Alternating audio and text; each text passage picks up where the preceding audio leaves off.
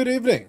It is episode 213 of the longest running episodic, whatever the hell this is, and Eric, as we speak, both as the BFF of Brad Harlan and as the number one investor in Connor McDavid cards this side of the Worcestershire, Eric Sanderson-Orr. 1,000 points, the fourth fastest to 1,000 points, Eric. Hashtag invest. Yes, I have I had my very first Connor McDavid card. I have it here. This is the one and only Connor McDavid card I own, and it is a base card, and that's probably worth 25 cents. Not with that attitude, man. Listen, he's fourth fastest to 1,000 points. I think we use some bowl type of hype magic, and I think that's at least $50 by sunset. Okay, maybe First comment here. Cents. How about that? Big time, man. Hashtag invest.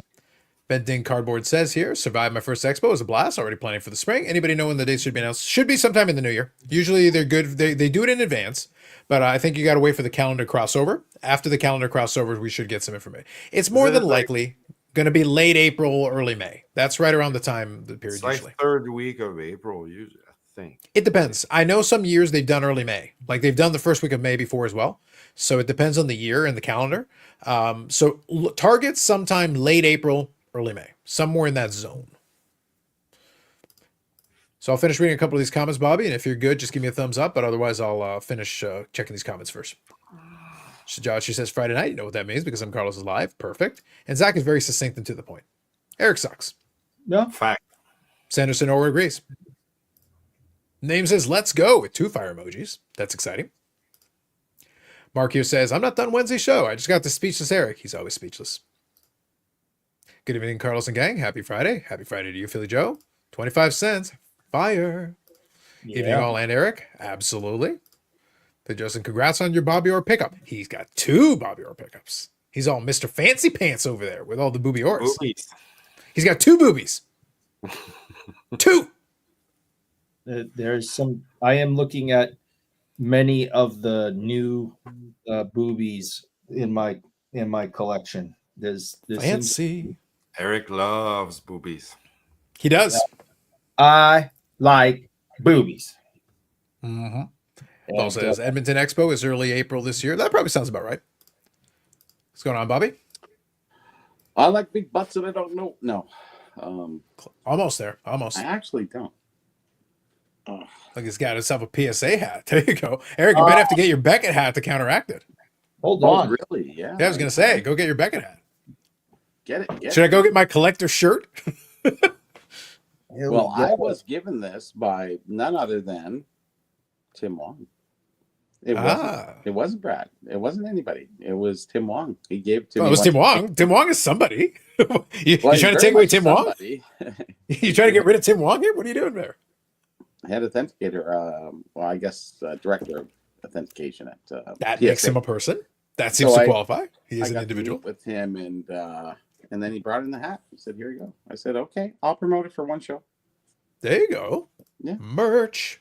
Yeah, here you go. CC says, good evening, gents. Eric is full of pump mode on McDavid cars now. No doubt. Oh, yeah. Sean says, hey guys, Eric, didn't you have a stash / beard or something? You look like Brad. Thanks for the compliment. Your best friend. Absolutely. You should be. I still do. It's trimmed way super low, but yes, there's still stubble in this area. Way super low. Yeah. What measurement is that? It's you don't do maths. I forgot. Sorry.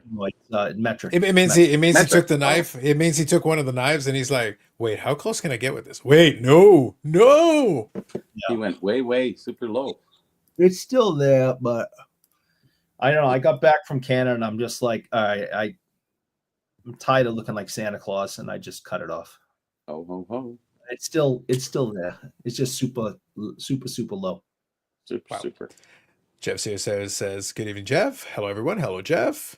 Says, went from Billy Joel to Brad Martin, Pat Hartland. There you go. All right. Listen, I don't even want to deal with this piece of trash. All right. Because. Whoa. No. Finger going on.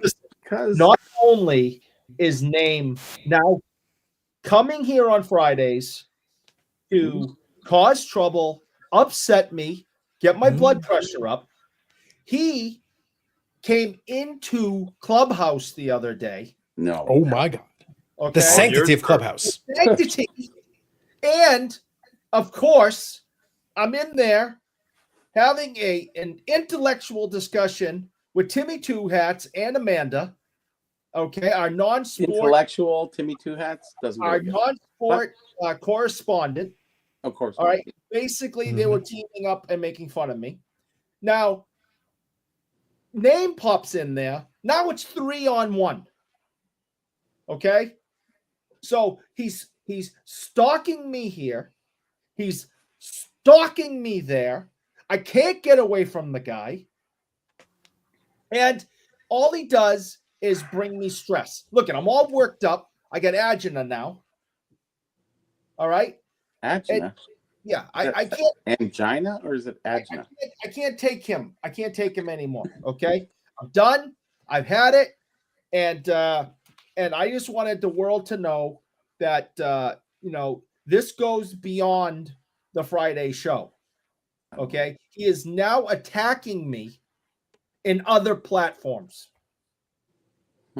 This is shocking. This is horrifying. Sucks to be you. In that note, we're gonna get back to that in a second because now there is a follow up on the Clubhouse, so we're gonna get to that. Hobby Champs here says, still can't believe Carlos found a true Boobior rookie for half of what Brad paid for that other thing he gave to Eric. I know, it's crazy. It is. It's unbelievable, sensational. One chef's kiss. There can be two polls in the chat. That upset you, Eric? Yes, it upsets him greatly. Hobby Champs asked the pertinent question: Clubhouse still exists, only in Eric's mind.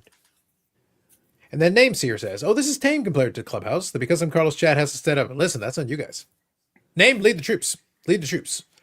You know, as well as I do, and Eric can attest to this, I was on my game. I was in mid-season form at the Expo. We did have a lot of time, but in the time we got there, the insults per minute, my ratio was off the charts. I was like 1980s Gretzky dishing out assists. I was setting records that may never be broken. Quite Just saying. expensive. I don't need to put up with this. No, You kind of do contractually. You really do. Actually, I don't need to put up with this. Someone else said to me in the last couple of days that I need to stand up for myself on this show, and I need to push back a little and not be the show's punching bag anymore. So that's what I'm. Could you give us? So give us. Hold on. I want to hear about Bobby. I want to hear about. Hold on. The Burrell and the Grouse of Knowledge. Yannick. Hold on, Dr. Yannick. I want to hear out Eric's spirited defense. Why should we stop picking on you? Why you stand on your own 2 feet like a man? Tell us why we should give you some respect. Cut. And I'm gonna tell you. Oh, sorry, your audio cut out. Anyway, so regardless, per capita, per minute, the level of insults is off the charts. Yannick, I was in rare form. I was very proud of myself. It was wonderful. And I even skipped all the hours. I didn't even have as much time as I usually would. A little bit of time here, a little bit of time at dinner, and it was boom, boom, boom, zing, zing, zing, zing, zing, bang, bang, done. Easy. Piece of cake. And then moved on to insulting others. It was wonderful. Not ice cream. Truly splendid. Truly splendid. So tonight, we're going to talk about a couple of things. First, let's actually touch on this one for a second. Because even though it's not specifically related, it is tangentially related to the hockey card hobby here in Canada. So today, and I was telling Eric beforehand, specifically, much to my irritation, Canada Post decided to go on strike effective 12:01 a.m. this morning. Now, that's annoying in several levels. But Bobby, can I tell you specifically why it was annoying to me? Because during the expo, I had purchased a card from Quebec, and it actually was scheduled to arrive today.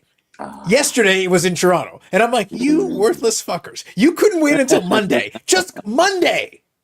I would have literally gotten it today. Monday. 12:01 on Friday. Who does that? On Friday. I don't know. They've been working on a contract for over a year. It's been over a year, yeah. Mediation. So they want 11.5%. So they make an average of $24 an hour. So 11.5% puts them at 27 and change. And then they wanted 22%. So that puts them at $30 an hour. And they say, it's a very physical job. I'm going, all those physical jobs that pay minimum wage at $15 an hour, if that, you want double that. You're almost at journeyman wages for a lot of the different skilled laborers out there. I don't really understand it. I can understand the mediation, and nothing against unions or anything. I'm just saying, like, at what point do you sit there and go 30? You're bleeding money from the system, and you want to raise to that $30 an hour per person? Oh my gosh, wow! And pension and everything else. So good for them, but not good for us. Yeah, I think the problem is, so I was telling Eric, I think I understand both sides of that portion of it, because Sure. if it is that type of role, I'm always going to look at it from the perspective of the employee for a lot of that stuff, because Sure. the employer would rather pay you $0 an hour. They'd rather you pay them to work for them. Yeah. So let's be realistic about it. However, Canada Post literally doesn't make money. It is a profit money losing venture, like just its But they existence. were is- money making until Yeah, but at this point, we 4 or just 5 don't send out as much of, like, I can't remember the last time I got a roll of stamps for anything. It Like, doesn't matter. it's been- The regular stamp never really made any money. The difference was when eBay really clicked in and brought them deliveries out the yin yang. And then I understand, but we're not. But most of us are not doing that. Like, most of us are not sending out that many Literally, if it wasn't for eBay, I would literally never use Canada Post basically for anything, either receiving or getting, it because most of wasn't the stuff I for get doesn't eBay. require. So with your mailing package, mailing bills or whatever, how much did that equate to? Yeah, $5 a week. So if you take one parcel per week per person, it's still way more. Still way more. Does it? Yeah, more to transport. I get it, but it's not even $10. It's like $20 minimum. Ship a Kleenex box to Quebec, it'll cost you $25. Yeah. It's just- But there aren't enough parcels in the system even still to make it work, because one of the things Canada Post did want to do is do 7-day-a-week delivery. And I'm Yeah. like, guys, you're not getting packages on Sunday. Like, it's a waste of time. Literally, you're paying for nothing then. You're paying for people to sit around and sort a couple packages on Sunday. Most of the people are not going to get delivery on Sunday for anything. Doesn't matter what it is. And like I said, Amazon and some of these bigger retailers are They using use their own thing Prime. anyway. Yeah, they're not. So they're not using Canada Post. No. So realistically, it's the smart. small businesses that are the ones that are having to use it, and they're the ones that are going to get impacted more. My thing is an annoyance because it's literally sitting in a warehouse in Toronto. One thing though, so the reason I wanted to bring it up beyond the general concept here. So I'll read Sean's comment and then I'll touch on something here. Canada Post is going to deliver what is left in the system before the strike? No. The only thing they will deliver is if you are getting like pension checks, if you're getting government checks for stuff you need money, like checks, they are still going to deliver that, because that is straight from the government and it's a check and somebody actually needs that stuff. But like invoices, like the banks already warned everybody, hey, the bills and all the electronic, whatever bills and all that, you're not Don't pay getting your those. bills. Yeah. Well, that's the thing. They're still gonna charge you if you don't pay your bills. So you're getting that for sure. No. There's no mail. Oh yes. Yeah. So but the pension checks and all that stuff will still be delivered, but every other piece of mail is literally sitting in that warehouse on a shelf until someone's ready to do something. Do you know how much that halts commerce in Canada? It's unbelievable. That's the thing. So it And was then you have actually the port authorities are striking as well, or still on strike, right? yeah. So, So part of the reason I wanted to mention it, and I'll include a link in the description for this is mostly for us Canadian folks. So most of the rest of you aren't going to have to worry about it. No. But what I was I'm going to say only in the here, press about it Huh? because as somebody in the United States who gets the majority of their hockey cards from Canada, exactly, I'm you're screwed. screwed. so Eric, the reason I'm bringing it up is specifically for that. There is a hobby element to this. So I will include a link, Sports Collectors Daily. So Jeff Morris actually did write an article specifically about this. So Jeff covered a Morris. lot of the salient points. So he's got a couple of things. So for us, it is going to impact that portion of it. Now, where it's not going to impact it, the couriers are still going to run as normal. Like, actually, I was telling Eric that Linkin Park dropped their new album, and that was actually today. I had pre-ordered it, but it was sent by Purelator. So I still got the package in the mail. Well, in the mail, so to speak. It's in my mailbox, but it's Purelator. It's a courier who is delivering it. So unaffected. I still got my stuff. So stuff like that is, FedEx, UPS, Purelator, that stuff, or private, unaffected. UHL or UH, I forget. I think it's UHL is one of those other miscellaneous ones that get used Yeah. sometimes. But that stuff, whatever, that'll be normal. But it's the standard, I go buy something on eBay that's like $15 and like $2 shipping that's in the other side of Ontario. Well, that one doesn't go anywhere. So eBay has already given the notification saying, hey, by the way, guys, you might want to factor that in and maybe try to use some of these other options if it's available, local drop off if you can and stuff like that. Even ComC released a thing. So a lot of these businesses that do some commerce with Canada are saying, by the way, like I have a ComC shipment that is still in the system there, but within the next week or two, it would be scheduled to be shipped out.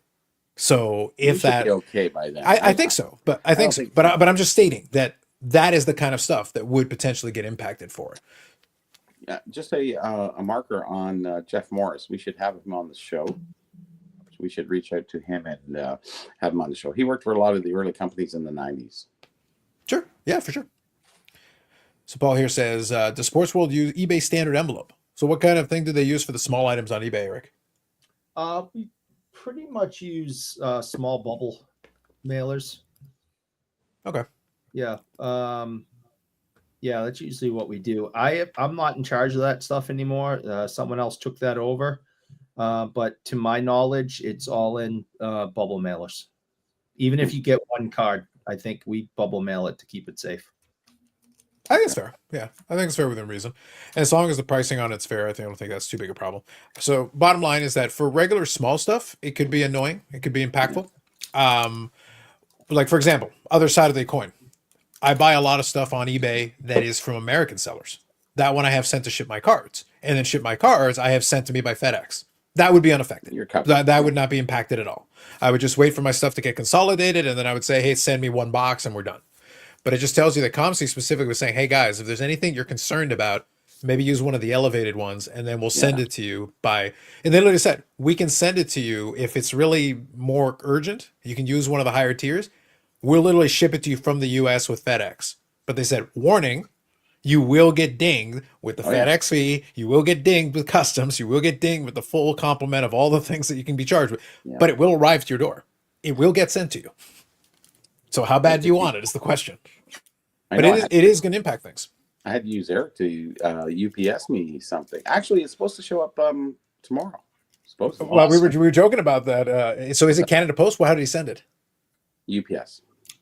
Oh, UPS. That's right. So that should be fine. USPS. Yeah, so exactly. UPS. Yeah. So UPS will be fine. But so I say for us, it's more of a consideration from that end of it. So however long it takes, that's going to disrupt. And it's going to be like first come, first serve basis. So even if they get it fixed next week or whatever, it's going to be first come, first serve. Now, luckily for me, my package is right there. It was basically right at the door. It was about to go on a truck and get sent over. So it's right there.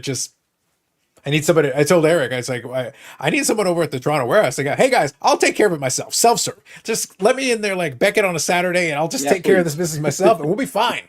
We'll be fine. I have one thing, guys, just one job. I don't care about the rest of it. Well, that's a process. Eric was supposed to bring the package to Canada, and unfortunately, it got and it was pretty beat up box, wasn't it, Eric? When it got there, it got stuck in the system or something, and then it showed up all dented and dinged up. I sent it in the same box. It's coming to you in the same box. Oh, okay. So it's already dinged up. So that's good. Okay, which is fine. It just goes to show you that Product is safe. I showed you. It's in there nice. I repacked it nice. It's not going to be any problem. No, it shouldn't. It should be fine. Yeah. It's a nice display box. So I really looking forward to getting that eventually. Well, maybe tomorrow. We'll see how it goes. Paul's saying there's a $5 card. I'd be way more interested in if it was $1 ship versus $6. Yeah, that's gonna be tough. Paul's right, and I make that decision all the time when I'm shopping. It does make a difference if if I'm getting something down from Canada and it's going to cost me $5 because they're going to throw it in an envelope or whatever versus the 16. Yeah, I totally agree. Well, that's $3 US, so it's not bad. Yeah, right. I was gonna say, yeah. I think you told us, based on your conversion rate, it's literally nothing. Right, exactly. But no, I agree with Paul. Yeah, but your dollars were well spent up here, Eric. Yeah, I guess so. I used to bitch in the whole fucking time anyway. Yeah. Listen, I still stand by my original statement. I think that while he was here, Eric should have gotten rid of his stupid Gretzky peasant autograph and gotten the gold version like a man. I would have. Yeah. Gotta Yeah, go Like, gold. put It's the other gold one or in the nothing. paper shredder where it belongs, and Yeah. then get the good Right. one. It's gold or nothing. Come on. because the difference in the gold and the silver is just so great that I It's definitely gold. yeah, I Well, the definitely- price difference is Gold, great. Jerry. Gold. yeah, it's gold, Jerry. Exactly. I Yes. definitely should have Can I use it? dropped $1,000 on something because they put it in gold instead. Yeah, no, I'm good. Yes, and it's numbered. And Yeah. different Yeah, in gold. I'm really happy with that right there. Thank you. perfect. Nice. Yannick, next time you're over there, go over there and let's get some gold, like gold leaf, gold sparkles. We can put Gold gold sparkles. sparkles on it, and you can write some number on there, and then at least we can pretty it up and make it better. I'm locking my office door. He's not getting anyone. you, worry. you can lock every part of your house. You can try to lock up the state, and it ain't gonna work. Yannick will get over there. You can run, but you can't hide. Yep. So Sean says, discussion topic, should comps include taxes shipping? So did we not talk about this the other day? Or was it on the podcast? I think we talked about this specific thing. I was explaining that today comps are just the buy price. And I was saying, it's never going to happen because no one else really wants to acknowledge it. No. For me, though, as a buyer, as a collector, the number that I care about, most importantly, is the cost of acquisition. Because the cost of acquisition, I still have to pay all the rest of the things. So there is the price. So the comp is whatever the final bid price was, or the buy it now, or whatever. But then there is shipping. Then there is customs in some cases. Then there is Well, on taxes in their some end, they have the cases. fees, right? So it's kind of a, No, I get it. But when I'm both. talking about it, so when we're talking about comps, Yeah, it's I understand. interesting because in a way we're basically saying kinda we're equals basically out, though, I'm reporting a just lower saying. price. Between your paying whatever and him getting the fees, comp is the comp. It just depends on the fees, though, because like I said, we know that the taxes can differ by region. It can literally be the same item. It can be the same item, and the taxes in one place will be much different than the tax in the other. But even though the original $500 starting price was the same, Huge. Yeah, exactly. yeah. So that's the reason the ship my cards thing becomes a viable alternative in some cases for us, is because if I send it to Canada, then my shipping went up by this much, and then I tack on the customs on the other end of it. Oh, So I've added this much to crazy, it. yeah. But then I send it over to Arizona. Oh, I still paid some taxes. Yes, but the tax was lower, and then the shipping was lower, and the end result difference and the consolidated shipping actually reduced the unit price and made it better overall. It was still worth the extra stop versus me trying to ship it directly. Yeah, I get it directly, but now I find the rest of these problems suddenly come into play. Gotcha. Yeah, so it's a consideration, but unfortunately, kind of touching on what Bobby was saying there as well, then it makes the comps all over the place because I could literally buy a $100 card, $100 even, just to keep it even, 100, but I ship it to a state with no tax. Yeah. That comes up as one number. Big I difference. ship it to a state with the highest tax rate. That's another number. Or $100 the card highest and I tax ship it to rate, Eric? Canada. What is the highest tax rate, Eric? Isn't it Mass or New York? Isn't it one of those ones? California wins. Probably. Yeah. So that might be the What's one. rate? I I don't don't know. It's just ludicrous. That's everyone. That's why so many people are moving out of California. They can't afford to live there anymore. Yeah. But here's the thing. That's true and also not true. Because if enough people move out of California, then the rates then the actual cost of living would drop because it would actually be cheaper. You would think. So the problem is not Because enough it's people are California. moving out. Yeah, not enough. Well, Bobby, the running joke is that a lot of people say, "Oh, everybody's moving to California." If that was true, then I could buy a palatial estate for $50 because there'd be nobody there. That's not true. No. There's still people there. The problem is there's still too many people there, But the and price enough of of them. everything Can, is really I exorbitant. thought everyone was anyways. moving out of there. but Yeah. that's the point I'm saying, Yannick. Everyone's moving out of there, but yet the occupancy is still high enough to keep those prices high because people are still buying the same place. It doesn't matter. It's because 2 people move out, 1.5 move in, and it's still enough to keep the real estate being used. Otherwise, if the houses are abandoned, then yeah, you can have half the state for $50, but that's not what actually happens. Well, I think they were adding $2 to the gas tax, California, as I heard today. They're Which is like- constantly adding. Yeah, well, they want people out of their cars in California. They have a Well, law you see- that says everything has to be electric by a certain year. Well, Tesla just released a new water car. So there we go. It's sort of an Water electrolysis kind of car. And- So and- I if all they- decided Does it I come with a need water those. bed? Does it come with a water bed? Well, it runs on water, so they're taking the electrolysis through it and process. I don't know what it is. He didn't really get into it too much, but I think electrical was always passe. Hydrogen was something, but I think this goes beyond hydrogen. It gets into. I think all cars should be nuclear. Oh, easy. This is not Back to the Future. Come on. Listen, I like this idea only if we experiment on Eric. We should try it. We should try this first. Let's see what happens. Don't Let's not defeat this. Let's not defeat this too soon, Bobby. Let's not be too hasty. Mayonnaise. There's an experiment. Let's do it for Run on science. mayonnaise. Yeah, fill it up. Yeah. It's like, Bobby, let's do this for science. For science. For science. For science. Like the advancement of science is important. We need the only way we can find out is if we test it. All right then. Yes, that's right. That's right. So anyway, bottom line, we'll keep our we'll figure out the real estate situation in a subsequent episode. We'll figure that out a couple of hours later. So anyway, bottom line is that short term, the Canada Post thing will be impactful for a lot of the stuff like shipping kind of inside of our area. Parcels and stuff should be fine as long as someone uses courier. Parcels not going to matter, but the smaller stuff is gonna impact it. So basically, we're crossing our fingers, hoping that it, more than likely, my guess would be that they're probably going to be, the last two times it had, you basically put back to work legislation in and force the mediator to basically decide. Basically, you force a mediator to just make the call. It's almost a necessary service at a point, if you really look at it. It is an essential service, though. At this point, like for some of them, you have to. You don't have a choice. No. And you're but too it's been close. 1 year that they've been in negotiations on this, and that's from 11.5% to 22%. That's I can't believe they haven't found some common ground in there. And 11% is pretty good. That's 3% per year, which is actually cost of living. That's fine. But I don't know, how long you want to push it. And if they hold that over people's heads, that's not really good because we're suffering. Nobody else suffers. Just them. And they've been suffering bleeding anyways. They're in the black anyhow, so it doesn't matter. So well, that's why I think I think part of the thought process in pulling the trigger on this now is with Black Friday and the holiday season coming up. Yeah, you're applying maximum pressure. Like this is basically it's telling both sides you better figure it out soon with the quickness. You don't have a lot of time to sit around and lollygag. It's not the middle of July when they decide to randomly do coming. This. Yes, exactly. Yeah, that's the thing. It's not a random part of the middle of the year when like whatever. It's like no Black Friday stuff and then the Christmas season. There's a lot of stuff going on. A $400 item on eBay, so I'm sitting there going, well, I'm gonna have to bite the bullet and send it UPS or FedEx or something. Because it's going to Nevada, so it's like, what am I gonna do? I have to absorb that cost. Otherwise, you sit there and delay it or tell them that, we're on strike. We don't know when it's going to end. You just cancel the order. So I'll pay the extra $20 it's going to cost me and ship it that way.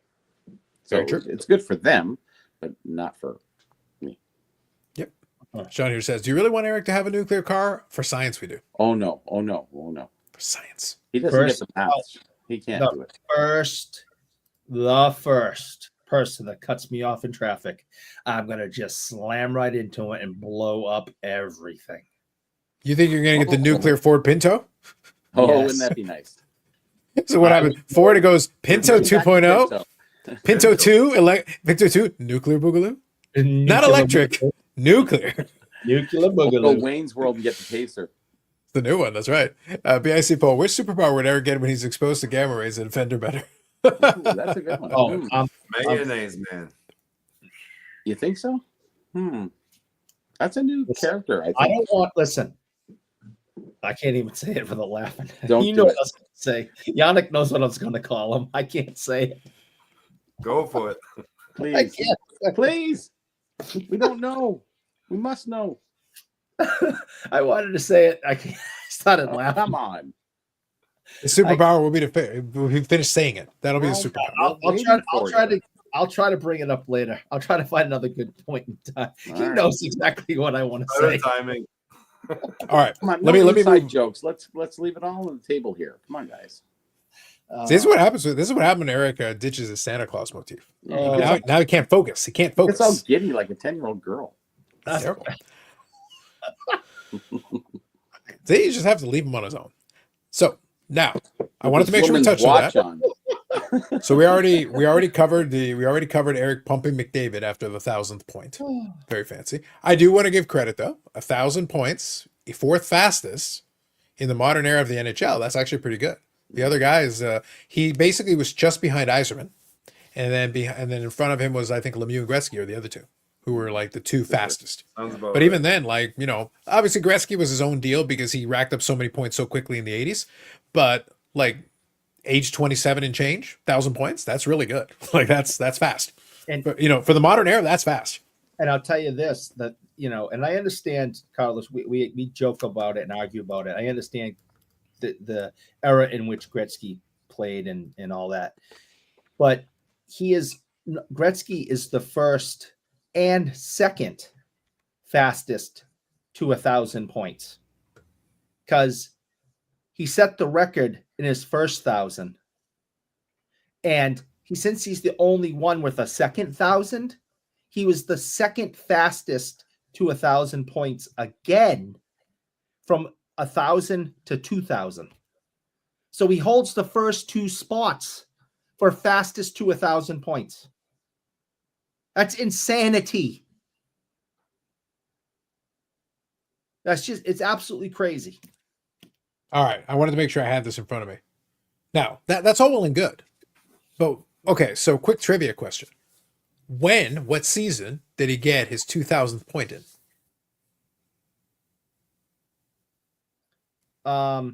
So what year would this have been? What year would he have gotten his 2,000th point? I have the exact date in front of me, but what year did he get his 2,000th point in? 1995. Yeah, he was still playing for the Kings. So, yeah. Like he was playing for the Kings. He was playing for the Kings. That's right. He was still playing for the Kings. He retired in 99. So, yeah, like 1995. 1990. Which means he basically did it all in the 80s. It was October 1990. He didn't even get to 1991. Right. And he played until 1999. Right. So in other words, he basically did it in the 80s. And like I said, it's still not recognized. I had 1,500 points in the 1980s. Yeah. And I was a baby. So like defense was illegal, man. It was illegal.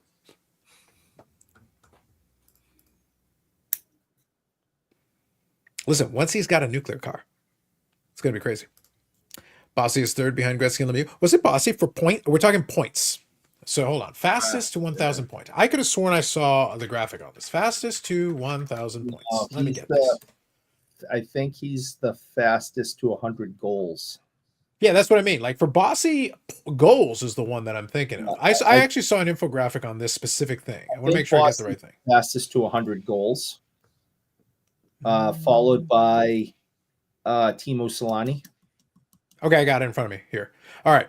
So let's see. Youngest players to reach 1,000 point milestone. So Gretzky, he did that in 84 at 23 years, 328 days. Lemieux was second, 26 years and 171 days. And Yzerman was third, 27 years, 291 days. And that means McDavid is fourth. McDavid is the fourth one. Because he's just behind 27 years, but I think like 100 days more or less than 100 days, which is pretty damn good, by the way. That's pretty, like, interested. I mean, the age thing is important, I guess, but I'm more interested in games played. How many games? I think for both, it's pretty. Yeah. It's both for both. He's in the same range. How many games did it take you to get to 1,000 points? And you know, and again, Gretzky holds 1 and 2. It's just freaking amazing. Yeah, but we can go back to Joe Malone days, and he scored more goals than Gretzky in his a lot of games. Like that, do you? Well, yeah. So here we go. So I've got this. So remember, important distinction. I want to make sure we're on the same page here. Important distinction. I was talking about youngest.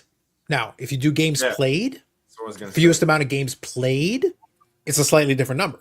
Yeah. Gretzky's still first, Lemieux's still second. Those two stays at the end. It's the same. Yeah. That's where Bossy's third. Bossy's third in games played. So Bossy didn't start as young as some of the other guys because I think Gretzky was already in the NHL at 18 or 19. So that means younger. And then these other guys, and then Yzerman started super young too. He did. So here we go.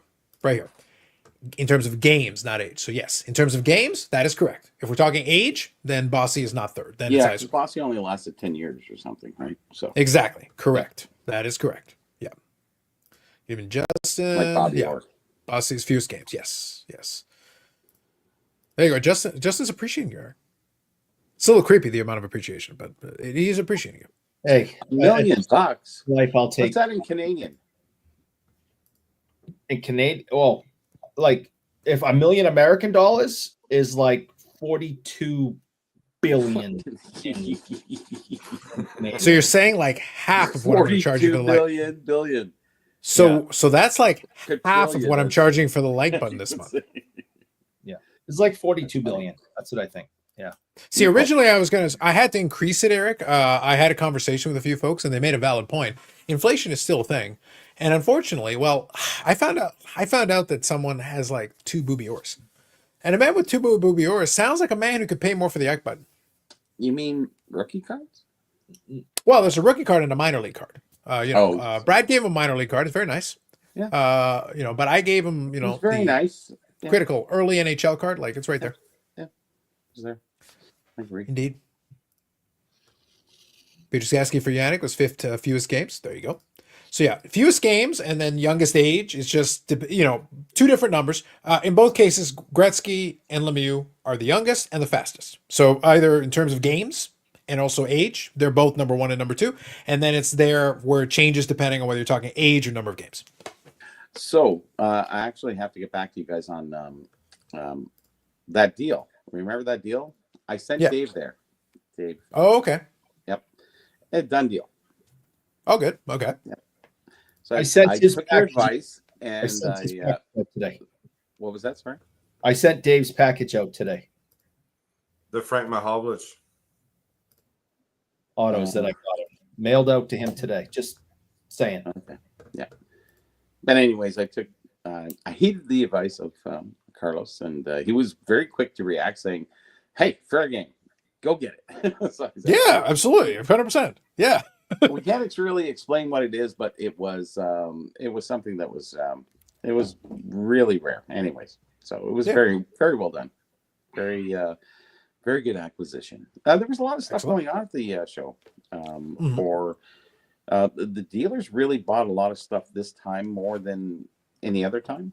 Like you'd never see a Pelkowski mug, and then there was like 5 dealers with 3 or 4 of them. It was really interesting. It was a very good vintage show, so to speak.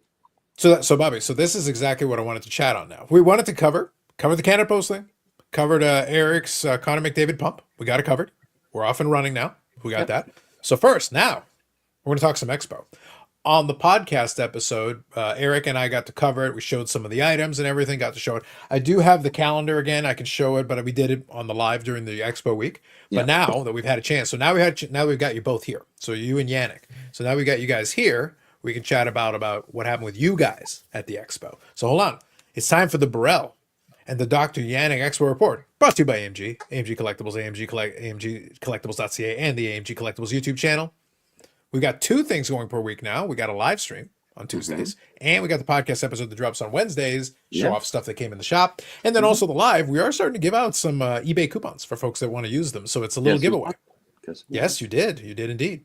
So it's fine if somebody wants to use it, and if there's something in there that interests them, then they can pick it up and get a little discount on it. So do you know that I knew I was going to win? I sat there and go, "I'm going to win this." Oh shit, I'm going to win this. And sure, it's all hashtag rig. It's all hashtag rig, Bobby. Some of us don't enter the giveaway. Some of us don't. Well, some of us do, and some of us don't. Otherwise, you'd have 3 people. Okay. So anyway, Yannick has some great news and things to show us. So let's go. Yes, with it. Yannick was able to pick up some nice cards. So Yannick, I want to take advantage of it.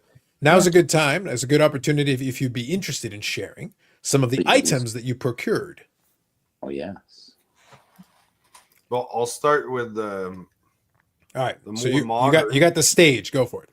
That's the most modern one that I got, I would say. Actually, a friend of mine, David from Chicago, got me this. I like the signs of greatness from that year. Those are actually nice. From Chicago. Mr. Joyce. Mr. Big D. Comes to town. So that was a very nice one. Never really knew about those, and I kind of like them. Mm-hmm. And then being more into the pre-war now, I found this in the game, I guess. What is it called? Yeah, it's in the game. ITG, yeah. Yeah, so, basically BG. And it's Patty Morant. So he was the goalie for the Quebec Bulldogs back in the day. So that's a cool one. And then that was pretty much the extent of it, modern-wise. And some knows that last year, a year ago, pretty much, I started collecting the C57 set, which is pre-war hockey, Woohoo. 1912. So I made some big acquisition at this time. So I had 8 cards before the expo this year, and this is a set of 50 cards. So I got another 14 of them now. Very nice. The real photos of the players, I really enjoy that. That is a tough set. A lot of people don't realize how tough that set is. Yeah, Bobby can maybe tell us a little more about it. Well, it was issued in 1912, 1913. So there was a year hiatus between the 1910-11 set. Why, we don't really know. And they used 32 of the 50 cards in this set from the original photos for the Sweet Capital set, which actually a Sweet Capital set sold at the expo for $200K on that weekend. Yep. And those are the original photos that they had. And what they would do is, well, with these cards, they were the original photos that they took. But if you take the C55 set, the artists used their own renditions of those cards. So they would change them. If they were a full body shot, they might put a hand on a stick or what have you, and other things that didn't look exactly like that. So they made them a bit different. But those are the real photos of those guys back in those time periods. And we don't really find photographs of these players. And so these are about as close as you can get. The other ones are a little more sort of, I guess, printing stone technology, colorized, not exactly the pictures, but these are the exact players from that time period. And going back to the 10s, having original pictures of those players is phenomenal, really. So I just want to emphasize there, since Yannick is pointing it out, that one, it's a little blurry, hard to see, but it says Ottawas. So it's pluralized. Yes. Well, like I said in the newspapers, I told them that, teams were somewhat nicknamed at that time. So it was the Ottawas, pluralized, but, still Ottawa Senators regardless. But they nicknamed, the St. Louis Eagles, Falcons, sorry, they were called St. Lou as a nickname in the newspaper, St. Loo. So there was always those nicknames that was going on in the 20s and 30s and even the 10s actually at that time. Because what was a Vesna, the Chicoutimi cucumber? I didn't make it up. Just saying. That was Vesna's nickname. Sure. Because he was from Chicoutimi and I guess cucumber. I have no idea where that comes in. But he was cool as a cucumber. Did they have that back then? Maybe. I don't know, man. I like that. I don't know. That works. We'll go with it. It is a theory. We can posit that theory. Sure. So Name was saying, that was my pickups for the show. So that's amazing pickups there. Yeah, you got awesome. It stuff. only cost them $6. Oh, amazing. Giving it away. Sensational. I know. It was good. So Name here is saying, I agree, Carlos. I feel those signs of greatness are underappreciated. So that was the first card you showed there. I think I was actually a big fan of those back then. I think there were Avery labels that they stuck in there, but what they did, the way they did it, they sandwiched the card.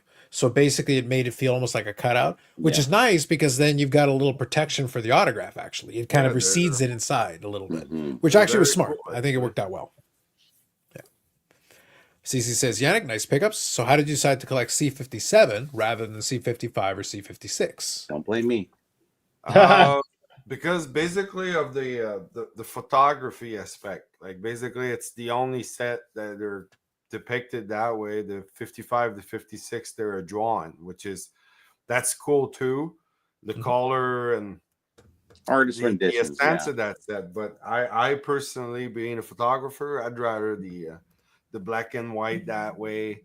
The fact that there's 23 Hall of Famers in that set. Can I say 32? Maybe I got it dyslexic. Hang on, if I only had an app. Hang on. I think there's I thought there was 32, but sorry, there is actually no, it's 23 out of 50 are Hall of Famers, but did I write that in there?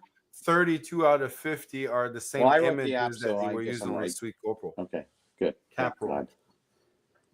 My recall has been fading as I get too deep on the app. So and whatever that thing is, app, I don't know. Cheese sticks. I ordered cheese sticks Somebody Very has important. Very important. Works out. But good job, Yannick. Some pretty good pickups, I would say, certainly. it. Very nice. Thank Very you. nice. Thank you. I'm I picked very up some good happy. stuff I've too. been It was a staring great at them vintage for a show. week. I picked Yep. up some bobbleheads. You know, I picked up some bobbleheads from a guy, and he kept walking around saying, "Hey, I gave you a great deal. Gave you a great deal." It's like, all right, brother, leave me alone. You gave me a great deal. I don't think you gave me that great of a deal, but you gave me a good deal. That's fine. You know. And then I start telling him, "Oh, there's cracks all around this bobblehead," and he goes, "Yeah, I still need $250." It's like, you know, the funniest thing is dealing with people. I think that's the most thrilling part about the expo is we have different characters that we deal with, and and some are better than others, and other people, you know, treasure the. You know, I've never seen one of these before. I said I've seen a dozen. So what? How do you price your stuff if you've only seen one and you've seen a dozen? It's quite dramatic, and unfortunately, I end up trying to get in the middle and do the in between thing. So. You know, because I'm trying to help people with their collections, and that's really what I'm mainly doing now.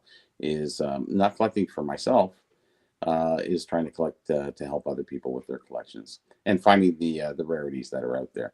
A lot of people can't travel to the show, so I don't mind being the adversary for that, and I have a little bit of extra knowledge that I can go by and pick up some stuff or negotiate well with, well, as Eric knows, with certain dealers. You know, you have to play the game, and it's kind of fun because I like the art of the deal. I really enjoy it. You do. Yeah. Yeah, you do. It's fun. Carlos, you know all about that too. You know, it's the art of the deal. He Well, wants it. How much better do you want it than he wants to sell it? So it's the sport. There is a sport to it. I think sports cards. Yeah, but I think it's one of those things where I think a lot of it depends on the approach you want to take with it. I think for me, it adds a little bit of a fun element to it. Obviously, from a collecting side, if it's something you want more, then you're going to be more inclined to be more aggressive with it. You probably will be willing to work a little bit more towards pushing towards their price. But you do have to kind of stand your ground to a certain degree. I think a lot of folks get really uncomfortable with that. They just don't want to do the back and forth. Now, I don't like needless back and forth because there's sometimes some folks that just they're literally quibble about 5 cents. Like it will get down to the like it's a certain point it's stupid and it's like no, this is actually a waste of my time. It actually wastes valuable time to be doing this when it's like guys, we just need to get to a point. Like you have a number in your head, let's figure out what that is. If it doesn't make sense to me, then we're not going to get a deal done anyway. So, and sometimes that happens. I brought actually, this is the very first time that I brought a lot of trade. Well, I bring a lot to trade, but I did a lot of trades this time around, and I usually don't do that. Yep. And it works out good because a lot of things you don't have as much money into, so you can add that value in there, and you only paid this, and your value is this. So you know you kind of make it better in the long run. But they were tough on the trades, I'll tell you. You had to throw an extra little piece in here and there just to get the item. It was funny. I said, okay, I'll do that trade. We're at equal value, and I'll throw you the extra $100. And he goes, I also want the seals tray, which is $50 value. And I just said, oh, you son of a bitch. Okay, here's the tray. See you later. Okay, we're done. You almost have to give into it. Regardless of all that, you know, I turned something that I had $250 into $800. So it worked out very well for me in a couple of the trades that I did. And then I helped Eric with another trade that, you know, worked out for another guy and it worked out for you and everybody was happy. And all you have to do is just group some stuff together.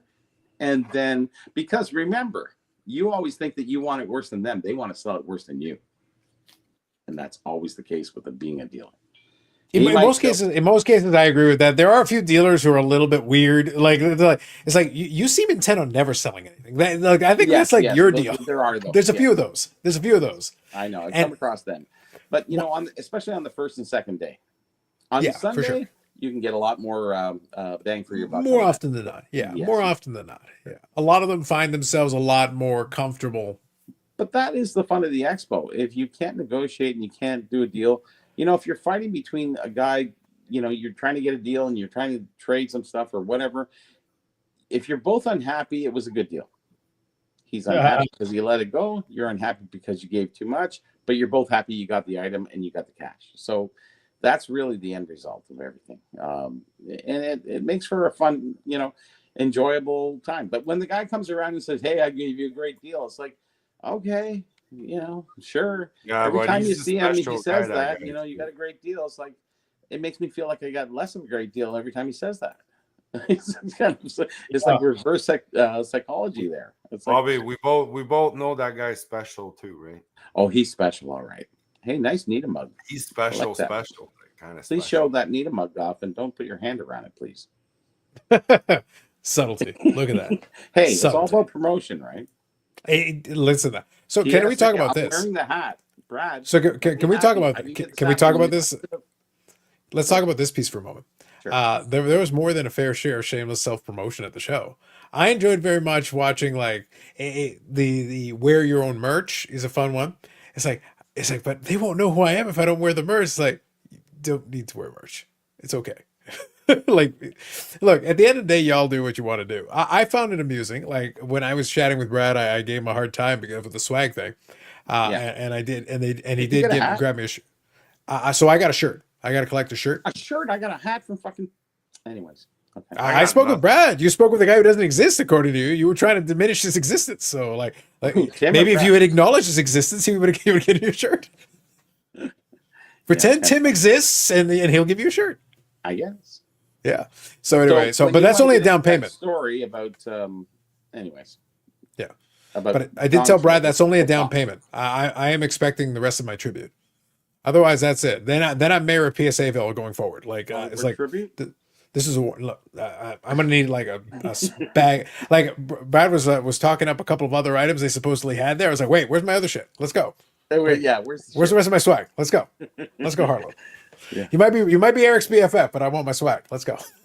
Oh yes, Brad is my BFF. I love him. He damn right he is. He gives you a goddamn Booby or minor league card. You are his BFF. He is your BFF, and you will love it.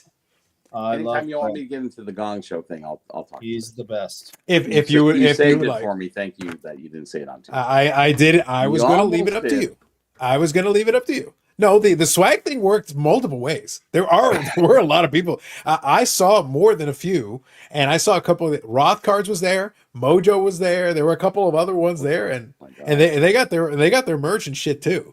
Like, there's a bunch of that. So it's not. I can be referring to a lot of people with that statement.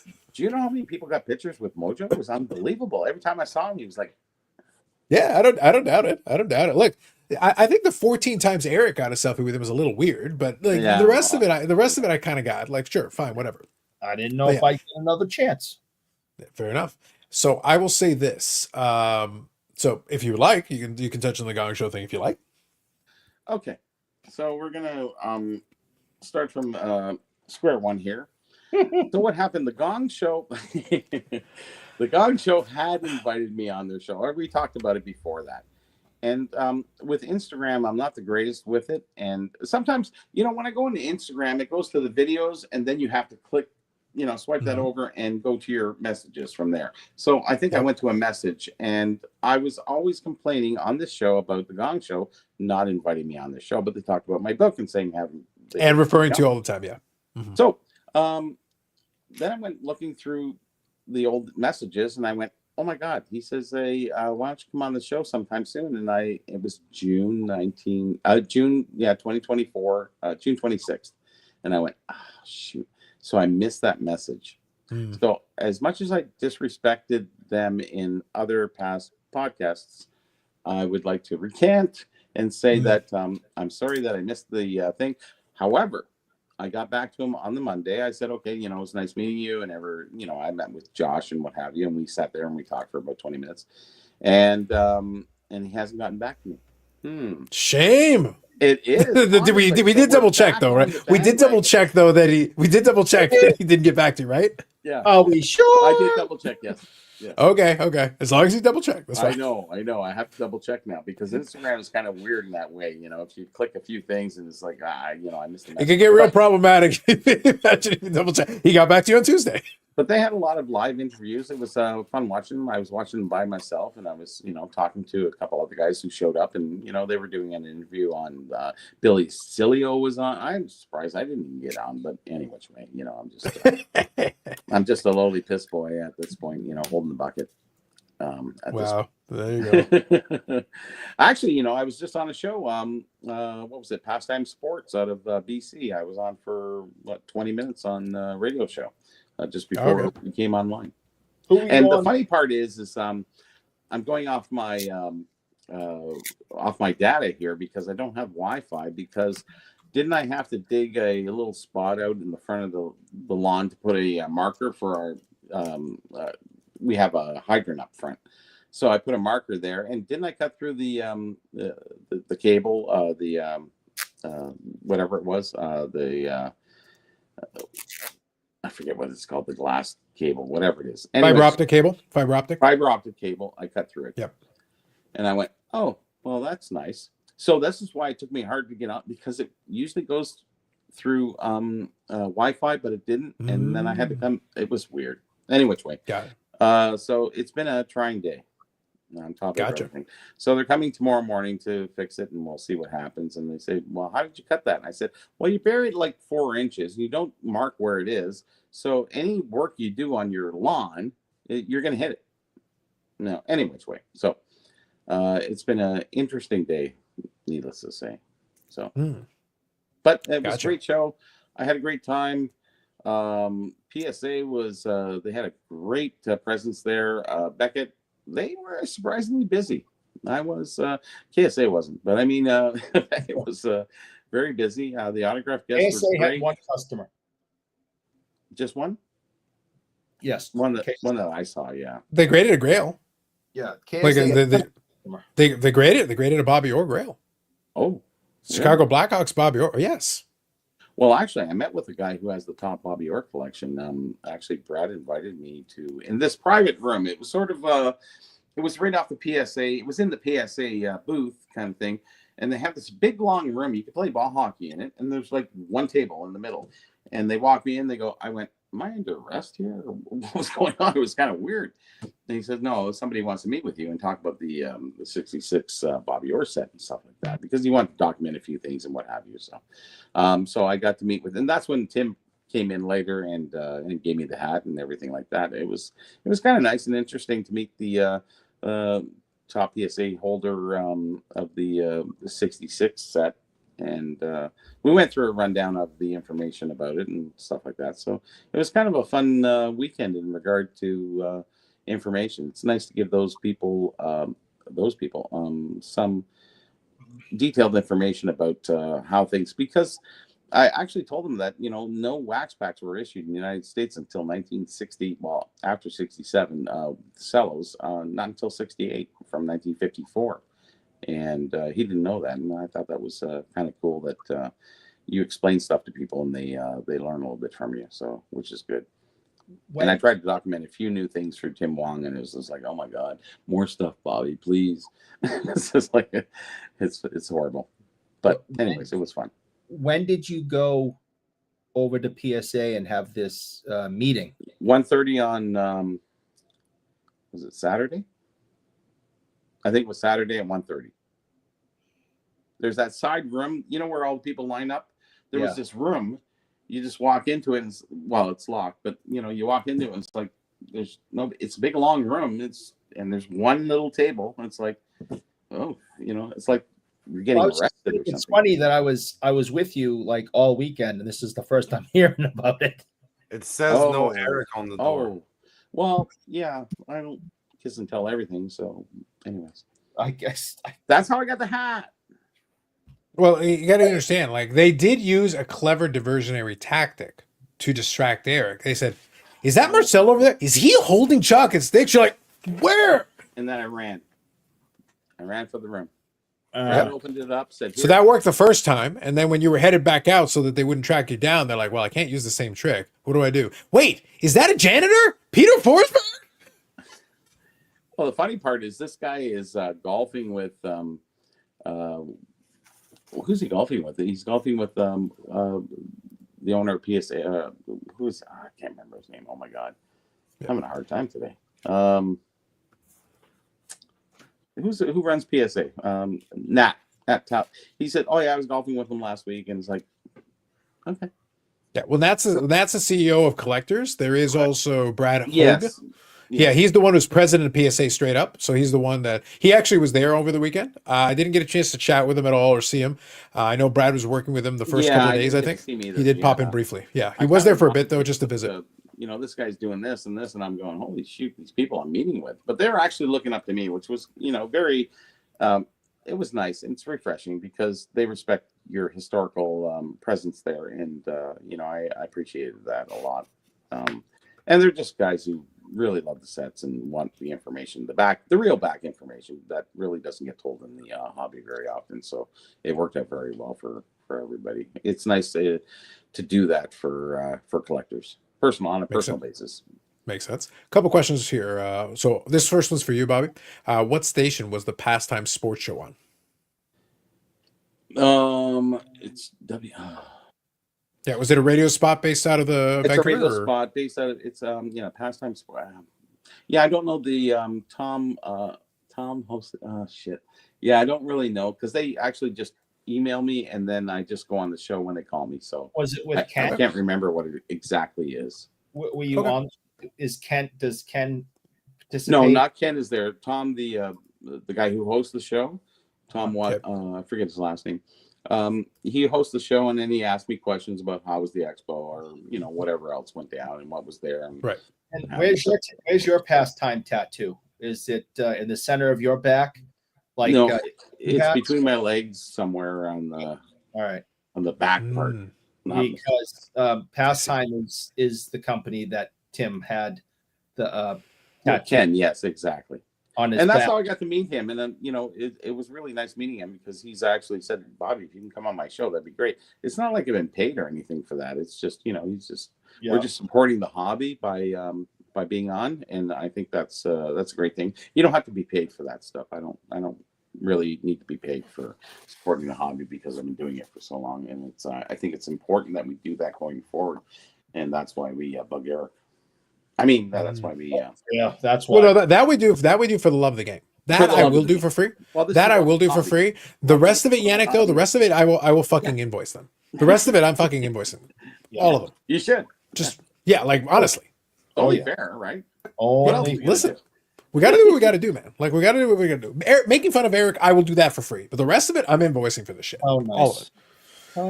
Well, unfortunately, I don't Steve Martin get too much. So. But we had we had quite a few new people that joined the app over the weekend, which was great. And come on, Yannick. What? We worked our asses off selling that thing. Yeah, I know. Me too. But we only got so many. All right. Still Steve Martin was on the Gong Show. Steve Martin was on the Gong Show here. Just scrolling ahead. I want to make sure I read a couple of things. Steve Martin. Yeah, that's what he said here. Who's Steve I'm Martin? assuming, are you talking about the one from Martin Sports Cards? Or are you talking about something else? Yeah, I was going to say, No, Steve not Martin is a different person. Steve Martin, banjo. Who's Steve Martin then? I'm not sure. Like that's what I say. Like I'm just reading it as is. That I'm not sure about. I saw a couple of interviews with Gong Show, and I didn't go on.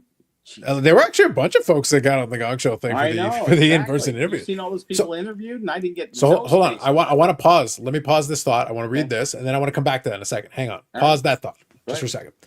All right. So Dufex here says no Erics. You're allowed one. That's right. No plural. Name says need more like, make Eric pay. Facts. He's doing it again. I am so sick and tired of this guy. It's just terrible. Likes now, Eric. It doesn't matter. Yeah. Says Justin Silver was the person Bobby met. Speaking, I'm guessing with the Bobby Orr thing, maybe, or the 66.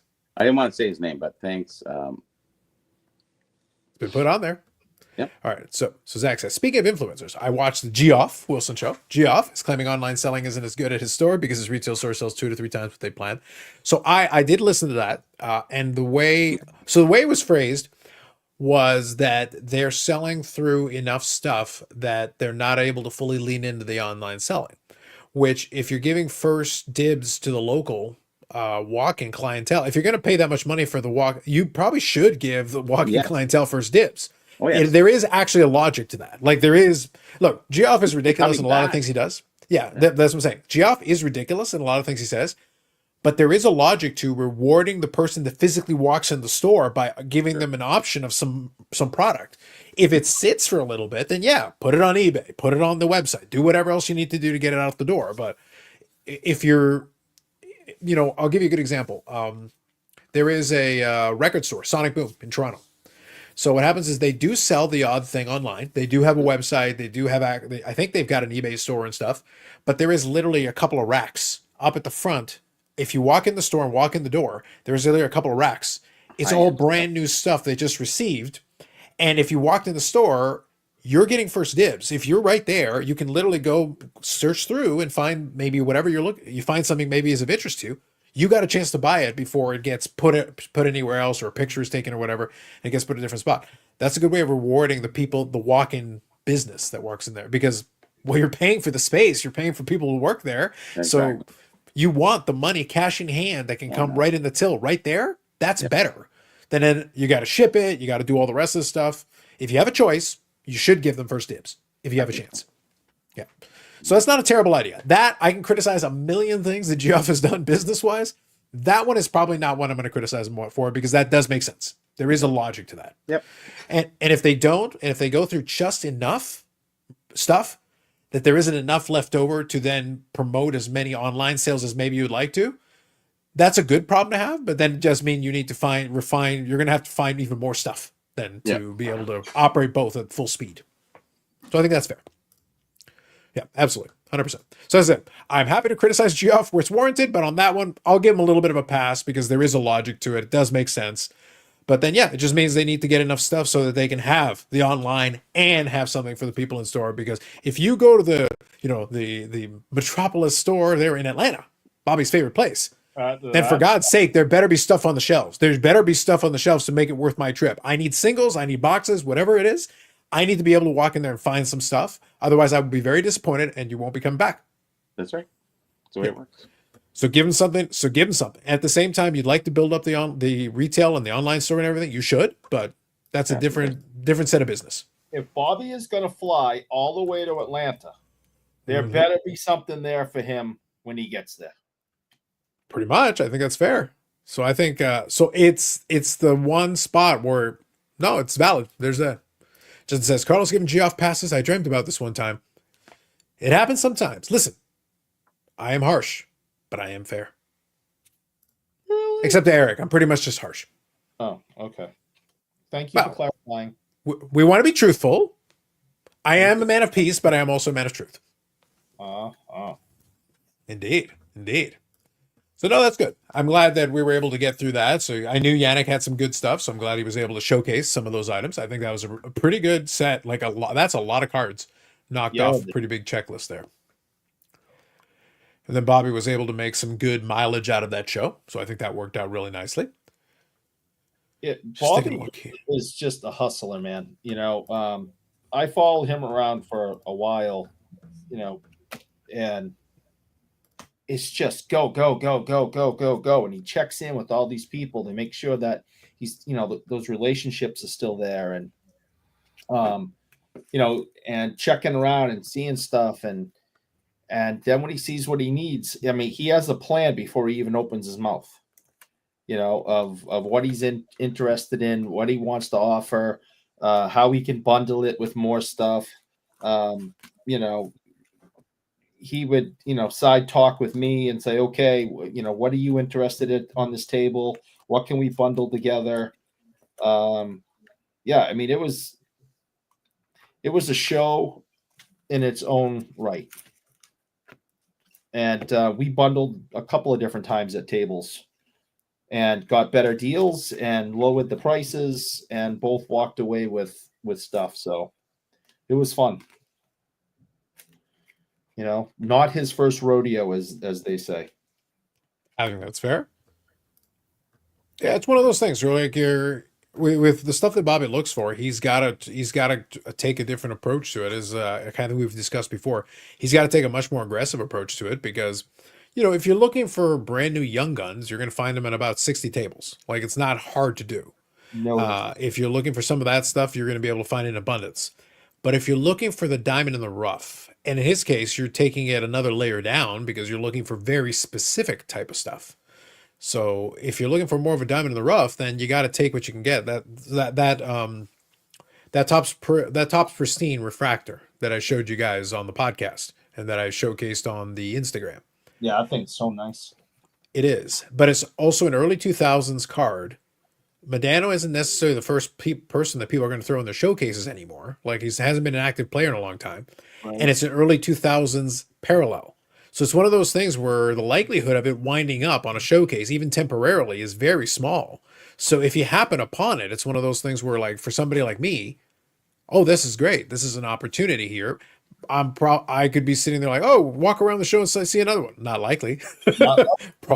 Yeah, not very likely, because they're just, that inventory doesn't make it onto the tables very often.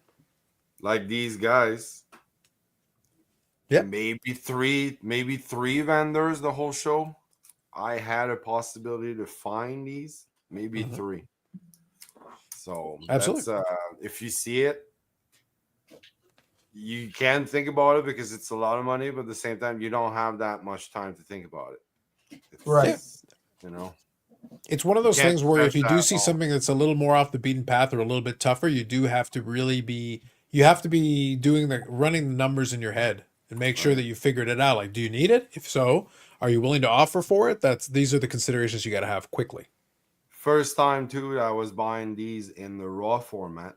So that's always a kind of like a little like, okay, in your mind, you're thinking like, you know, are they legit? I had no reason to believe why wouldn't they be legit, but you know, the kind of money you pay for those two, like it kind of plays a little bit in your mind in the back. So, and now actually I have a question for you guys and maybe the chat. Maybe we can take a little poll there. I don't need them graded yet. It's not a necessity. Of course, maybe eventually just to maybe take any doubts or any, like if I had to, let's say, resell the set. But they come mostly in the PSA slabs, the one that I have.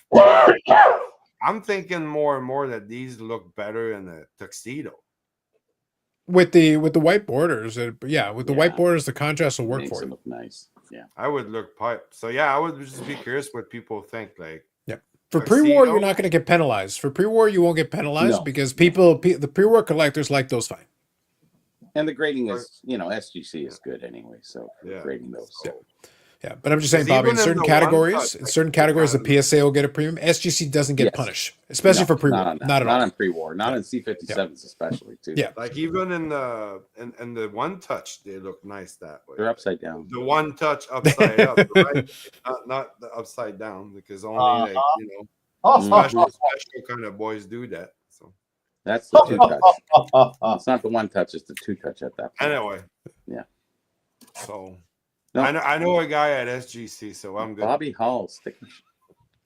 So we can let the chat kind of comment on that. So for pre-war, curious. do you guys think would you have a Any preference? preferences? Yeah. So preferences / so in this case, I think since we're talking pre-war, I don't think price-wise is going to make any major difference. The buyers will like it both ways. They'll be fine with it. It's more of Even a have preference thing. I think it's more of a preference thing for that one. Just aesthetically what you prefer. It So is, I think that's a valid question. Yeah, I think it's a valid question. Okay, actually, the whole upside down one touch thing though reminded me of something inadvertent, but something that has been a bit of a pet peeve of mine. So I've watched a couple of breaks recently, and I laugh because now we've gotten into a cottage industry of all these breakers and everything, which by the way I have no problem with, given like I've talked about before. But one of the funniest things, and actually, Bobby's new BFFs. So speaking of Eric's BFFs, we got Bobby's new BFFs, the Gong Show guys. Pending the response, we'll see. If they respond in time, then yes. Gong Show guy. Yeah, well, fair enough. But for now, so speaking of, they did the Rip Party, and I think for the most part, the Rip Party was fine. I watched a little bit of it here and there, but one thing that has become a huge pet peeve of mine, and this is with the current products, because a lot of folks, they'll have these people that are really good at like interacting with the chat and doing all this stuff. Like they do a lot of the fundamentals. But when we're talking fundamentals, here's one that to me is fundamental, and for some reason, a bunch of guys struggle with it. There's a bunch of these products, like especially higher end, that have autograph cards in them. And they'll showcase the card and do the whole slow roll and the whole thing with the dramatic bit. But here's one thing they don't do all the time. And Eric's, Booby Orr autograph that he picked up at the show also reminded me of this. they'll pull a card like that and they're like, oh, Bobby Orr autograph, blah, blah, blah.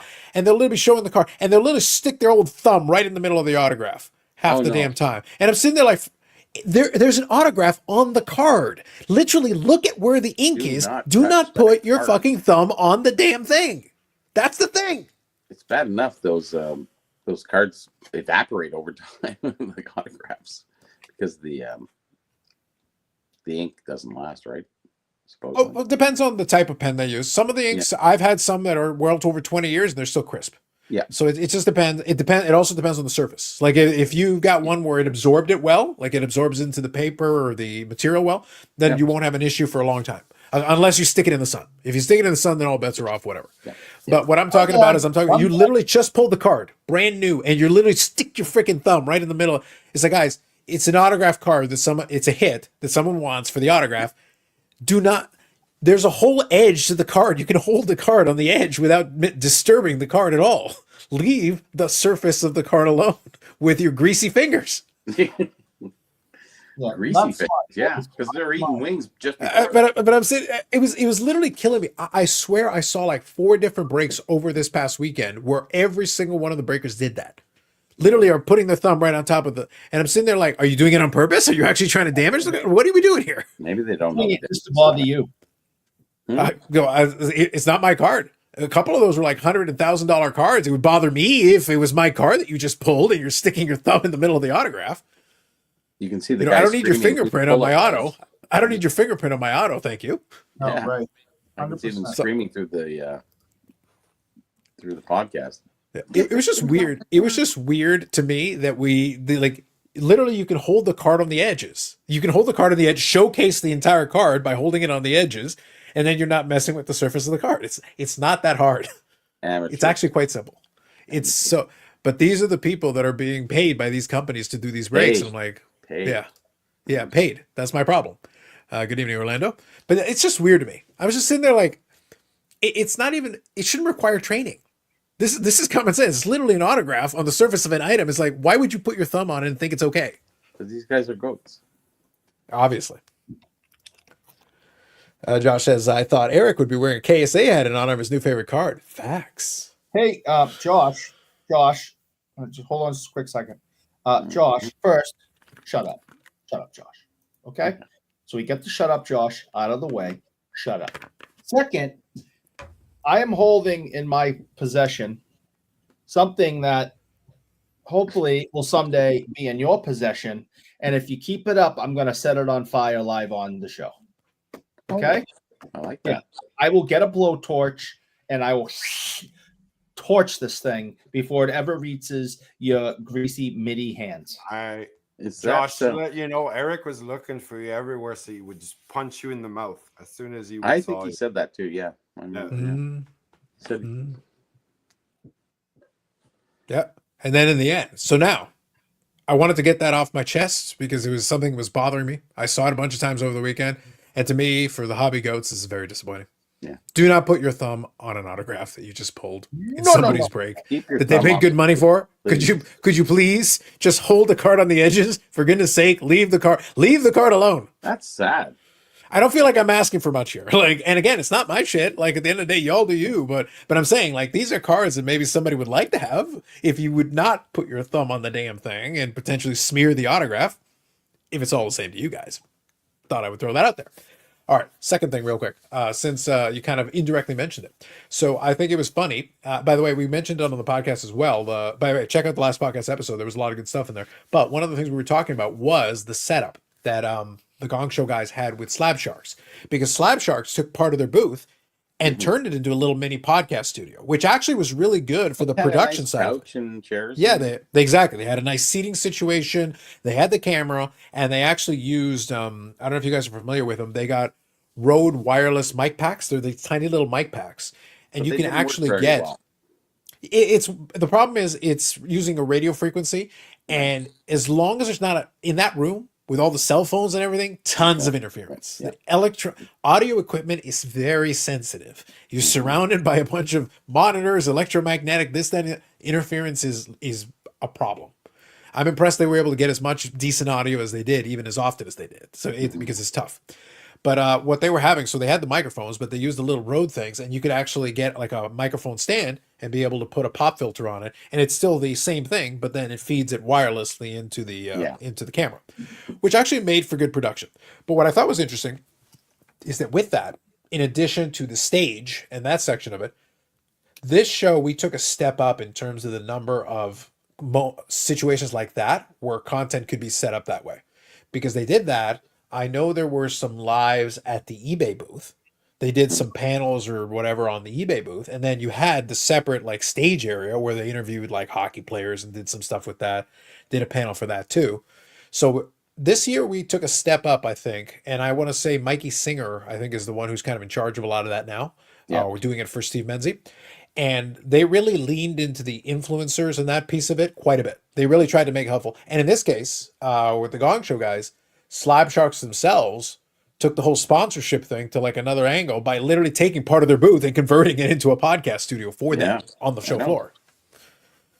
So it's kind of interesting they took that approach. Realistically, they should have had me on that show or one of the shows. They had like 6 or 7 different people on there. I said, I'm here, And, it's kind of funny because I don't think Josh is really into vintage so much. I think he's still learning. I think the other gentleman, I forget his name, Josh, and what was the other gentleman? He's now no longer with the show, but and he was more into the vintage aspect of things.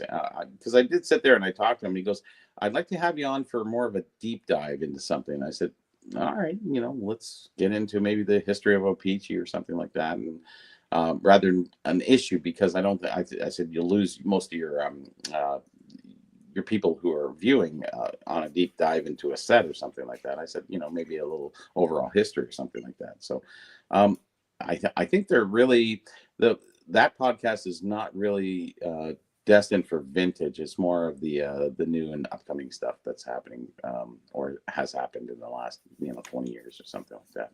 So I don't really even think I'm suited for their show, except being a token vintage guy, I guess. Well, the only time, honest. So jokes aside, I do enjoy poking fun at a lot of these things, but being serious, just knowing what the formatting is. Oh, suck. Indeed. Yeah, Carlos likes to poke fun. No. I do. Listen, I've been known the odd time. As a man of peace, I know it comes as a shock. Oh. But the point is that the only segment where really it comes up even semi-regularly is the Slab Shark sponsored auction segment. So if there's some vintage cards on there, giving flavor and context to that piece, sure. For example, if they had like cards like what Yannick was pulling, the was it C57s, Yannick? Yeah. 57s? Yeah. So for example, if it was about the C57s, sure, then yeah, go ahead. Give a little background, explain this about it, that, but it would be specific lots. That's really the only spot where it would fit, because otherwise it's the current product. It's what has recently come out or whatever, or news pertaining to something specific. Maybe like this, maybe that podcast episode, if they had thought of it at the time, they could have done the 79 O-Pee-Chee case thing. And that would have been a valid spot to be like. I think they did that on his last podcast. It was literally the most recent episode. That's what I mean. Yeah. But while they were at Expo, that story had gotten out. I did the video before the Expo. So I'm saying if you wanted to touch on that, that could have been a topic that leans into that and then still allows. I could have leaned into it too, because I actually. That's what I'm getting. But that's what I'm saying. This is what I'm getting at. Yeah. This is what I'm getting at. So that would have been, then it would have made sense, because then you could have had a whole segment about it. Go, okay, so like how rare are these? The boxes themselves are this rare, and then a case like this is the significance of having a case, and blah blah blah, and this is where the value could potentially be, and this is how many Gretzky's normally come out of. Here's the information, then one after another, you fill in the gaps. Yeah. I have some personal opinions on that haven't really been explored, so I thought it would be good to have that. But, again, we're in the modern day of card collecting, and the old school is pretty much forgotten for the most part. And, be it hockey, whatever Gong Show or whoever it is, the old stuff doesn't get it's the flashy clickbait kind of stuff that, oh my God, this kind of stuff. And, people, let's go. Exactly. So here's something I'll throw at you, Bobby, though. Let me throw this in. Let me throw this thought on what you're just talking about. Sure. I think that right now, this is my perception based on being an avid YouTube watcher in this space, specifically in this space, because I watch probably more content than the average Joe by many magnitudes, even still today. Less than before, but I'm still watching a good chunk of it. True. I think there is a place for it, but it pretty much has to be a piece of content or a podcast or series or channel that basically leans into that only. It's got to be the niche down to the we only talk about vintage, and therefore, boom, all the time. Because right now that niche has a roving group of following. So we had Orlando here in the chat a little earlier. Yeah. So Orlando will be in the chat or in the comment section, a lot of those, or he'll do a live stream with Sammy Thunder. I'm using examples. So like he would be one. Sammy Thunder is one who does it. The four collectors guys all do vintage, and they'll do lives or they'll do this. And go look at the view counts. They're pretty solid. Like if you think about inside of our niche, they're actually pretty strong. Is it as strong as somebody covering specifically the modern version of it? No. But then consider the hockey niche, which is small. But then Gong Show has a disproportionately strong audience because they're focused on only hockey cards. If you want to talk modern sports cards, it is broader, but then you're kind of trying to find your audience in between. You do only hockey cards, then you're drawing a very specific audience. If you do only vintage, though, then all the vintage guys start following you. And then they come together in a cluster. That's kind of a podcast I was thinking about doing anyways on, Blast from the Past. And I think that's something going forward. But I got to be ready for that. Exactly. For that time period. And to do it properly. If you don't do things properly, I don't think people will really look into it. And I want to do a lot of multi-sport. I don't want to get into just hockey because it's very niche. So I think going forward, it would be a lot better to cover the things. And the history of the hobby and the history of collecting, I know more about that than probably most people. And even on the top side of things. Being a hobby historian, people call me a hockey historian. I just like saying a hobby historian because I'm so much into non-sports and Tops and O-Pee-Chee and Parkhurst and Philadelphia Chewing Gum and all these other different companies. I would call myself a hobby historian. I wouldn't call myself a hockey historian anymore as I would have maybe 15 years ago. I think that's fair. But I think kind of playing into that whole what's that? About the Pokemans. Oh, I don't do sure. It's all about Pokemans. You do. Listen, I was there. No, listen. Thursday afternoon, we lost you for a little while, and we sent everyone out looking for you. And where did we find you? All the way in that far left corner with all those Pokemon giant figures that were out there and everything, and you were standing there taking selfies with them. Don't pretend you're not into the Pokemon. Pardon me? I was doing selfies at the CSC booth. I didn't even go in that section. Bullshit. We saw you. Bullshit is bullshit. We saw you over there looking at the Pokemans. I didn't go in there. Oh, I'm deeply concerned, Bobby, that Eric is out there trying to spread fake news.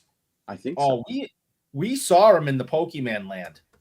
First of all, none of us saw you cross the threshold of that. Hold on. I'm going to mute Eric because I need to get to the point here on this. Number one, I think none of us saw Eric because he was harassing janitors that he thought were Peter Forsberg. So that's number one. That is number one. I do appreciate his attempt at fake news, but it is distracting me from finishing reading these comments. So he stays muted until I finish reading the damn comments. Got it. So it says Josh of Gong Show likes to research topics subject beforehand and doesn't freestyle much. So he's saying Josh, the other one. So I think were you talking to Josh? So Troy, I think, is the other one. So there's two, Troy and Josh. Yeah. Yeah. Troy's no longer there. Yeah. Okay. So there you go. Josh is the one. He was more the vintage guy who would cover things. I think that sounds right. I have to think back a little bit, but the earlier episodes, I think that sounds right. I think the Gong Show is even right for me. So I might not even go on again. Oh, we're back. Hold on. We're back. We're back, Eric. We're back.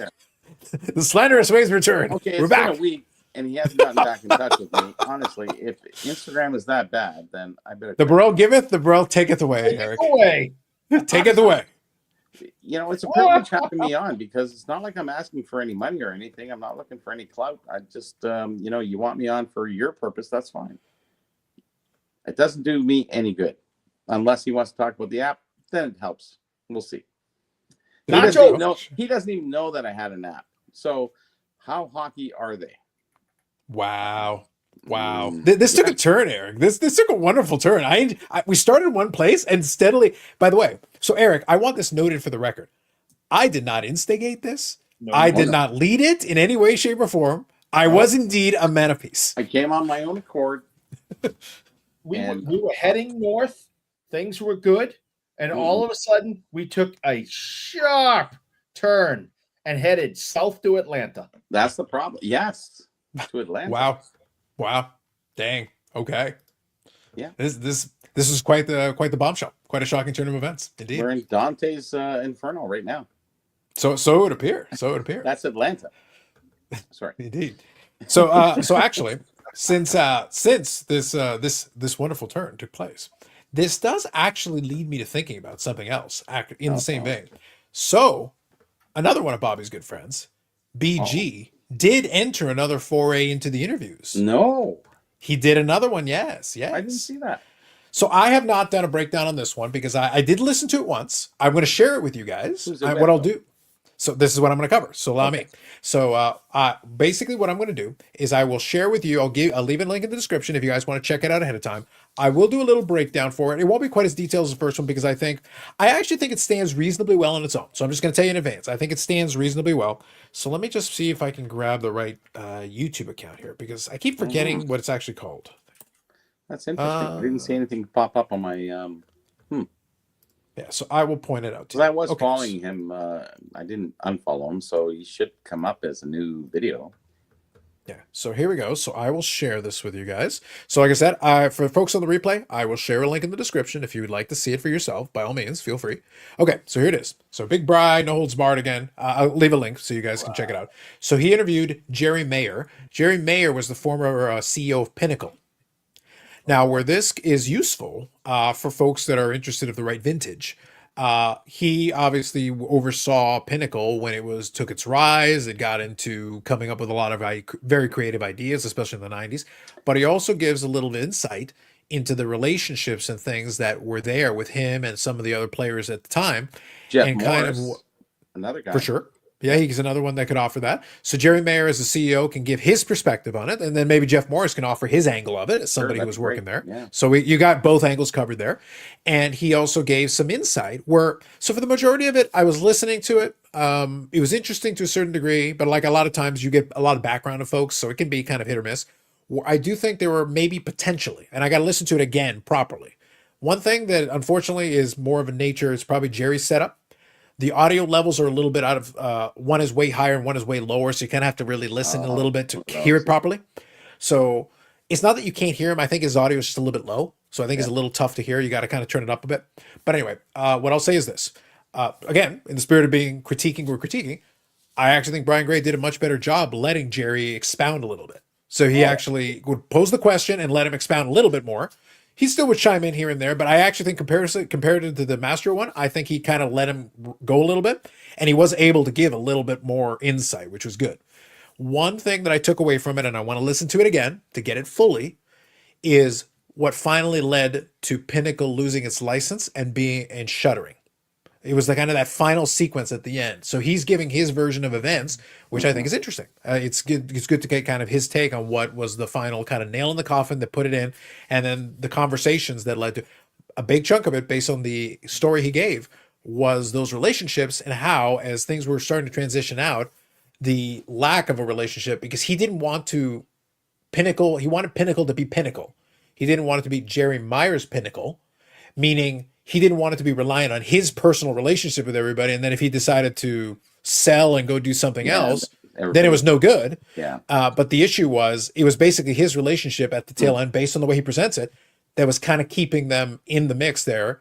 And he was looking at it and going like, I can't grow this the way that I want to go it. I can just kind of keep it going the way it is. It's going to be what it's going to be. I don't really want to do that. And then as soon as he was kind of going to walk away, then they're like, okay, your license is pulled. And then that's the end. Wow. So again, that's based on his description and his way he put it. I think it's interesting. So I'll offer it to you as maybe a way of getting his side of the story. And then maybe we can talk to Jeff Morris and get his angle on it from the other side, from somebody who worked there. Yeah, it would be good. Yeah. So I do suggest checking it out if you'd like. I'll leave a link to it in the description for you guys. I did get a chance to listen through it once. You can listen to it as a podcast. Obviously, they're not showing you anything; they're talking, so you can listen to it. And then if I get a little time, I'll kind of do my own little mini breakdown and maybe share some clips with you. Similar to what I did last time. Yeah. But I do think I saw an improvement between the first conversation. This one felt more like a conversation. Like, I've got some questions for you. Can you tell me about this? Can you tell me about this? And can you tell me about this? And then Jerry Meyer was allowed to expound upon some of those things. Yeah, so it wasn't a buddy kind of thing like before. I think it's a situation where they have a good relationship, but I think he was like, no, I've got questions for you. Can you tell me about this? And Jerry was allowed to go into it. Cover that stuff going forward because, obviously the gentleman's getting a little bit older now. So it's nice to get that information out there. Yeah. So I think it's useful. So I'll throw it out there as something that maybe if you are interested, something maybe worthwhile checking out. Yeah, that'd be good. The Dufek's Godfather. There you go. Exactly. Yeah.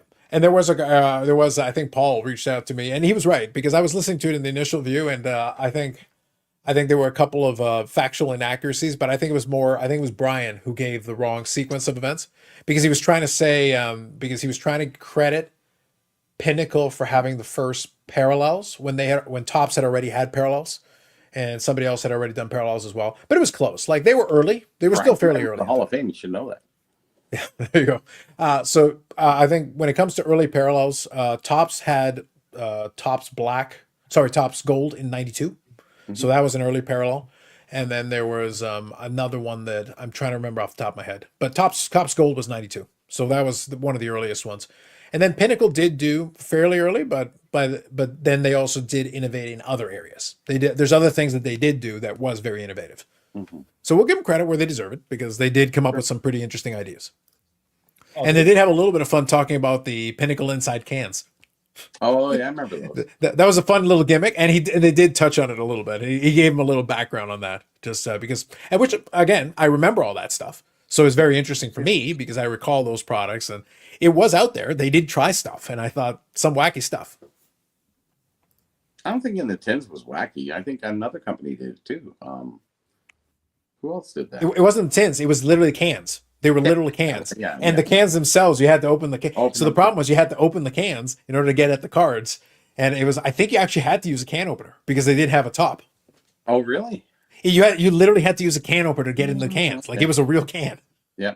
And it was a production issue because they couldn't do the thing where you rip it off. I think there was some issue that they couldn't do it that way. I think Homer Simpson had one too. There you go. Especially go ahead, Eric. It looked like you were going to say something. Oh no, I was just gonna say that back then in the '90s, Pinnacle really thought outside the box and came up with some pretty interesting things. They tried some stuff, yeah, and I wish we'd see some more of that. It's the mark of innovation and creativity for going forward. They had 4 other companies they had to compete with, so it was like, hell, we got to do something different here. So it was a good time. Now you know what I'm hearing. Nothing. You know what I'm hearing from Eric right now? Huh? Y'all, I'm hearing UD portraits in a can. Billy, book it! Oh. Do it for Eric! Do it. Floating heads, UD portrait. Oh, we should get floating head. It'll be like Chronicles. It'll be all the greatest hits of everything that Eric loves in a can. And we'll call it Celestial. Oh my God. No, better. Put it in a mayo jar. Oh, oh my God! There it is. Disgusting. There's Genius. No Genius. No, there's no need for that. Now you're just being gross. Yeah, pretty much. Pretty much. We like gross. No. Yeah. So for Dufek's, so Tiffany, yes. The thing though is Tiffany is not really a parallel set. This is what's interesting about it. Like you're right. Like it was a collector set, and obviously so this is where it's tricky, and maybe this is a semantics thing. Maybe this is a semantics thing because here's my issue. When I'm thinking about parallel set, I'm thinking about you can open the pack or the can, and you can get the parallel and the base version in the same thing. But in this case, you're buying a separate box set that has that alteration. It's a separate, thing completely. You can buy it or not buy it, but it's a completely different thing. Yeah. So it's kind of that's where I think it's a little bit interesting. So I guess it depends on your definition of parallel. It's the same number of cards. It's an alternative to this regular base set. So the base version exists, but you can't pull that inside of the packs. You have to go get the separate box set. Sort of like the Opeachy 10 back from 89-90. Exactly. And then here, 10 the back was a 75 higher Topps quality- Mini. Yeah. Yeah, so 75 Topps Mini, I'm in the same vein though. 75 Topps Minis were separate packs and separate boxes. Different. You literally had to buy a different product to get those. It wasn't the same product. Even though the set is the same 660 cards, it's got the George Brett, the Robin Yount, all those are there. Always sold as being extra super kind of crazy, double super rare. And they weren't. Yeah. 'Cause But they I keep don't coming consider out. those Never do you stop. consider those parallels though? No. Well, if To you me, look it's kind of back a in separate that time set. period, would you To call me, it it's kind of a parallels separate back set. then? Yeah. I don't know. Things changed as time went on, so I don't know if those were early parallels or. Well, that's all you could really call them back then, right? That's kind of my problem. But Is that, parallel wasn't a word back then. I would have to say they were variations, maybe. I almost feel like Version? variation I could live with. The thing though is it's a completely different SKU. Like It literally is. Topps produced a different SKU for that product. Yeah. Even though again you're using the same design and everything and you're just scaling it down. I get that part. But you're literally creating a different SKU where if you don't buy those boxes, you're not getting those cards. It's a different product for them. So I don't know. So you know what? Maybe technically defects. Maybe. I guess it depends on our definition of parallel. So I will leave that open-ended. For me, I'm struggling to call that a parallel. I kind of want it to be in the same product. Yeah. For me.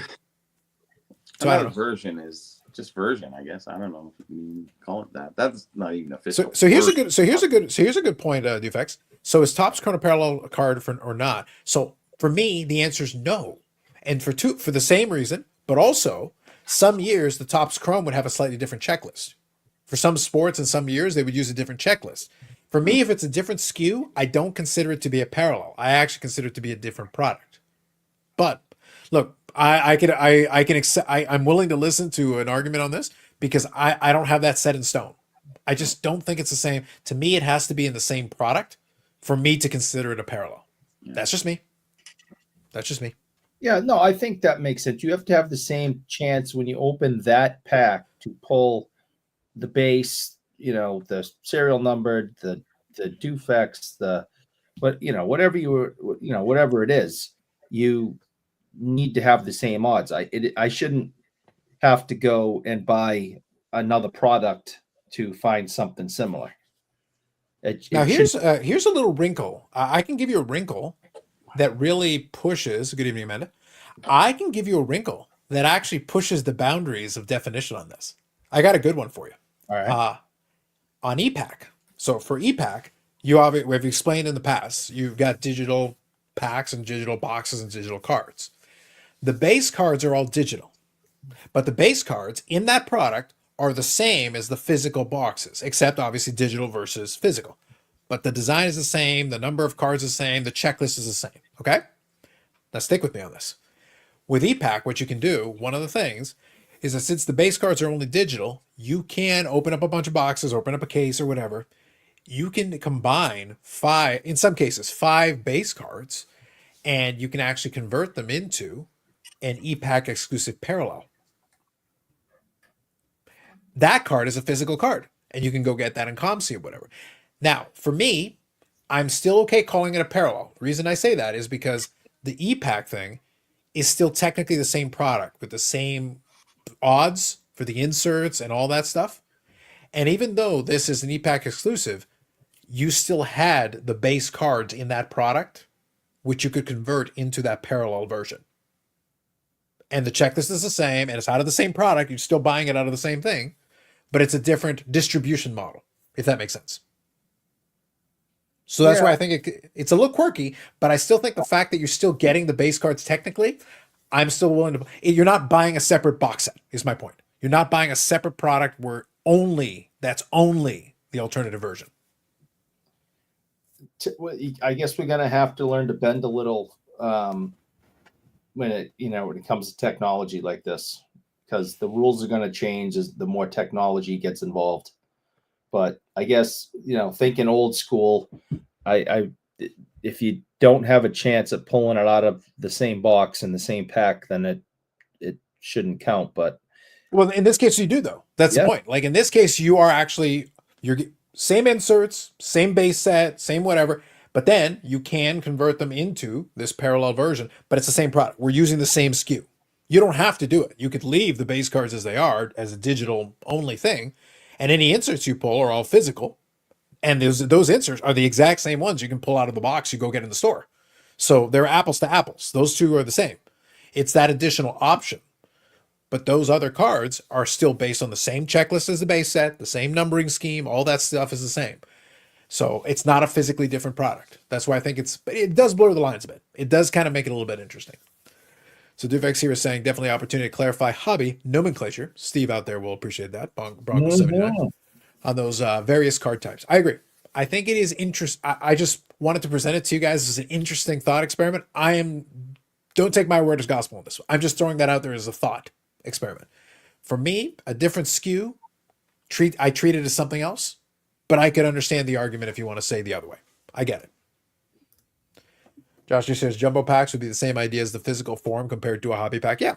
I think jumbo packs, rack packs back in the day, you're still getting the same cards. You're just getting it in a different form factor. Now, you could argue it's a different SKU because obviously it has a different barcode, but you are still drawing from the same pool of cards. You're not actually getting a different product. So 87, let's use everyone's favorite, 87 Tops. 87 Tops rack packs are still giving you 87 Tops cards. 87 Tops cello packs are still giving you 87 Tops cards. And hobby boxes are still giving you 87 Tops cards. They're indistinguishable from each other. They're literally the same. Whereas, how about this one? 87 O-Pee-Chee. Okay. That's in a different box. It's a different product. You open the packs and you're getting O-Pee-Chee cards only. You're not getting the Tops version. And I think with 87 O-Pee-Chee, I think the checklist is different too. So I don't think you have the exact same checklist. So that one I also wouldn't consider a parallel, in my opinion. Well, Let me see here. If I understood what you were saying correctly, you're talking about Tops and O-Pee-Chee. So they're the same but different. Yeah, that's what I'm getting at. Some folks could make the argument when you're looking at the same player, you could look at them. Oh, that's a parallel. Not really. It's actually a different product. Yeah, for a different market. For a different market. It's in French. Even it was cut differently, printed differently. The whole thing. So, they just so happen to be the same picture, but they're different products. Yeah, and also, so I'll add one thing for the baseball version. Baseball's different. The 87 O-Pee-Chee is a 396 card set. The baseball is 792. They are different checklists. Mm-hmm. And there are more Blue Jays and Expos than in the Tops version. So the checklist is also different. So it's not exactly number for number. It's not like it takes 1 to 396 and then just stops. It actually changes the checklist, even though the design is virtually identical, except for the O-Pee-Chee Tops and the French and English only. Well, sort of like the 52 Tops was distributed in Canada. It was the high number series. Actually, I was just reading about Bruce Yanko. He was one of the first card dealers, actually. But when he was a kid, he came up to Canada from Milwaukee. They were on a visit, and he got a 52 pack, and he went, "Oh my God, these are all high numbers," which we all know that the high numbers came up here on the second series that they overprinted. And he coerced his mother into giving him $1 in advance of his allowance, and he bought a whole bunch of packs and brought them back and started selling them, all the high numbers. So he got a lot of mantles and stuff like that. So Canada, we had the high numbers up here in the mantle packs. We didn't get the first series. We only got the second series, or the high numbers. So. Mm-hmm. So if you ever get a pack from Canada, that's why we had so many mantles up here. What's all that background noise? I am. Okay. I was like, it's like, is it an ocean? It's like electronica. What are we doing? It sounded like a finish off to my sentence. It was like, yeah, I was gonna say you were getting ambiance and like it's like it's the seashell of the ocean. Can you hear that? That was interesting. All right. That one threw me off. I was like, what the heck is that? That's interesting. So here, Dufek says, need to dig up Jefferson Burdick and sort out the craziness of modern era card type. Yeah, yeah. Well, look, I actually enjoy that question because it actually, even though, again, modern, but it's like, no, what do you consider a parallel to be? It's a legitimate question. Like, I gave you a couple of different edge scenarios that may throw off your thought process on it. I used that 87 OPG because I knew the checklist was different. Yeah. So, but the design looks very similar because, again, a parallel is generally this small difference. It could be a color, it could be, this, it could be the small adjustment. But the thing is, there's enough differences where you're like, I consider it a different product. I consider it a different SKU entirely because of the differences can be, because literally it's a physically different checklist. But even if it wasn't, what if the checklist is the same, quote unquote, but we do have those other differences? Then is it okay, or do we consider something else? Well, sort of like 73 O-Pee-Chee, they had 4 different colored borders in tops, but only 2 different colors in O-Pee-Chees. But then again, the O-Pee-Chee had dark back and light back. So there's been a lot of stuff going on. Remember, they're a gum company. They're just winging it, really, at that time period. Even, through the 70s, 80s, 90s, it was just, they call stuff a lot of test issues, but everything was a test issue. If it didn't sell well that year, then they discontinued it. Not cards, but I think cards were always there. But they would produce less and more as time went on. And then we had the difference between tops and O-Pee-Chee. You had 264 cards and 396 in the O-Pee-Chee. And then you had different rookies because, O-Pee-Chee used to wait till January 1st to get their cards out. So the trades were all over. So everybody, waited for those extra guys who kind of moved to another team. And then they would add extra players, additional players, because hockey was the main focus in Canada, not in the United States at the time. So. Absolutely. So there you go. There you go. Hockey Gong Show. Anyways. Yeah. Wow. So we just got the regular 132 card base set, and and they just said, here you go, whatever. And then Canada got all the good stuff. Tops was first out of the gate. They got it out in November, and then O-Pee-Chee waited until January. They waited for the trades because hockey was our thing, right? Yeah, down the States, it was the trades. You got the All-Star cards. You got the inserts and the cool stuff like this. Mm-hmm.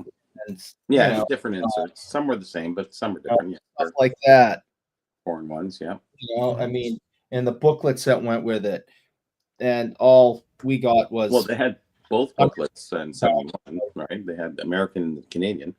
Just the Americans had the code numbers on it, and they were in a brighter white, where ours were a little bit off white.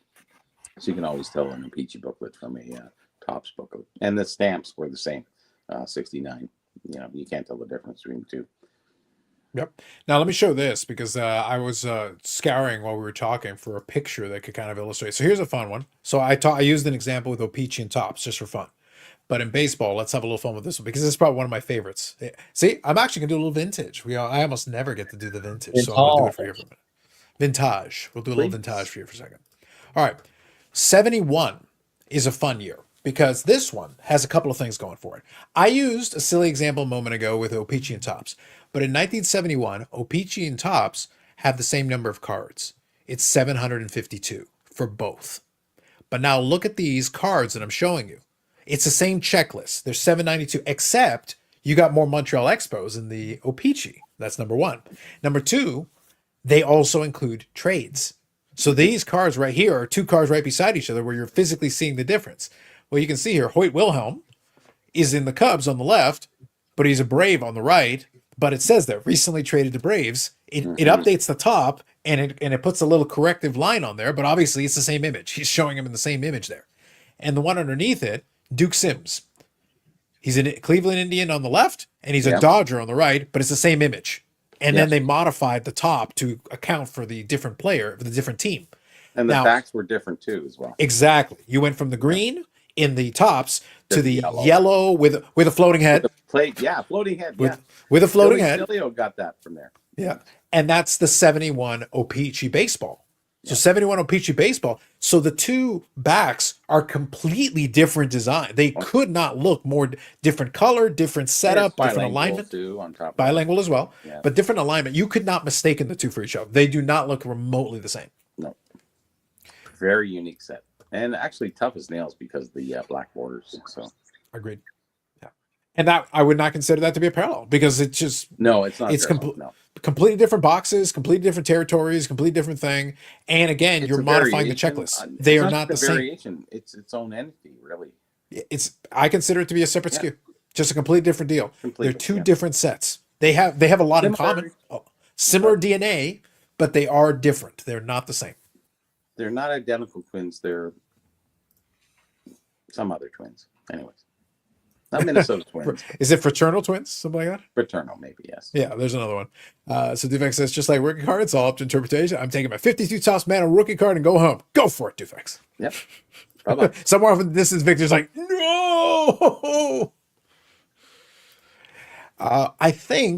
I don't remember. I don't think they updated the stats because I think by the time that was done, I think the OPG came in No, the sufficient they later. covered. I don't think they needed to change the stats. They I still never showed the looked at previous that, year. That's I interesting. think it's worth double checking, but I'm I pretty don't sure think they it- kept the I don't previous think year. you would. Yeah, that's a lot of work. You wouldn't back need to. in that time period. The trades you could account for because that made sense for them because they had more It's information. obvious. So they were able to do that. But I think the stats, they still would have shown 1970 top stats, Basically. 1970 baseball 70, stats, and that would be, yeah, and that would be yeah. sufficient. Yeah. Yeah, the first. And that would be enough. So, but I just thought I would show that with the two beside each other. It's illustrative. To have the two beside each other, I think helps the visual just to be able to see it a little more clearly. I think that's helpful. Yep. Our good friend at the Google, the Oracle of Knowledge strikes again. We were able to get some good info on there. And then here, I've got the picture of the back of the cards here. I can show that real quick. If you guys haven't seen it before, it's actually quite striking. You're like, honestly, Yeah, it is. it's hilarious when I you like put the two. OPG better, actually. Oh, the PPG one's way better. Yep. Check that out, Eric. Not even close to the same. It's the same Oh. player. They could not look any more different. Like it's clear cut which one's the OPG and which one's the tops. Right. They're Yeah. both nice backs, And but I'm the, just saying OPG The is OPG better. high numbers looks like the top back, but yellow. Yeah. So you can see there. You got the same headshot, but literally you physically moved it to a different part, and you have the text on the left and the right bilingual, English and French. And then I think I'm just looking. Yeah, the last set of stats is 1970, so it just shows the previous year's stats, Same, which yeah. is fine, and that's it. But you, like I said, you can tell the difference. All you got to do is look at them. They're two completely different setups. Oh yeah. They have the backs for the OPG high numbers to show the difference, or no? The Yep. OPG high numbers are the same. They're the same. No. Yeah. And I'll those pull it high up. numbers get some good money in OPG. Oh my gosh. Oh yeah, it's crazy. The high numbers have the same pattern as the tops there with that square box, but it's yellow. Mm-hmm. Let's see here. I might be wrong, but I'll pull it up. I'll see if I'll grab No, it one. would be It'll the take a same minute. as those ones with the split in the middle. Because you had the French and the English on either side, right? Yeah, I'll see possible. if I can find it. Oh, no, Like, it's possible. the high It is. numbers are I've had possible, and checklists when and- you find them, they're Yeah. very expensive. Let's see. Gotcha. Here. That's interesting. All right. Let's take a look here. Yeah, 71 OPG is a tough Yeah. set to put together. Look at that. Oh, you're right. See? It's interesting because they didn't translate the French on the back, but it does say You printed said in Canada. yes, now you say you know them right. That is actually interesting. So what number are we at? That's 720. So that's a high number. Yeah. Oh, 720, yeah. High numbers are over 3 something? 585 or 555. I think it's above 600. I don't remember the exact, but it's Well, literally because it's interesting just they would do that, 752. right? I wonder why they did that. That's interesting. Because Who made that the one does call? line up more. Who made that call? Like, okay, we're going to do our own thing, and then we got to 700 and went, I'm tired of doing that. Let's just... I wonder though. So here's the thing: the thing with a lot of those ones, up until 1974, they would release most of those in series, and Yes. so by 71 they 74%. still have it in series. Yeah, that's how you get the high numbers. Hockey, too. So you still have them in series, and if they followed a similar, because since the checklists in that year were identical, they're both 752. If Yep. they followed a similar sequence, I wonder, just speculation on my part, I wonder if given that the last series tends to be the one that sells the worst, they just got lazy and they just said make it yellow.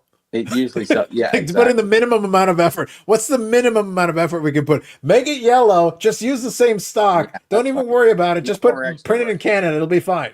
No one cares. I'm Francais. No one cares. No one cares.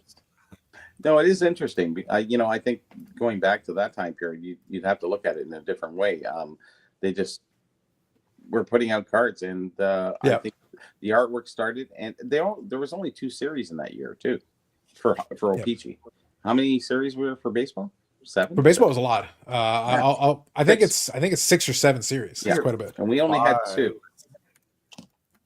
Big Let's difference. see. Because I think 71. Yeah, that's basically the last series came out like September. yeah, By this time, Yeah, by then it's football is time. on. Yeah. Yeah.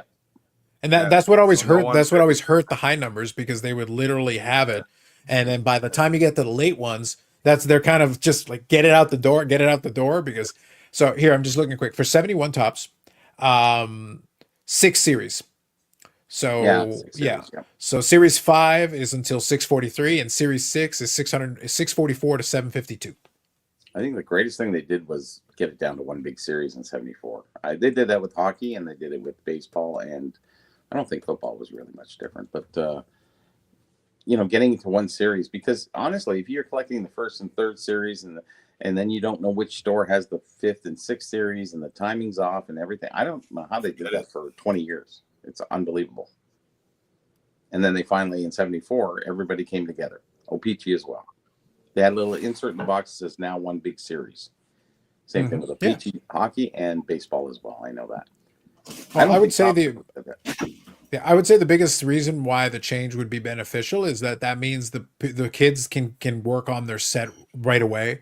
They're not stuck having to be, because the last couple of series would be the toughest one, because by that point, again, the stores are like, guys, get it out the door. And everybody who stopped is going to just say, I had enough. And it's a pain. Those Yeah. are left over in the store. And those are usually the boxes that are found full, because they're leftovers. And they just put them downstairs and said, yeah, whatever, next year. Yeah. And that's the reason why, again, just pure speculation on my part. I would wonder if maybe they just were like, guys, we don't care anymore. Just get it out the door. Series 5 and Series 6, get on with it. Seemed like it was. Yeah, we did enough. They're just half-assing it. They're like, guys, we're not redesigning all the shit for that. We're not. We sent the typesetters home. We're not doing it. So basically, I'm just looking at. Just a fun guess. It I'm has just to throwing be, it out. It has to be, because they said, all right, this is enough. Let's just change the color and just get it over with. So here, just looking at it. So Baseball Cardpedia has the breakdown with it, and it follows up with that as well. So 5th and 6th series, somewhat scarce. In addition to frank text, the backs for series 1 through 4 have a design unique, which we showed. That was the unique design. So 1 to 4. The backs, okay. Yeah, the backs of series 5 and 6 have the same design as the top set, but in yellow. So it looks like it wasn't just the high series; it was the last 2 series. The last 2. Second series for the Peachy. Yeah. So, and we're printed in English only. Mm-hmm. So, which is the example we showed. That literally that card, if you saw it, there was only English. There was no French. That was a lot of work.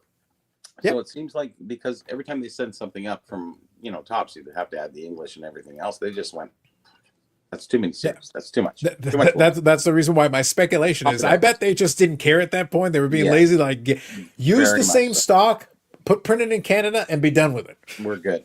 Yeah, we're good to go. Yep.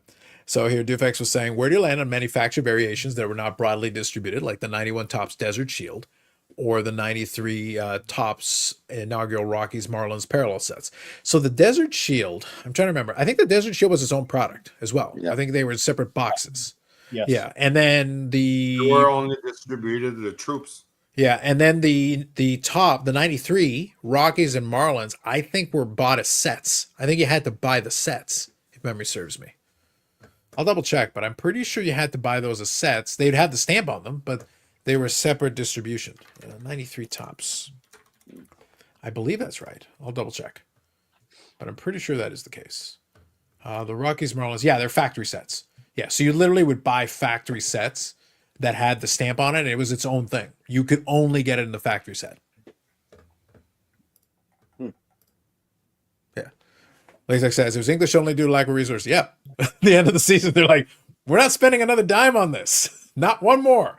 Put printed in Canada. Move on. Started as a good idea, and then, hey, that's enough. First 4 series, we put in the effort. Series 4 and 5, Eric is like, fuck it. We're not doing it. Never mind. Good enough. They gave it to Eric and said, Eric, can you translate it into French? No. No. That's no in French. Tabernacle. No. Tabernacle. He's getting used to it. All these Quebec guys, eh? Yeah. So, but yeah, that was always my favorite thing. I remember whenever occasionally they'd be like, "Oh, Carlos, can you help out with the French line?" It's like, listen, I'm a Canadian citizen. I wasn't born here. Number one, I took some French classes. But you know what I can do for you? It's like, what's that? Parlez-vous anglais? No. That's it. Un moment. Click. That's it. That's what I got for you. That's what I got for you. That's it. Well, guys, I have to Otherwise, because I'm on data. I'm not okay. running on things, so Yeah, no worries. 2 hours is pretty much my limit. So no worries. Sounds good, Bobby. Yeah, until next time when I get the stupid thing fixed. Well, yeah, get your Wi-Fi done so that you can have a full episode of Gong Show slander by yourself. We got to give you enough time. I put a little bit in there. Don't worry. In the first 2 hours, we got a little bit in there. Sounds good. That was a 180-degree shift again. Like, wow. It worked out. It was amazing. All right, Bobby, go for it. We'll catch you later. Night. Have a good night. See you later, buddy. Take it easy.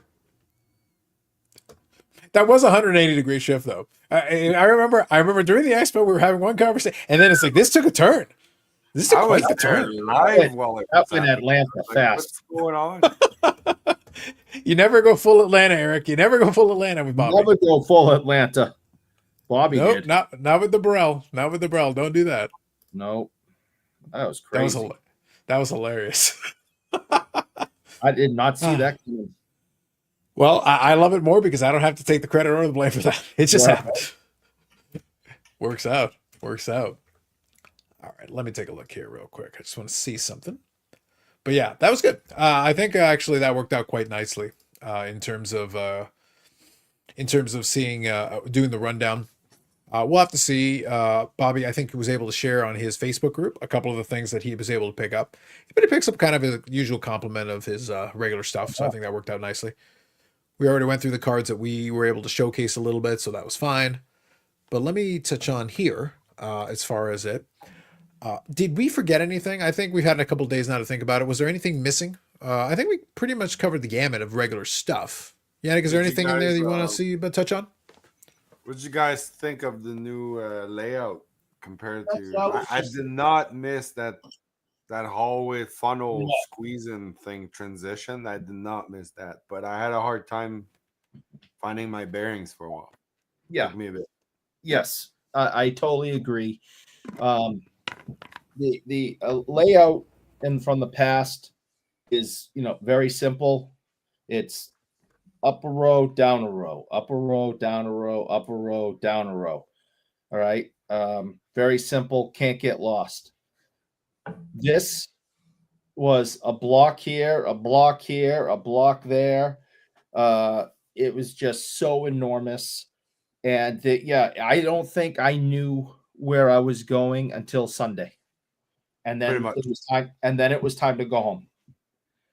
So there was a couple of times Thursday, especially Thursday, where I found myself like, I don't know where I am. I don't know how to get out. I didn't know how to get out one time. Yeah. I don't know which way the PSA thing is, and I don't know which way, I'll never find the AMG booth ever again. I'm gonna be here I live here now. That's where I found you in the corner crying, sucking your thumb, right? Thursday, yes. Thursday. Yeah, it was tragic. So I listen, I got to be honest with all of you. I'm with the guys on this. I needed to figure out my bearings. I think it took me like 20, 25 minutes. It was wild. And then I pretty much had it down. It's not that complex. Guys, the landmarks are literally physically there. And you have the thing above. You can literally see where things are. So here's a tip. And I won't help you all because it's going to be a new configuration next time. But if they do this configuration again, Steve Angel's booth, you go to Pather. The Pather's right there, a gigantic thing right there. It's right at the bottom of Pather. There's Hit Parade. That's the row. That's Steve Angel's booth. AMG, literally right beside the bathroom on the side. The PSA thing, it's literally in the corner. Right. Straight line that way. So, like I said, there was some confusion at the beginning but by the end, we were able to, get from point A to point B without a problem. I think we need to. I think I got to get Menzie to put a compass in the VIP packs. Thursday, I thought I was going to need one. Like, okay, which way is back the way I came? And I still don't think I saw everything. I don't think I went up and down every single aisle or crossed everything. I was working Saturday and Sunday, so I wasn't even on the floor. But Thursday and Friday, yeah, I'm saying. I should have used that. Yeah, Nick, there you go. You appreciate that? I don't know if the reception would have worked, but that would have come in handy a couple of times Thursday. There you go, Carla. Good evening to you. Absolutely. Says name says Yannick. I found Eric crying alone in the corner with 2 empty jars of mayo at his feet. That would be That would be traumatic. Tragic. 100% possible. So this guy. Crazy. But yeah, no, I think it's I think it was interesting. I was curious how many people would have that feedback. I get it, but it just made me kind of chuckle. I was sitting there like, and maybe. Oh, And by the way, this point is just what happened to me anyway. I was like, okay. no, I get you. But here's the thing, though. It wasn't just you. It wasn't just you. It wasn't just Eric. As much as I like poking fun, I actually heard that quite a bit. And I'm sitting there like, maybe it's just because I've been to too many of these damn things. I've seen so many versions. Like they've tried so many adjustments to it. Like I'm sitting like, hey, guys, you can do it left, right, inside out, whatever. I can find the shit that I need anyway. Like it doesn't matter. It's all the same to me, even if you do. Oh, but we completely shifted it 90 degrees. Yeah, that's not going to throw me off, guys. That's AMG boots over there, PSA boots over there, bathrooms over there, food courts over there, this thing's over there. I just need to know where Pather is, and we're all good. Everything is in relation to Pather. All roads lead to Pather. I need to know where it is so I don't go there. Yeah, all roads lead to Pather. Yeah, and that's just. I was just about to make some type of comment that it's good to know where Pather is, so I know to stay away from it. Exactly. Would it help you? So I have a proposal, and I'll get Menzie on this. Would it help you if I had Pather rename themselves to the Massachusetts Turnpike? And then you'd be able to find them.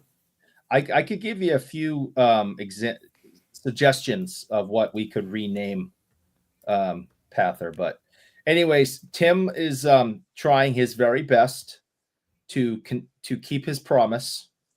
He has an hour and 45 minutes left, and then he will go back to unleashing his hate on me. But he has 2 hours.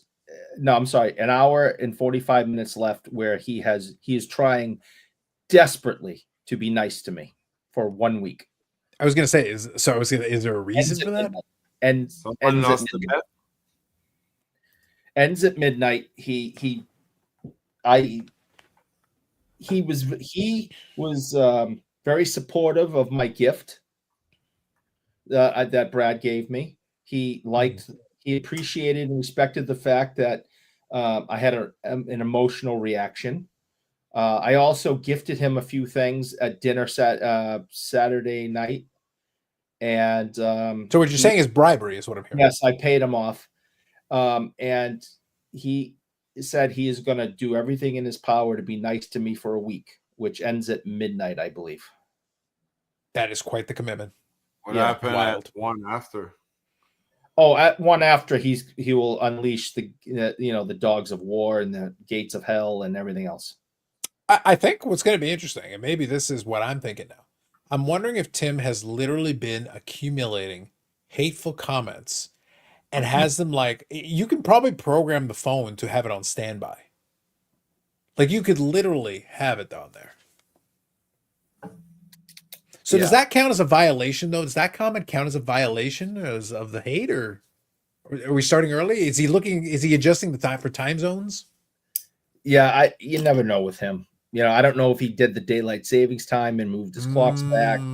He might be ahead. You never know with him. Amazing. Well, look, I'll leave that for y'all Clubhouse folks to figure that out on your own. Now, I have a question since Amanda's here. Are you doing the non-sport show this week? Because I think it's every other week they do it. And I know I have it on good authority that Eric is committed to staying up all night, Clockwork Orange style, No, as long as it takes. Eric has to be at work tomorrow morning, like at 8 o'clock. So no, he did You know not. what would help you get to work in the morning? Not going to sleep. And just You can literally sit in your car until it is time for work to start and just drive over. Just Right. drive there and take a little nap in the parking lot. You could sleep inside and you will not forget it. And yeah, I am a huge supporter of Amanda. I have a lot of fond feelings about her, and I think she's wonderful. But I am not going to start watching her show at 1:30 in the morning, and I just no. I will suggest others do, but no. the thing is, I think you should take the time. I think you should inject caffeine directly into your veins because it's a non-sports showcase, which means they're going to talk about Boston Bruins cards. That's mean. It is also on brand for me. Two, I'm really not going to argue with you too much because right now the Boston Bruins suck. They do. I mean, they suck. They suckity suck. Okay. They should be kicked out of the NHL for the remainder of the year and come back next year and try again. So I'm not going to fight you too much on that. But no, I will not stay up and watch her show. What a disgrace. Not until Truly. he acts like a responsible human being and starts it at a reasonable time. You don't start a show at 1:30 in the morning. Well, first of all, it is not 1:30 in the morning in California. It's still ridiculous. I don't know. I don't No, tell you. it's ridiculous.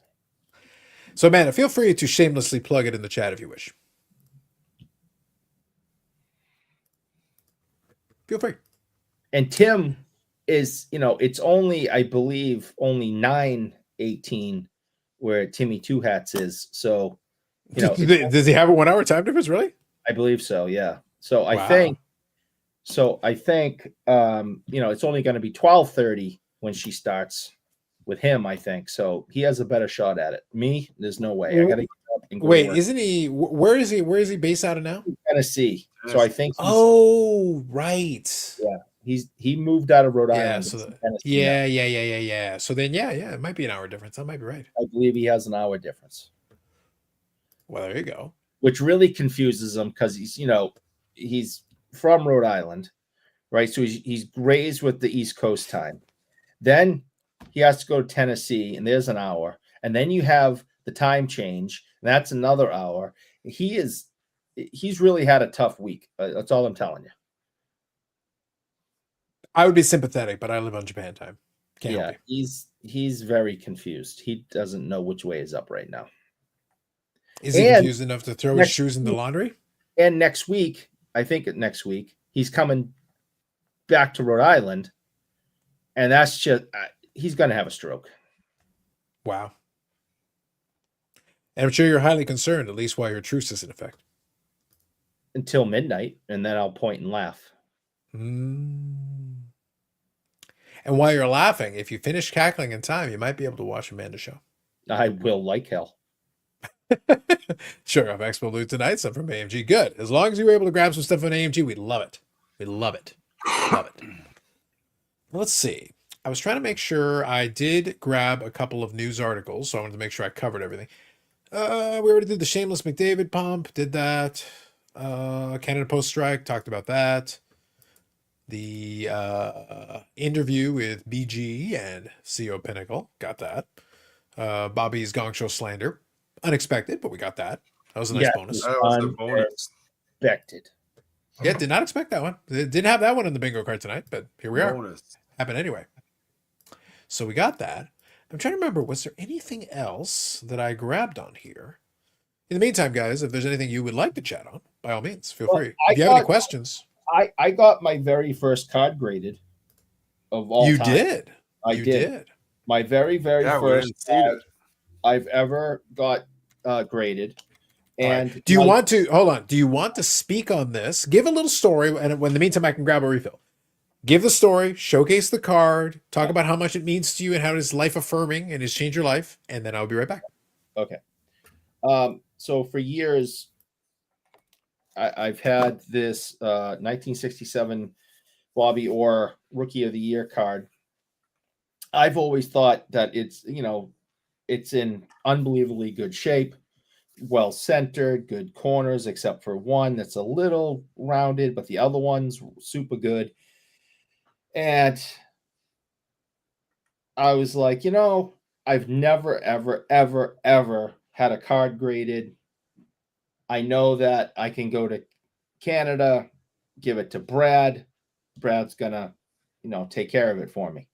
And that's like, what the hell? It's a, $100 Canadian. That's like $60. We'll give it a shot. So I bring it up to Canada. For the record, it was actually 100 US, actually, just so we're clear. But yes, go on. Oh, Brad and I are gonna have a fight. Yeah, it's $99 US. It's literally the price. I gave him $100 Canadian. I knew that's why he was smiling. Because he was. So just so you know, Eric, everybody knew that he was going to give you the bro BFF price. So fuck you, Eric. Anyway, go on. I told him. It's time out with this crap. I told him I was going to pay for it. He tried after everything else he did for me this week, right? He tried to not take any money. And I'm like, Brad, I told you I'm gonna pay for this. How right? dare he? And he's he's fighting me on it. So I'm just like, no, shut up. And I give him $100 Canadian, and he's got that stupid smile on his face. And he's like, okay. All right, I'm sending him more money. I got to figure out what the difference is. Anyway, he's that son of a... That could actually take years for you to figure out the difference. But yes, for the record, for everyone else, it was $99 US was the price. That is the amount that people would get billed. Eric got himself, the bro price. I know Carlos influencer rate price is what I'm hearing over here. But anyway, go on, Eric. Continue your story. I did not want the bro price. I did want to not fill out paperwork, however. And so I brought it to Brad, gave it to him. I said, hey, what do you think? Now, I'm looking at it. I'm thinking it's a 6, 100% a 6. If, they're having a good day out back, maybe a 7, right? He looks at it. I think it's a 5. Oh, God, you're killing me. And I'm like, all right, I'm thinking 6. He says 5. He knows more than me about this stuff. Okay, fine. He takes it on like Thursday or something. Sunday, I get it back. And like every other person that's ever submitted a card, I left disappointed. So here it is. I got a PSA 4 on this 1967 Bobby Orr. You can see it's very well centered. Corners are good, except for this one here. The back is really good. There's no material loss. Still in really good shape. Well centered on the back. You got Bobby Hull part of the puzzle there. And I just thought this was going to do better. And, like I said, I think every single person who submits cards for grading thinks they're going to do better. And you hope for, a higher number. How many of them, though, think they're going to do better and then, pay the discount rate? Let's be fair. If you paid full price, I bet we could probably find another number. I'm going to kick him right in the... I'm just saying you paid the discount price. So you honestly, I'm surprised they didn't just put authentic altered. You got just the in Tom principle. Brady autograph. Yeah, exactly. Like I bet if there had been a Tom, if you had just paid full price, you would have gotten the proper Tom Brady autograph on the Bobby Orr card. You would have gotten the whole thing. It would have been amazing. Okay, I am going to pay full price. I will send him cash through the mail as soon as you stupid Canadians get your mail up and running again. I did not purposefully pay the bro price. He wanted to give me it for free, and I fought him on it. And that's why he had that stupid smile on his face, because he knew I shortchanged him, and in a way, he won. And if you had let you have it for free, you probably would have gotten the full grade too. He's like, wow, he insists on paying me money. Well, then knock it down 2 or 3 grades. So, anyways, I'm happy I did it. It was the excite. I liked. Yeah, I'm paying the price now, I guess.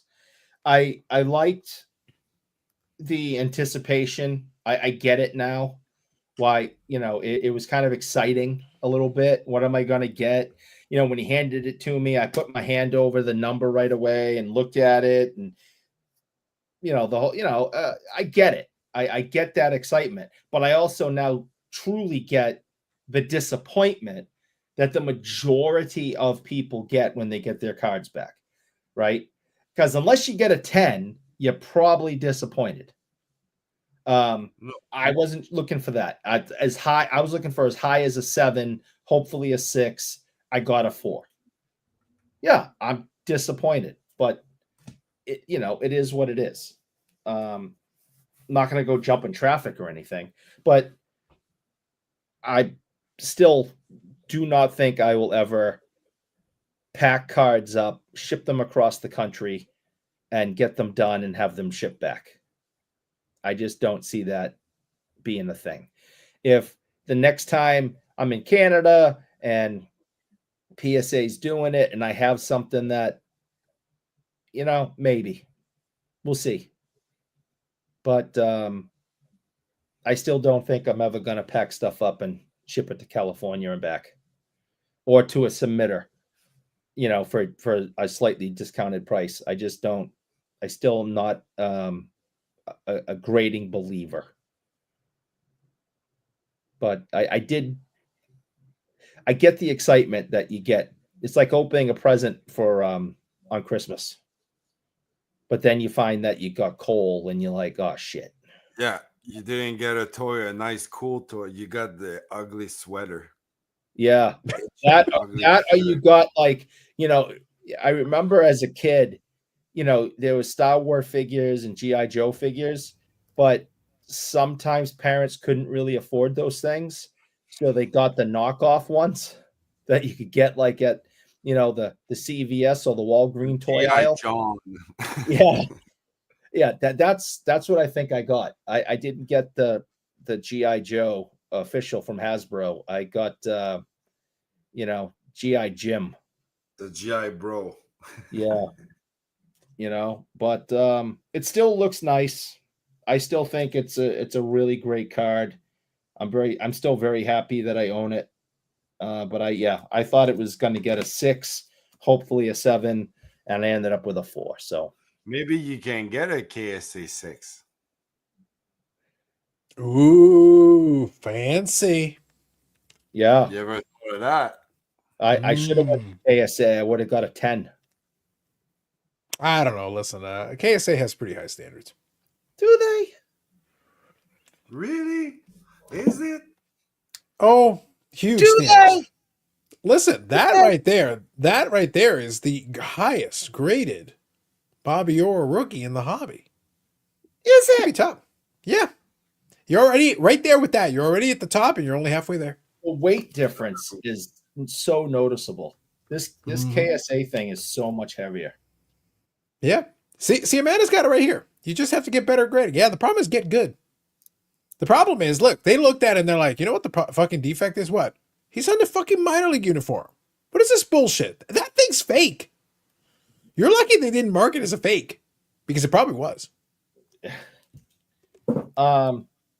Yeah, I think it's absolutely fantastic. It's one of my favorite cards because of the color with the red on top, blue on the bottom. So Yeah, I'm glad I did it.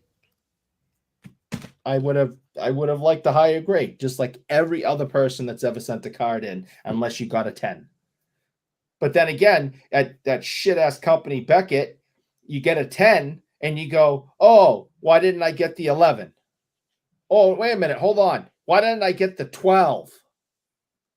Because it's a stupid shit ass company that has grades up to 12. Now you can call them black label and gold label and this label and that label, but it's 12. I'd at least respect the 12. I'd appreciate a 12. Yeah, it's a 12. Oh, he knows. Oh, he knows, Paul. Oh, he knows. I'm well aware. I also am well aware of the pen in which I possess. There you go. He's got a pen too. Yeah, stole that off their table. Yeah, and Eric is a statement. Will never actually bend the folds of the hat. Nope. It is going to stay straight and stupid, just like them. Stupid. See, the problem is now he's basically the Steve Buscemi meme. How do you do, fellow kids? Because they all keep it flat brimmed. There you go. Trying to hang with the kids. That's right. Yep, he's trying to hang with the kids. Oh. I see what's going on. I didn't go to Beckett, even though, gotta be honest, Beckett looked like they actually had people there this year, customers. I was shocked to see that.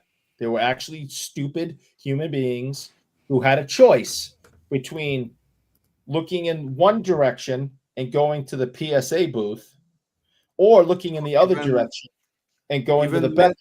KSA. And they chose to go to the Beckett. So there were actual people there this year. Nobody, no one, zero, nada, not a freaking soul went to Mint. And Carlos, I believe, is the only one who went to KSA. Carlos, when you went to KSA, did you have to stand in a line? No, absolutely not. You actually had to No, get her no line. attention off her phone. Yeah, I was like, phone. Excuse me, madam. Excuse me. I am here to present a card. And she looked up and went, no, really, PSA's over there. This is KSA. And you went, And I said, nay. I know exactly what I'm doing. I Yeah. want you to take this and get it done. And they had to wake the one grader up that was there, right? And what do you want? Someone wants but you know what, Eric? Hold on. But you know what? Scoff all you want. I gave them the card. I paid for the card. I got it in. They said it'd be about an hour. And within about an hour, I got a text message saying, "Hi, it's KSA. Your card is ready." Why didn't it take 10 minutes? They had no other work. The guy was napping. Just calibrating. You don't the interrupt machine. a nap. Listen, I bet you, using your influencer privilege and your bro price, I know what happened over there. You were sitting there banging on the side of the wall going, "Let the card out." That's the reason why. That's the reason why they didn't grade it as fast. So, real story, folks. Real story. So, Eric gives the card. You deny the parts you think are a lie. Eric gives the card to Brad, his BFF, his best friend, the purveyor of the bro price, and he gives it to him on Thursday, like a peasant. And then I go and I give my card over to Luke to take care of it for me, and I give it to him on Friday. I get my card on Saturday. I have my card in my hand on Saturday because, hobby goat. So I got all my shit already. Done. It's done. It's in my hands. Finished. Finito. In my hands. Luke hands it over to me. Done. We square up. We're all good. Eric gets it on Sunday.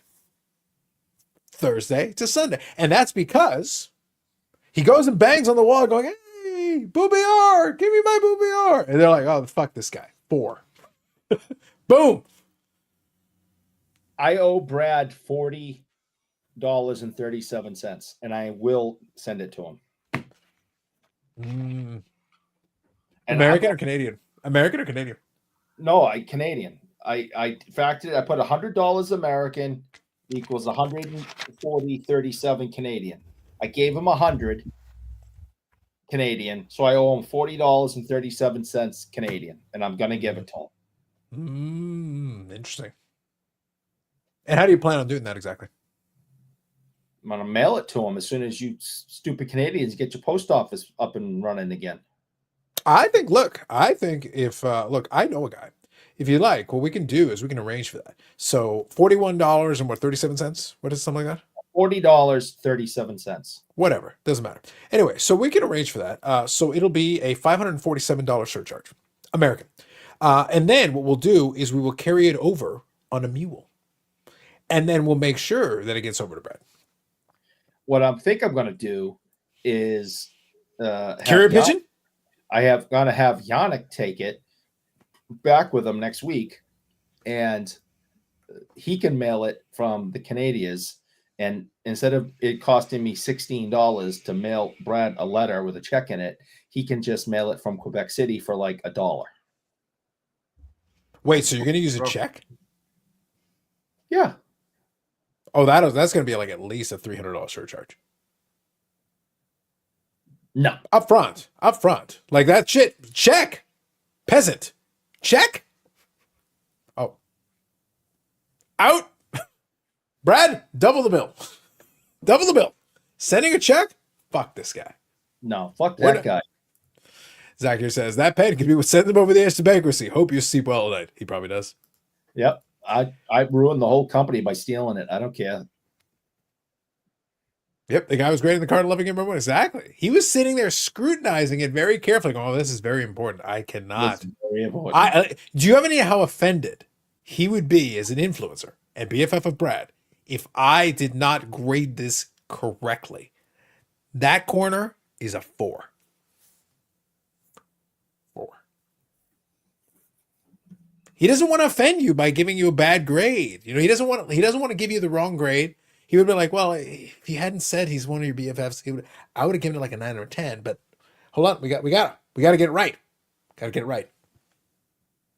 4. Yeah, I think something. I'm gonna crack it because I heard cracking Bobby Orr cards always go well.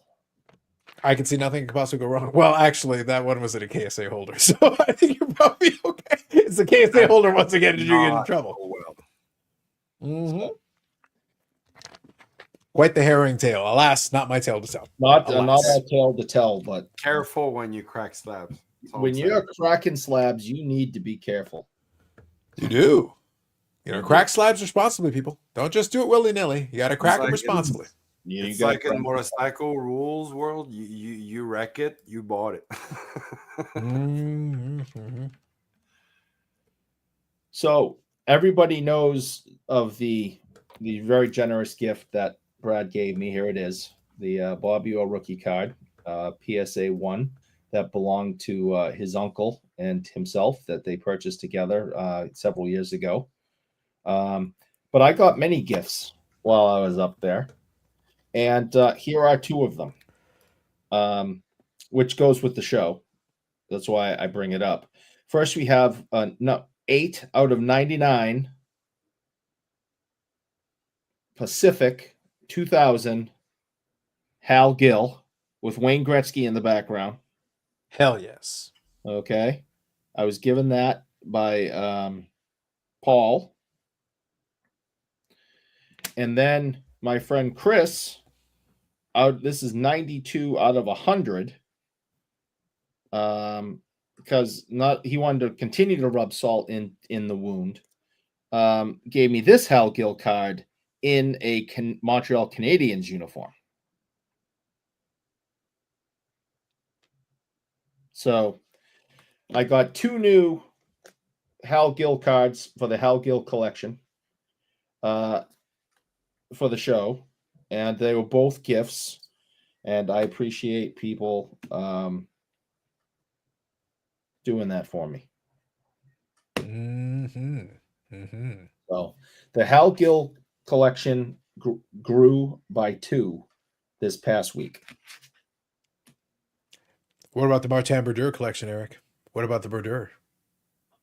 The Brodeur collection grew quite a bit. You were very generous and getting me getting me this very nice card. This is a superscripts out of 25. 25.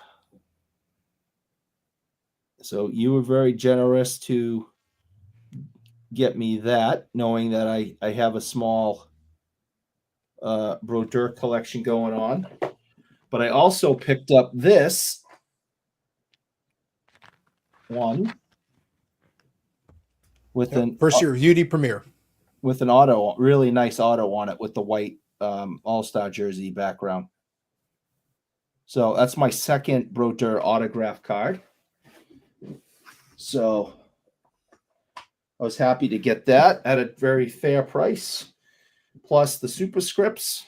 I definitely left feeling like some things got to and I also, what else did I pick up? I got a, what was the, oh yeah, and I ended up with this also.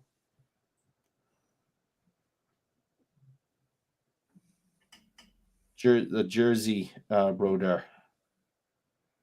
So yeah, I came home with some 3 really nice brodeur cards I was excited about. Look at this guy, all fancy. Yeah, that was cool. Works out. I like it. Yep, the UD Premier one. That's why I say the first year Premier, I think they did a really good job with that. For a high-end set, especially now we had the latest iteration of UD Premier came out this past week. But I think the OG UD Premier is the best one. The only real regret that I have, well, there's a few cards that I would like to have picked up if the opportunity presented itself, where either just missed out or I didn't have a chance or whatever. The one that I missed out on, that I do kind of wish that I'd been able to get my hands on, and it was just the timing. I had already purchased too many items right around that time. There was the UD Premier Medano Shield was available on eBay. And at that time, it was $1,000 US. Pretty penny, pretty solid. Oh, Jesus, yeah. Yeah, but it was the Shield one, and I was like, that's probably good. I was looking at it going like, now, he who hesitates is lost on those ones because somebody snapped it up at the 1,000, and I think they got the correct price. I was a really big fan of that particular Shield. I think was one of the best ones. Outside of maybe a cup, that was one of the best ones. Gold, silver, and bronze level autos. Yes, that's right. Yeah, and then you also had the jersey versions in those as well. I think they did a good job with that year. It was very interesting.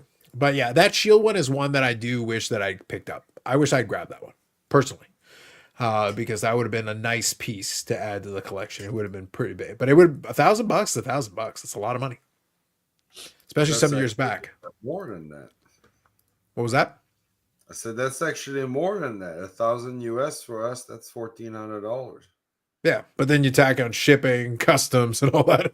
It's pushing close to $2,000 after you add up all the pieces. Ridiculous. Yeah, $1,000 US is just the front end of it. It gets to be quite a bit. I did also notice that it was mentioned here. I did want to make sure that I mentioned that.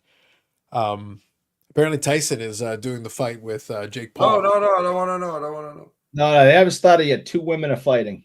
Remember earlier tonight? My statement was that it's tonight. I'm not watching it. I don't have anything going with it.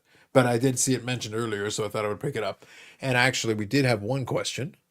JW here says, Tyson versus Paul tonight. Does anyone have any boxing cards? I don't mind Canadian cards. I started to collect a few. I don't have any boxing cards. I do. I have one. I have Floyd Patterson's rookie card, plus another early card of his.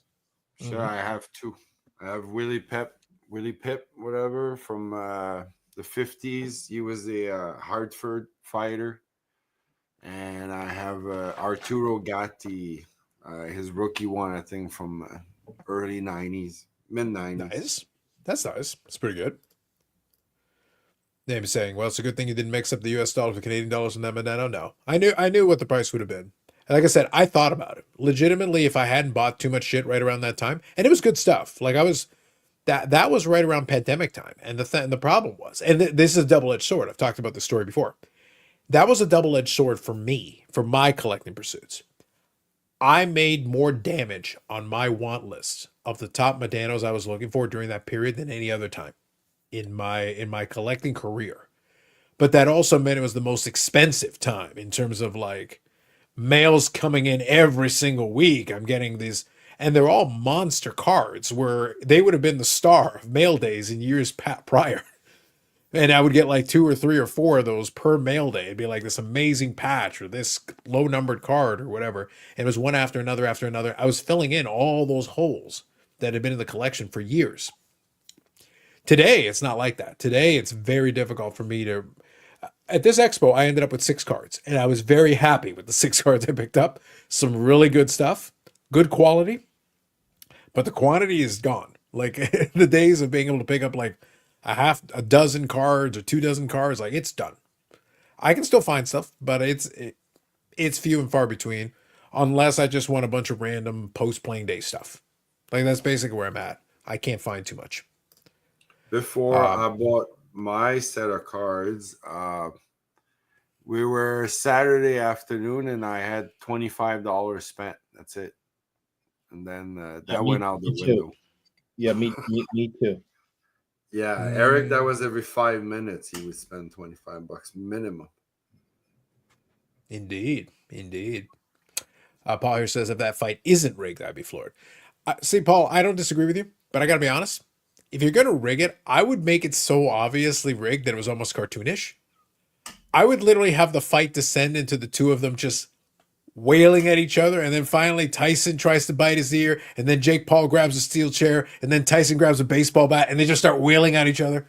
I think you should just go for it. Go for it. It is rigged, and it's rigged in such as, if I remember correctly, and people can correct me, I'm doing this by memory, there are rules to the fight, like Tyson's not allowed to knock him out in the first round. What? Yeah, there's rules to the fight. They're 2-minute rounds instead of 3-minute rounds. It's not a real fight, guys. No, it's not. So Eric, here's where you are not getting this.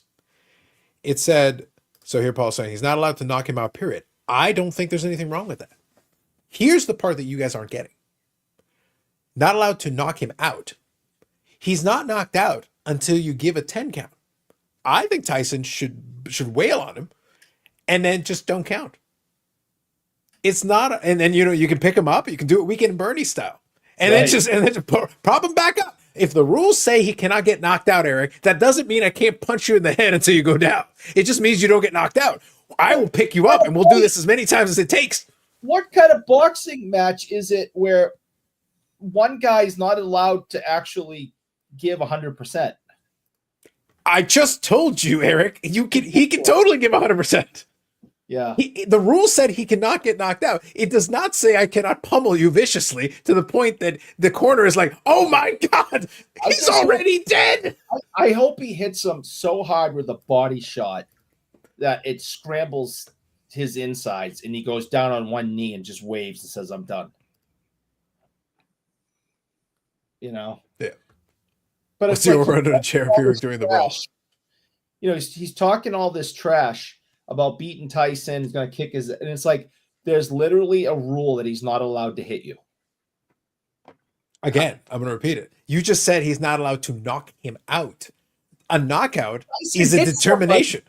If Tyson hits somebody, he knocks them out. That's kind of not if the referee doesn't count. You just let him. He's sleeping. He is relaxing right now. There's a reason everyone else fights against retired husbands with the paycheck. Yeah. See, Paul, you're getting. Look, you are all just not clever enough to think of this. In the world of shade, remember, I'm a fan of professional wrestling. I was raised on carny bullshit. If you're gonna do carny bullshit, you get around it with loopholes. The man said you can't knock him out. Fine. It's not a knockout if the referee doesn't count it. You're Mike Tyson. You tell him, listen, if I hit him and he goes down, just don't count. They just showed his bare bum on TV. He was doing a quick little interview from the waist up, and then he walked away, and all he's wearing is his jock, and you just see Mike Tyson ass walking away from the camera. See, if they were charging for pay-per-view, Eric just bought. Oh, Boom. what kind of carny bullshit is this? We just saw naked Mike Tyson. Like, you don't have your shorts on yet? Are you serious? No, he's just walking around in his jock, and he walks away, and it's just big, black, naked Mike Tyson ass. All I'm hearing is Eric is going to try to find a way to pay for a pay-per-view that's on Netflix. He's going to find a way. He's going to wire him the money that he was going to send to Brad. They're just going to wire it. Shut up and take my money. Carney bullshit. If you're going to go with carney bullshit, then you go for it. You go for it, man. I just was like, is this Val Venus or something? Why are we having naked bums? I know we need to see that. Look, you go tell the man to put some pants on. You go over there and tell him to put some pants on. He could walk in here butt naked Tell him right to put now. some damn pants on. You tell him, Eric. No. That man could walk in here naked right now, give me a kiss on the cheek. And then at the end, you say, sir. Yeah, that's right. No, Keep going to hangover. Yeah, I was wondering why I was trying to hit the pause button. I know. Unbelievable. Big, naked Mike Tyson ass. That's what I just saw. We're getting a lot of things on the that I didn't have on the bingo card tonight, guys. Paul, we're gonna have to figure out this bingo card situation. My weekend by the way, I'm glad you and Amanda appreciate it. My weekend at Bernie's reference was gold. Yes. Gold, goddammit. It's gold, Jerry. That's right. There you go. Name's got it. Hello, ladies. Yeah. Oh my God. Oh, here you go. Paul, this is a good one. So thank you. Like I said, guys, tonight, news-wise, we're a little light. We covered the expo. We gave you the rest of the expo content. Yannick was able to show some cool cards. So it was good. Bobby gave us a little insight. He slandered Gong Show. I enjoyed that. But this is a good one. This is a good one right here. Did you guys touch on the Skeens bounty? So this is a good one here. So apparently, and I'm going to see if I can find the exact sequencing of this. So there have been a lot of those.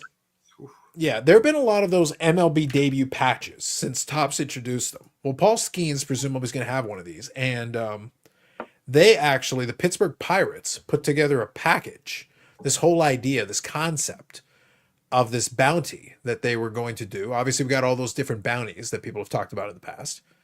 And I just want to see if I can find the exact one.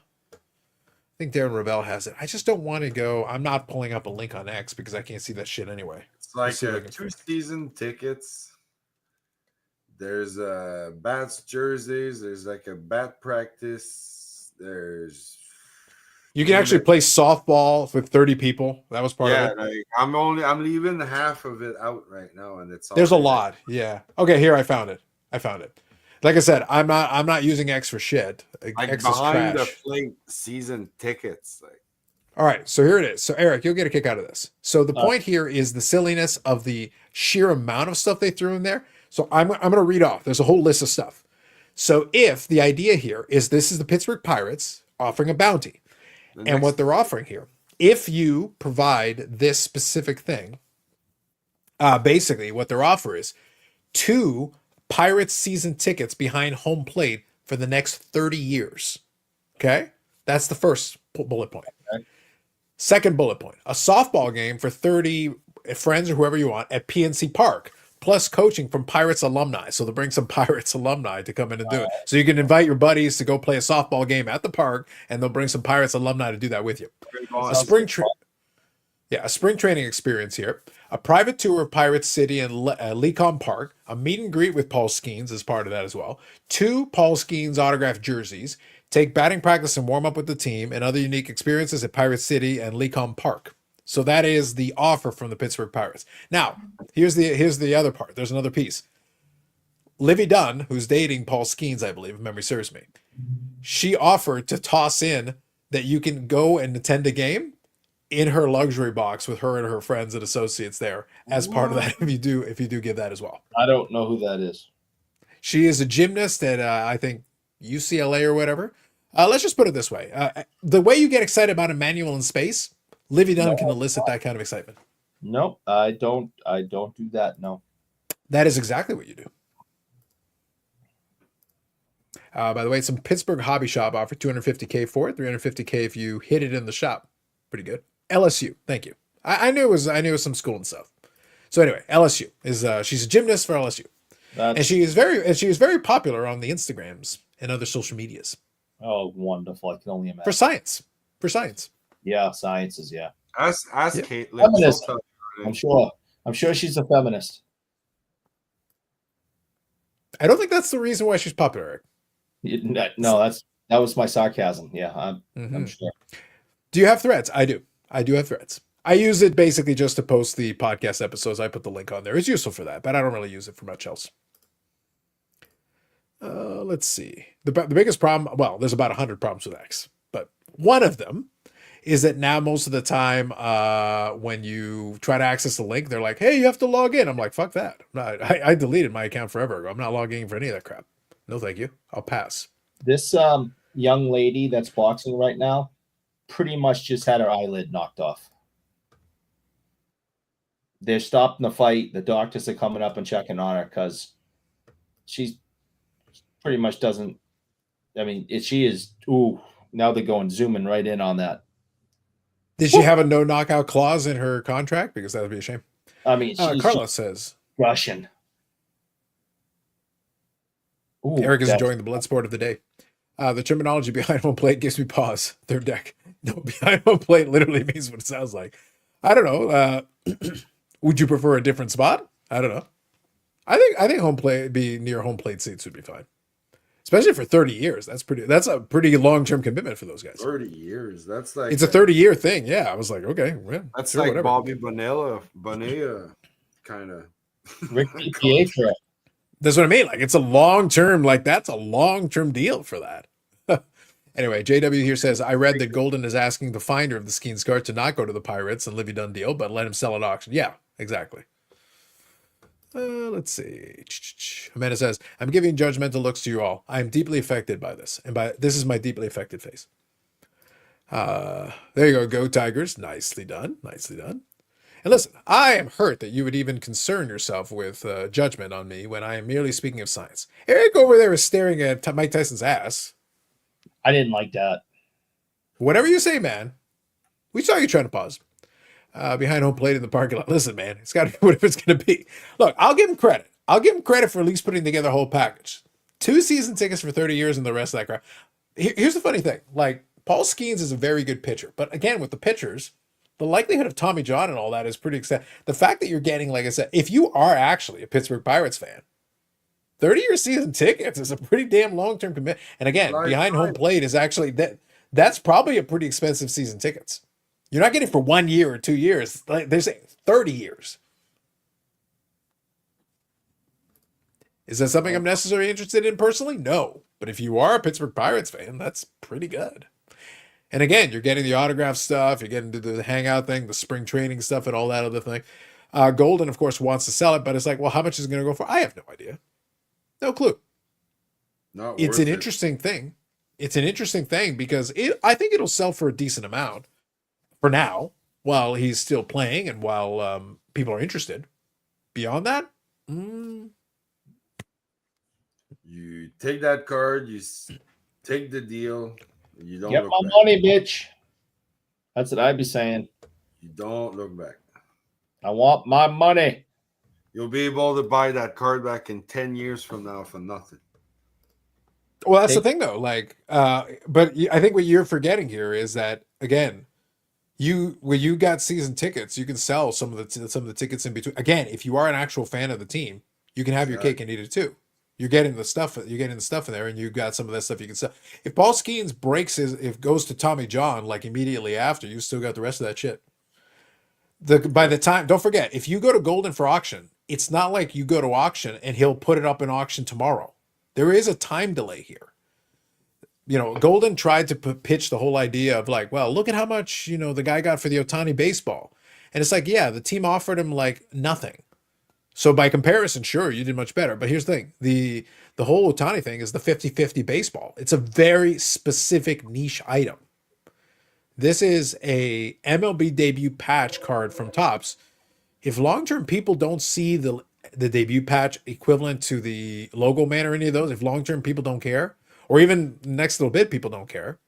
It's not going to work. Or the 79 O-Peachy thing. What if the winning bidder doesn't pay? And you have to run it back. You've lost the window where this was as interesting as it could have. I don't know what's going to happen in auction. Maybe it'll work. Back for what? Because he paid some, right? He didn't. Nope. You should have watched my video on it. He lied. He was sitting on a third line. He didn't pay a dime. Nope. He got the bro price plus tax. He literally didn't pay anything. Heritage is like, you didn't pay shit, sir. You're like Eric paying his bills for grading. You didn't pay. Don't lie to the people. I'm gonna pay. I'm pissed. Oh, you're paying every time we make fun of you. But no, actually, he didn't pay shit. That was the thing that they Heritage actually went in and said, like, no, we've been trying to get him to pay. We've been trying to accommodate and do whatever. But yeah, he hasn't paid us anything. So finally they got frustrated, and the family that was consigning it finally said, fine, just put it back up for auction. I think they're going to get murdered. I don't think they're going to lose a lot. They're going to lose a lot compared to them, because there is going to be interest. Let's get this right. And I want to touch on this briefly. There's still going to be interest. There's still value to it, but the original bidder is the one who pushed it to that final number. And you can be like, well, what about the underbidder? Well, the underbidder is going to be like, well, if the top guy didn't pay for it, I was willing to go to like 3.6 or whatever it ended up being for him, the previous bidder. But at the same time, it's the third bidder that you should be concerned with. How far was the third bidder willing to go? Because if the third bidder tapped out at 1.9 million or 1.8 million, that means the high bidder only needed to go to 2, not 3. That's a big difference. That means they could have been like, yeah, okay, fine, but I'll take my chances, put it back up for auction. I'll be the high bidder, but it's going to be way lower than last time because there's nobody else who's coming in over the top. It was the one guy and him kind of going back and forth, pushing it up. If the third guy isn't close or comparable, you're going to see a big drop off in that price comparatively. A couple of $1 million is still a lot of money, no doubt, but it's not the same as 3.72 million. Big difference. So we'll see. I don't know. But the first guy took him for a ride, and whatever that difference ends up being, here's what's interesting. Whatever that difference ends up being, I'm curious if they didn't pursue it legally because they didn't want to get the case. And if you watched my video, I touched on that. I wonder if pursuing it legally would tie up the case. And that would be something I wouldn't want. I would still want to sell the case. But this is where maybe you retroactively go back and go, if it doesn't sell for anywhere close to the first time, then you go back and say, you cost us this much by doing this nonsense. Because at the time we had a bidder who was at least willing to go to a certain amount, and now we had to wait all this time, and now it lost the momentum. There'd be an argument for that. Like the Tom Brady lawsuit. You cost us a lot of money because of your nonsense. But I'm glad you brought this up. Our friends at Sports Collectors Daily have an article on that. And it turned out the judge said, no, didn't really cost you that much at all. You get nothing. I haven't talked to Eric. When did that come out? Allow me. I'm glad you brought this up. Allow me to go to the article. I will include the article in the description for you guys. So this is an article from November the 10th. So not long ago. So it's just this past week. So here it is. After Tom Brady's signing fiasco in Miami, collectors still looking for answers. So I'm thinking about doing a separate whole video about this because I actually only got a chance to read this a little bit yesterday. So it is pertaining to what we're talking about with the infamous autographs and everything. So here it is. There's one of the autographs. There's the cleats. And so this is the one we're talking about. Now, I want to scroll through. It does break down everything very nicely. It's actually a pretty good summary article to get you refreshed on this topic. But I want to skip ahead, and I want to see if I can find it here. Signing gone wrong, blah, blah, blah. I want to see here. There was something very specific. This is one of the points I wanted to make here. Brady signs items for $4,000. Game use memorabilia carries a $10,000 fee. That was one of the points I made initially where I said, like, look, you're looking at like getting it for a third of what is normal. That seems, that would set off alarm bells to me prior to any of this. It was a loophole, no question. Yeah. So it talks about specific items and everything. I just want to scroll ahead here. Big expanse. Bear with me a moment, folks. I want to see if I can get it. It does list the items there also, just in case you're curious on some of the specifics here. Let's see here. Litigation. Here we go. Within a week of the event, Miami, Jarrett, Nazareth, and Wagner were referred to a Florida law firm with experience in working cases involving celebrities. Over 5 months, Jarrett and Nazareth discussed scenarios where they sued Anzers and Exima, Brady, or both. But Jarrett and Nazareth increasingly felt it would be a difficult case. After all, Brady had signed their items, and it would be difficult to argue any intentionally malicious destruction of property. That's the intent is the key piece here. Ultimately, the firm wanted a $50,000 retainer, plus a contingency fee for any monetary wins. The three men countered with a higher percentage, contingency but a low retainer, but the firm declined. At the same time, Wagner was talking to a prominent Boston-based lawyer. The lawyer agreed to work on a contingency basis, but after a month, he told Wagner there wasn't a case. The lawyer was working out for a month, and he came up with 3 things we could go after him for, but then it said they're not valid points. He said if this ever goes to court, there's no case. Now it appears a lawsuit won't happen. Yeah, So there you go. I'll have to check in. The guy's name is also Eric. I'll have to check in with him and get his take on it because I haven't talked to I him. would have dropped the case right then by the name of Eric. Yeah, we're done. Over. And I have no interest in what this Quebexican has to say. Wow. there it is. Yeah. So here it is. So Paul's saying so this is about Paul Skeens thing. Here's the thing. I don't think it's a terrible offer because, to be honest, look, I think the gimmick is cute. I don't care about the MLB debut patches. I wouldn't give you $50 for the damn thing. Great deal. I don't give a shit. Like, again, but if I was a Pirates fan, like, I'll take the 30th season tickets and the rest of that stuff. Like, it's not the Ohtani 50-50 ball. Golden is trying to equate it to the Ohtani 50. It's Paul Skeens. Paul Skeens hasn't actually done shit. Not a damn thing. See, Eric is enjoying his appreciation. He's skipping ahead. Don't skip ahead in the comments. I'll get there. Don't skip ahead. Yeah, I don't think it's going to go that much, to be honest. I'd be shocked if it went for like a crazy amount. Again, literally, you're one Tommy John away from no one giving a shit. Paul Skeens doesn't hit. So Ohtani can go and hit. Paul Skeens can't. If he blows out his arm, it's worthless. Maybe Livy Dunn signs some of your stuff while you're in the booth. Maybe at least you get something out of it. Eric will buy all your Livy Dunn merch for like thousands of dollars. He's very excited about it. I don't even know who that is. Again, after you're finished watching Emmanuel in Space, we'll send you some materials. You'll be fine.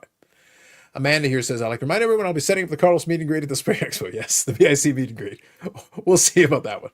That's going to be, usually those things last like an hour. That is going to be a lonely hour for us sitting at a table with nobody coming by. Well, the problem is it's the Spring Expo, so you're not going to be there. So it's going to be like literally, what happened? Why is no one on the expo floor? Oh, for God's sake. Listen, guys, I'm going to start signing this TB. That's all I'm going to do, just TB. There you go. Just to speed this along, just to speed this along. I don't got all day, folks. I don't got all day. Eric is a very ignorant individual, very ignorant soul. Yannick and I have been laughing about that all day. I'm trying to figure a way to bring it up. Quebexican. I'm trying to figure out which part of it you think is the offensive part. Go on. It isn't. We had a good laugh earlier. I think it's funny. It is hysterical. I was watching some Canadian comedian, and I was sending him clips. It was on Instagram, and I was sending Yannick clips. And they were trying to figure out a measure system and what was the difference between a fuck ton and a shit ton. Oh my God, it was hysterical. They are technical measurements. Oh. So yeah, here it is. So Paul Skeens has done shit for part of one season. Yeah, that's basically it. Like I'm looking at it right now. He's got a good no doubt. Like look for a rookie, 11-3 and a 196 ERA is tremendous. Low it really is. Low ERA. Yeah, like it is tremendous. But that's why I said like it is a total of 23 starts. That's not motivating me to spend hundreds of thousands of dollars on his card. But it's impressive, like no doubt.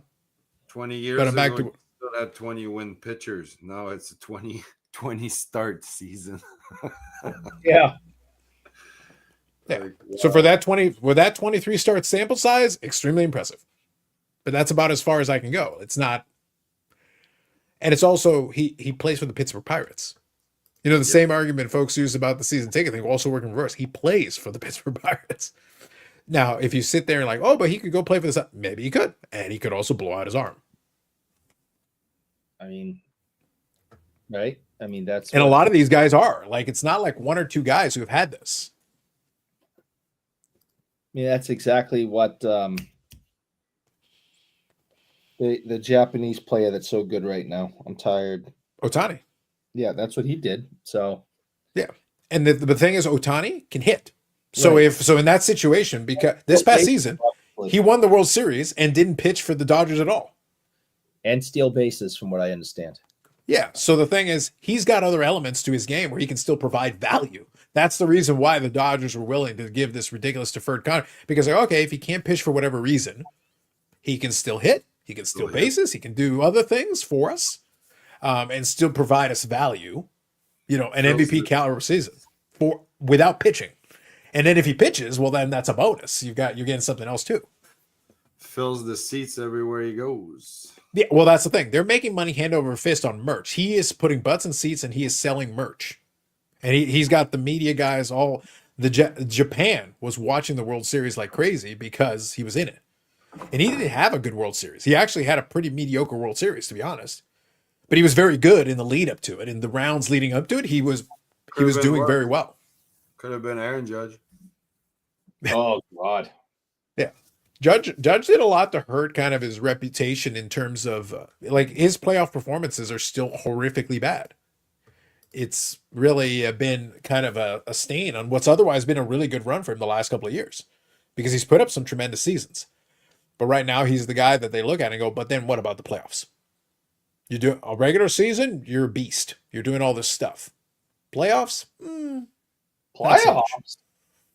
Playoffs.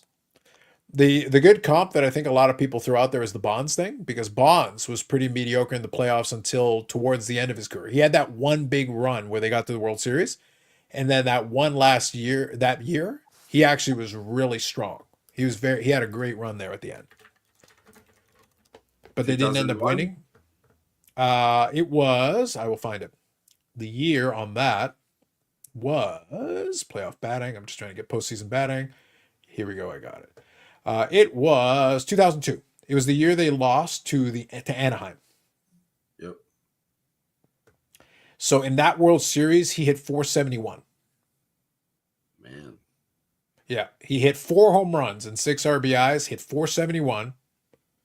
Like he had 22 total bases in the 7-game series. So he performed very well in that series. That series kind of it didn't erase the rest of his rest of the years that he didn't perform that well. But look, he hit 471 in the World Series. At least that's something. That'll do. Oscar Hernandez, he had a great series. What was that? I said, what about the Oscar Hernandez? He had a great World Series. There were a couple of guys who had ridiculous series this past year. They were really good. Like it was nuts. Toronto, Yep, the rally monkey did him in. That is true. But that's when Anaheim didn't have to deal with Fish Boy, so that's why they were able to win. That was huge for them. Yeah, Freddie Freeman tied the RBI record for the World Series in 5 games. That is true. That is true. Freddie Freeman, though, by contrast, so in contrast to what we're talking about with Judge and Bonds, Freeman has actually been really good in multiple playoffs. Like he's actually been killing it. Yeah, he had already a World Series with the Braves. Yeah. Like 2-3 seasons ago, I think. And now what he just did this one, that's the guy's unless something goes terribly wrong, he's a Hall of Famer now. Yeah.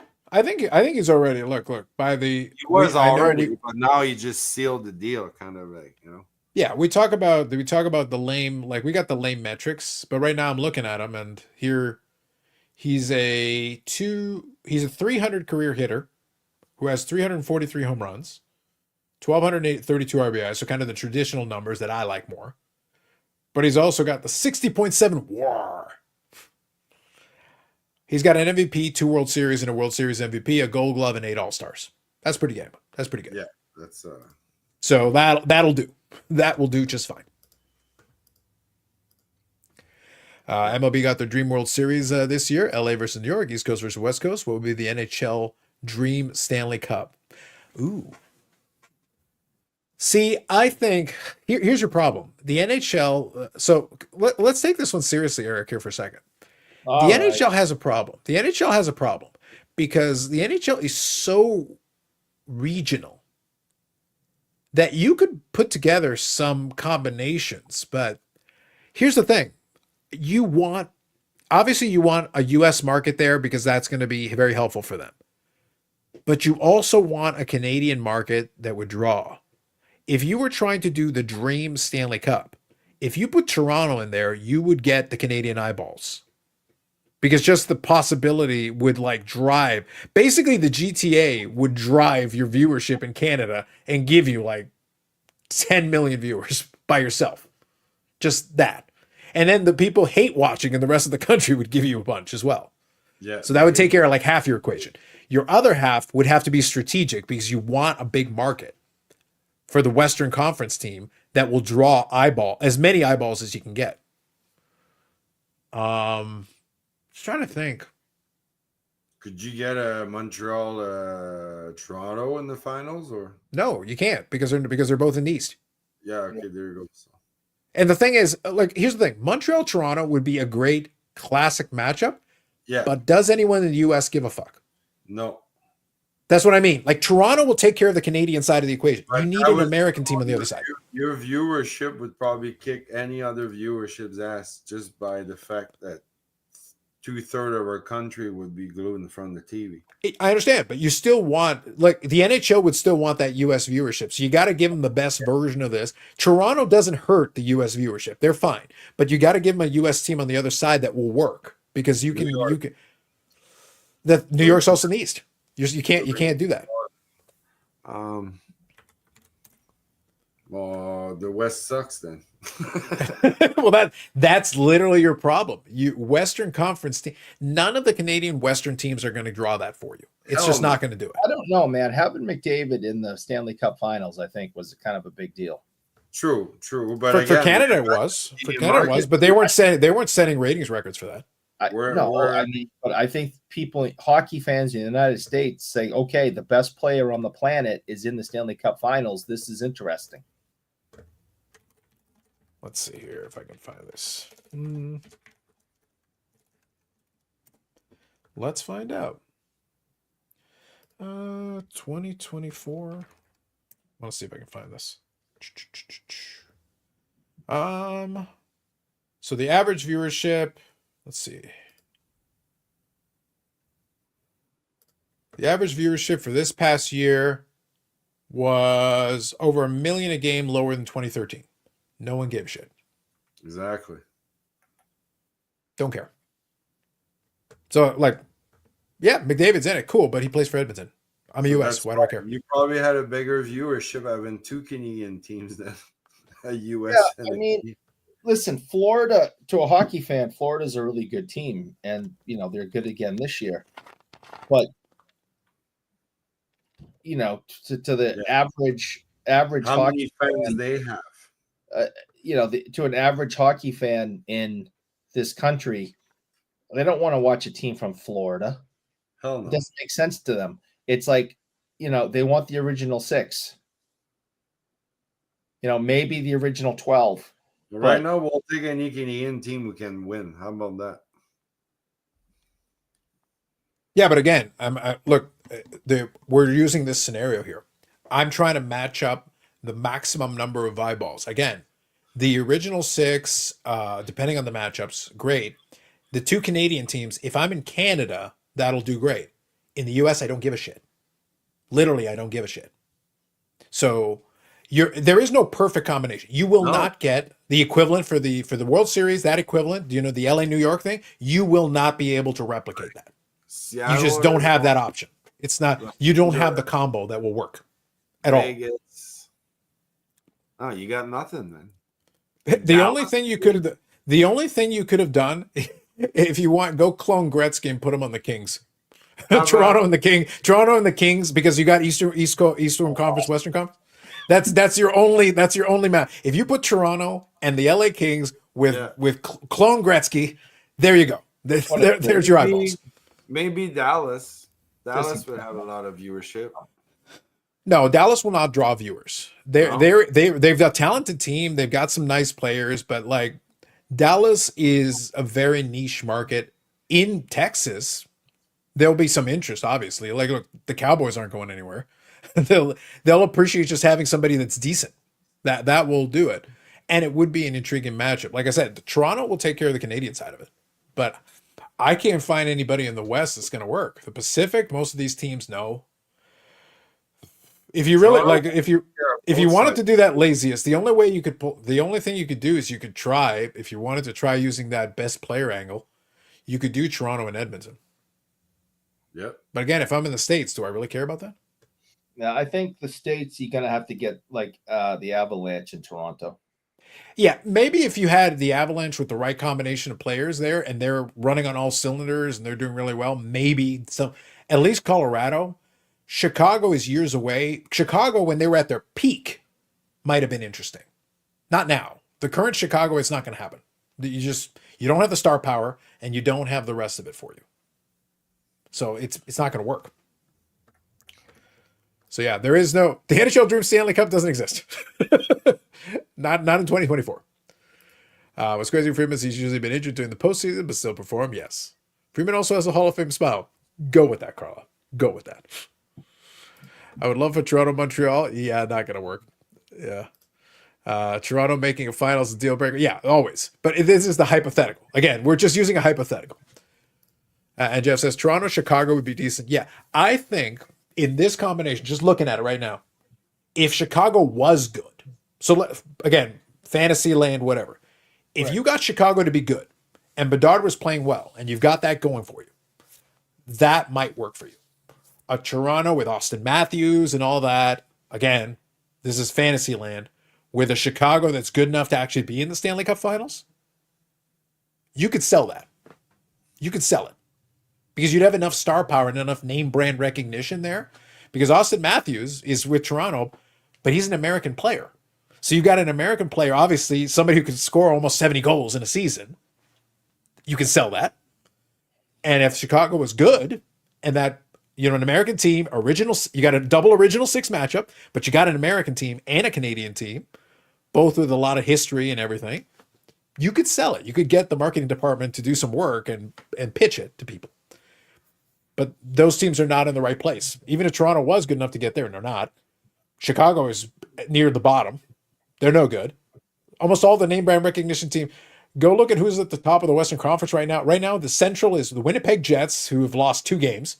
Right. Minnesota and Dallas. Then Colorado. Then Utah Hockey Club. Like, those are your top 5 in the Pacific, in the Central. Right. Yeah. Pacific, you got Vegas, you got LA, you got Vancouver, Edmonton, and Calgary. Those are your top 5 there. Boring. Not great. Boring. It's a tough sell. That's all a tough sell. So I don't know. I think that's honestly part of the marketing problem the NHL has. It's like the NHL is so regional. You don't have the national brands the way you do. The New York Yankees, while they're not the Yankees of old, are still the New York Yankees. You can sell that concept as part of it. It worked for them. And then the Dodgers have a big profile and a history and all that. You can sell that too. And they've been a consistently good team for a while. So you've got a selling point. Plus you had Soto in there. Plus you had Judge, again, leading into it. So you're able to sell these stars. You had these star players on both teams that you could sell for star power. In hockey, they don't market the stars like that. If you didn't want to go with that, and yeah, I think Toronto, Chicago out of our scenario is the max. If they were good enough and they were at their apex, and you didn't want to go with a Toronto, if you didn't want to do the Canadian team and you wanted to try, you could have put Pittsburgh in for the East. When Pittsburgh was good, Crosby and Malkin and those guys, there you got some star power over there. If Pittsburgh was the right team, you could try Pittsburgh and Edmonton. So Crosby on one side, McDavid and Draisaitl. Crosby, Malkin, McDavid, Draisaitl. Yeah, you can market. It's still not ideal, but at least you've got name brand recognition. You've got name players on the two teams. That would, again, you're thinking PR. If you're thinking marketing, you need stars. Stars are your selling point. With a lot of these teams, you don't have the star power.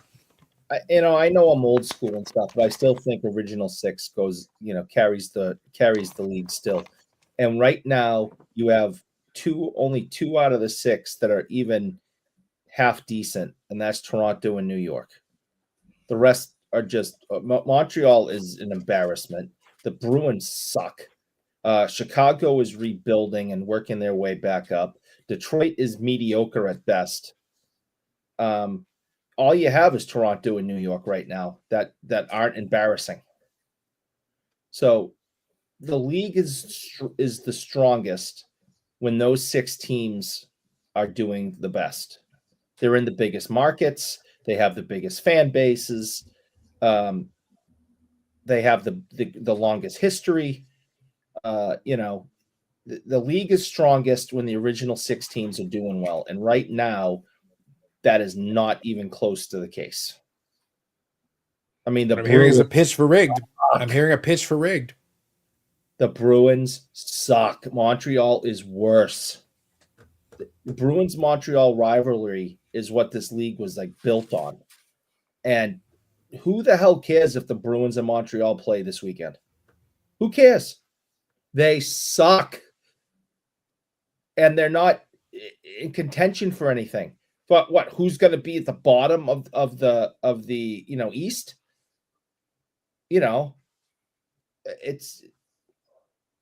It's not good for the league when the six teams aren't doing well. I've always felt that. I think that's true. I think a lot of people believe that. You don't have that doesn't mean original six has to win the Stanley Cup every year.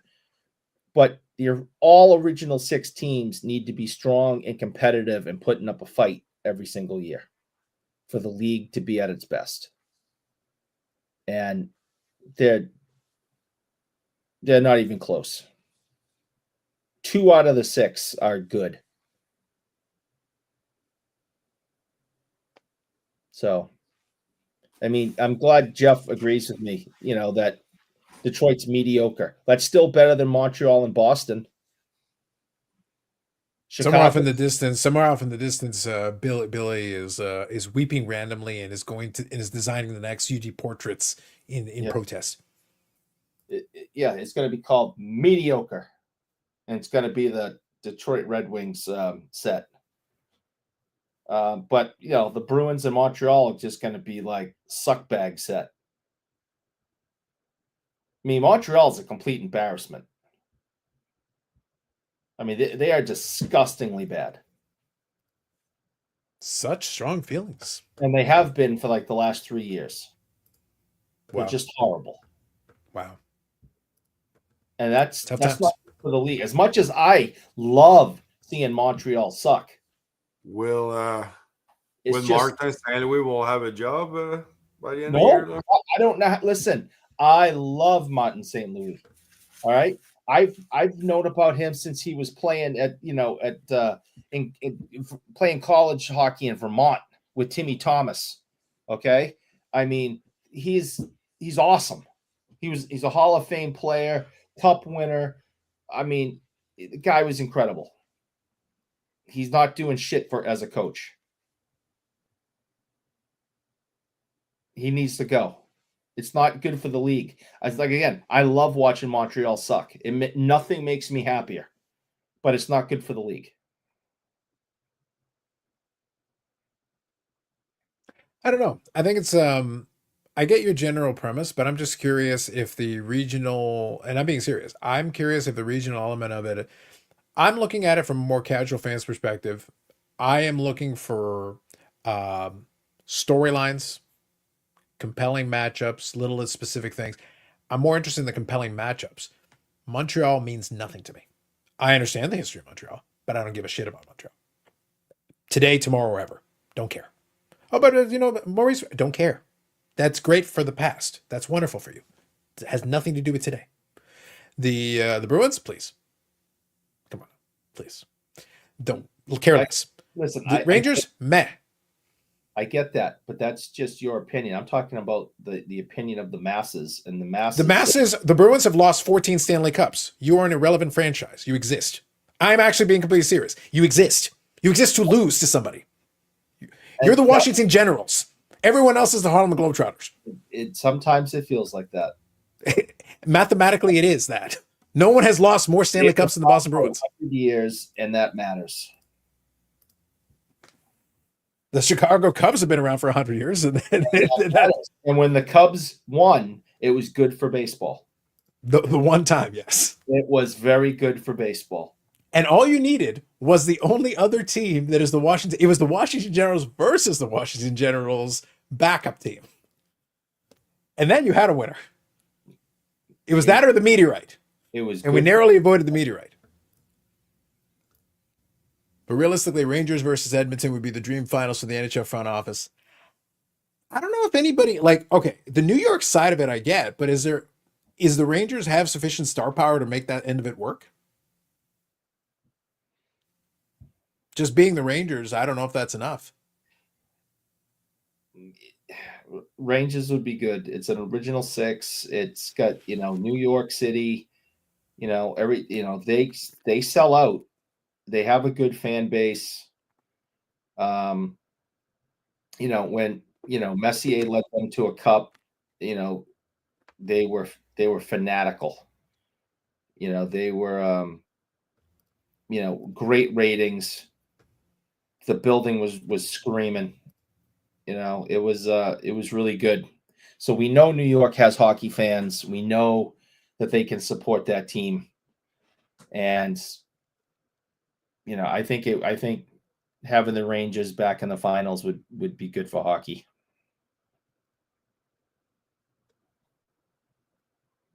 But Toronto in the finals would just blow. I mean, it would just be incredible for hockey. There'd be nothing better than to have the Maple Leafs in the finals. From the financials, from the eyeball standpoint, yeah. Yeah. But that is mainly because Ontario would tune in and the rest of the country would hate watch. So you'd be set. You'd be set. So you'd have all these people rooting against them and sitting on the edge of their chairs hoping that everything goes wrong for them. But the other half is thinking the opposite. So you're getting the ratings, you're getting the fans, you're getting people talking about hockey. Having Toronto in the finals would be the best thing for the NHL. And I don't think it even matters who they'd be playing against. From the Canadian side of it, yeah. I think that would pretty much set them up beautifully for that.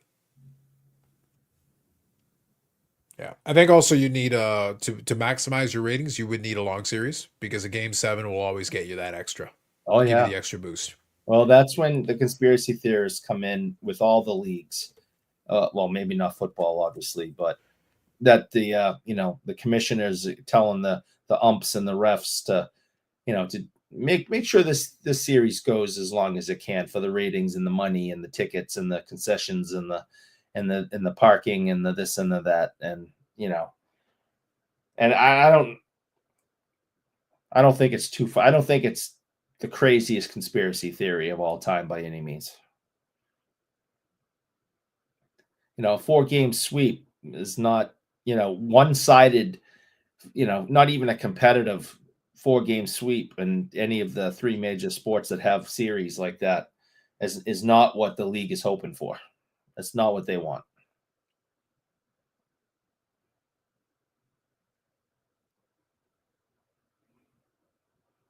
I think this is so Jeff, this is what works into the original 6 era is kind of a funny misnomer. Speaking seriously, the original 6 era is funny because reality, it's Toronto, Montreal dominating the majority of it. Yeah. And then from the US teams, Detroit is the only team that really legitimately put up a fight most of the time. The rest of the time, Chicago, New York, and Boston would compete for scraps. That was the majority of the time they spent in the original 6 era. That's why you'll see these big gaps. New York, when in 94, New York had to break. You know, it was, I think, 1940 and then 94. So it was like a 54-year drought where they didn't win anything. Boston, long droughts, like long stretches where they don't win anything. 72 to 2011. Yeah. And then before that, you know, there'd be little runs there. But, you know, go look at the 60s. Go look at who won all the Stanley Cups in the 60s. How many American teams you see on there? Not a lot. So even the original 6 era, the Leafs won the last original 6 Stanley Cup. And in the 60s, they had a pretty damn good run. Yep. And then go back to the 40s, the 30s, you know, there's a lot. Montreal won a whole crap ton there. Montreal was dominant in the 70s. And then you started getting the dynasties after that as well. So Montreal dynasty, you had a bunch there. But if you go back to the 60s, you find little pockets there. Here and there, here and there, here and there, little pockets. But then, yeah, most of the American teams during that run, Boston, New York, Chicago, not a lot going on most of the time. There'd be these little here and there, interspersed, and then there'd be these gaps. And then for some reason, I feel like I'm constantly forgetting the 6th team: Boston, Chicago, New York, and Detroit. Well, sorry, Detroit. So there's the 4th one. But Detroit is the one who, for the most part, would at least win a couple here and there, and then after the fact, Detroit would win some more. But yeah, the bunch of them didn't win a lot. And then post-original 6, that's where it started to kind of open up a little bit. Montreal still had their run in the 70s into the 80s. And then after 93, that's it for Montreal. All the Canadian teams basically take a breather after 93. Nothing happens. But then you kind of split it up. It's kind of, there's actually a fair bit of parity. There are a few teams that had some runs, but a lot of teams just kind of randomly would have a little run here and there, and it was tough to get many Stanley Cups in a row, or even within a short period of each other. So Paul here says, what's your oldest couple of hockey cards, Eric? I think you've answered this one before, but do you remember? Yeah, I have a bunch of 51 Parkhursts, you know, kicking around, but I think probably the oldest one I have is nowhere near what Yannick has, but it would be probably this 33 Dick Clapper. That's probably the oldest one. Yeah, that's probably the oldest. 34. Yeah. It's in pretty good shape. I'm happy with it. So Aubrey Dick Clapper is probably the oldest one I have. And then the next one up is like 51. You know, I don't know. They're around here somewhere. Like, here's a Milt Schmidt 51 Parkhurst. Milt Schmidt. I got a few of stuff like, see, this is. What about you, Carlos? Let's say, what's your oldest? 51 Johnny Pearson. Oh, it's what, hockey? Well, let's say hockey, yeah. Well, because baseball for me, it's easy. I still have C2 with 6s. So for baseball, I go there. Don't remember. I don't think I had any earlier than that. I looked into getting an old Judge or two, but that's something that never materialized. Something I would be interested. I would be interested in having one, just because some of the pictures on them amuse me. So I'd be like, I'd almost want to grab like a funny one that has a weird pose. Be kind of fun to have. But it would be just like that. It'd be like a type card. Yeah, there's some weird ones there from that period. That's kind of a fun one. It's like a newer piece for me. Unfortunately, I don't think we can see properly, but we can see a red glare. Man, look at that red glare. Yeah, that's red glareness. That's not so good. But basically, this is a ticket to be admitted to a game, a baseball game.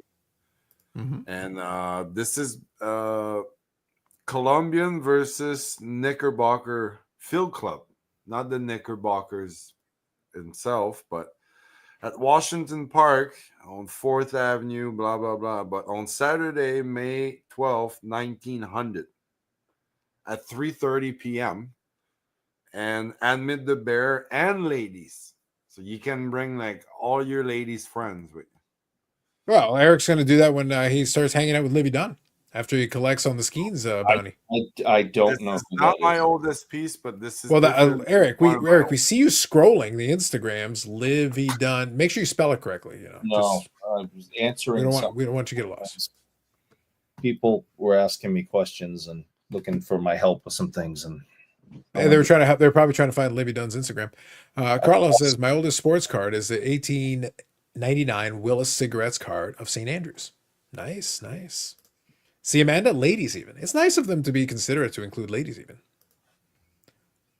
Now, I think we have answered this question before, but I'll ask it from Carlo here. It says, if you go back in time, the ocean. Once again, the ocean. That's exciting. So it says, I don't remember the answer if you did. If you go back in time and watch one game live, what would it be? So I think, Yannick, I believe we answered this question before. I think maybe it was more precise last time, like what sport or what, Now this is like in general. This is what game would you go back in time and watch live? So for me, I'll make it easy. For me, I have two choices. And like I said, I think we've answered this one before, but for the hell of it, for me, it's two choices. I wouldn't go back to the far, far, far past unless it was like for the novelty of it.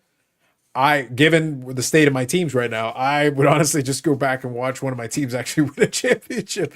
If I could go back and watch a game live, like I would like to watch the Carter home run in '93.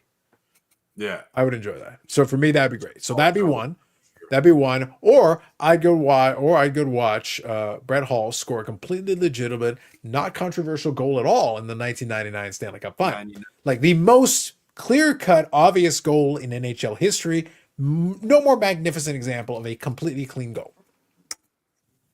Moi, chef's kiss. Not chef's kiss.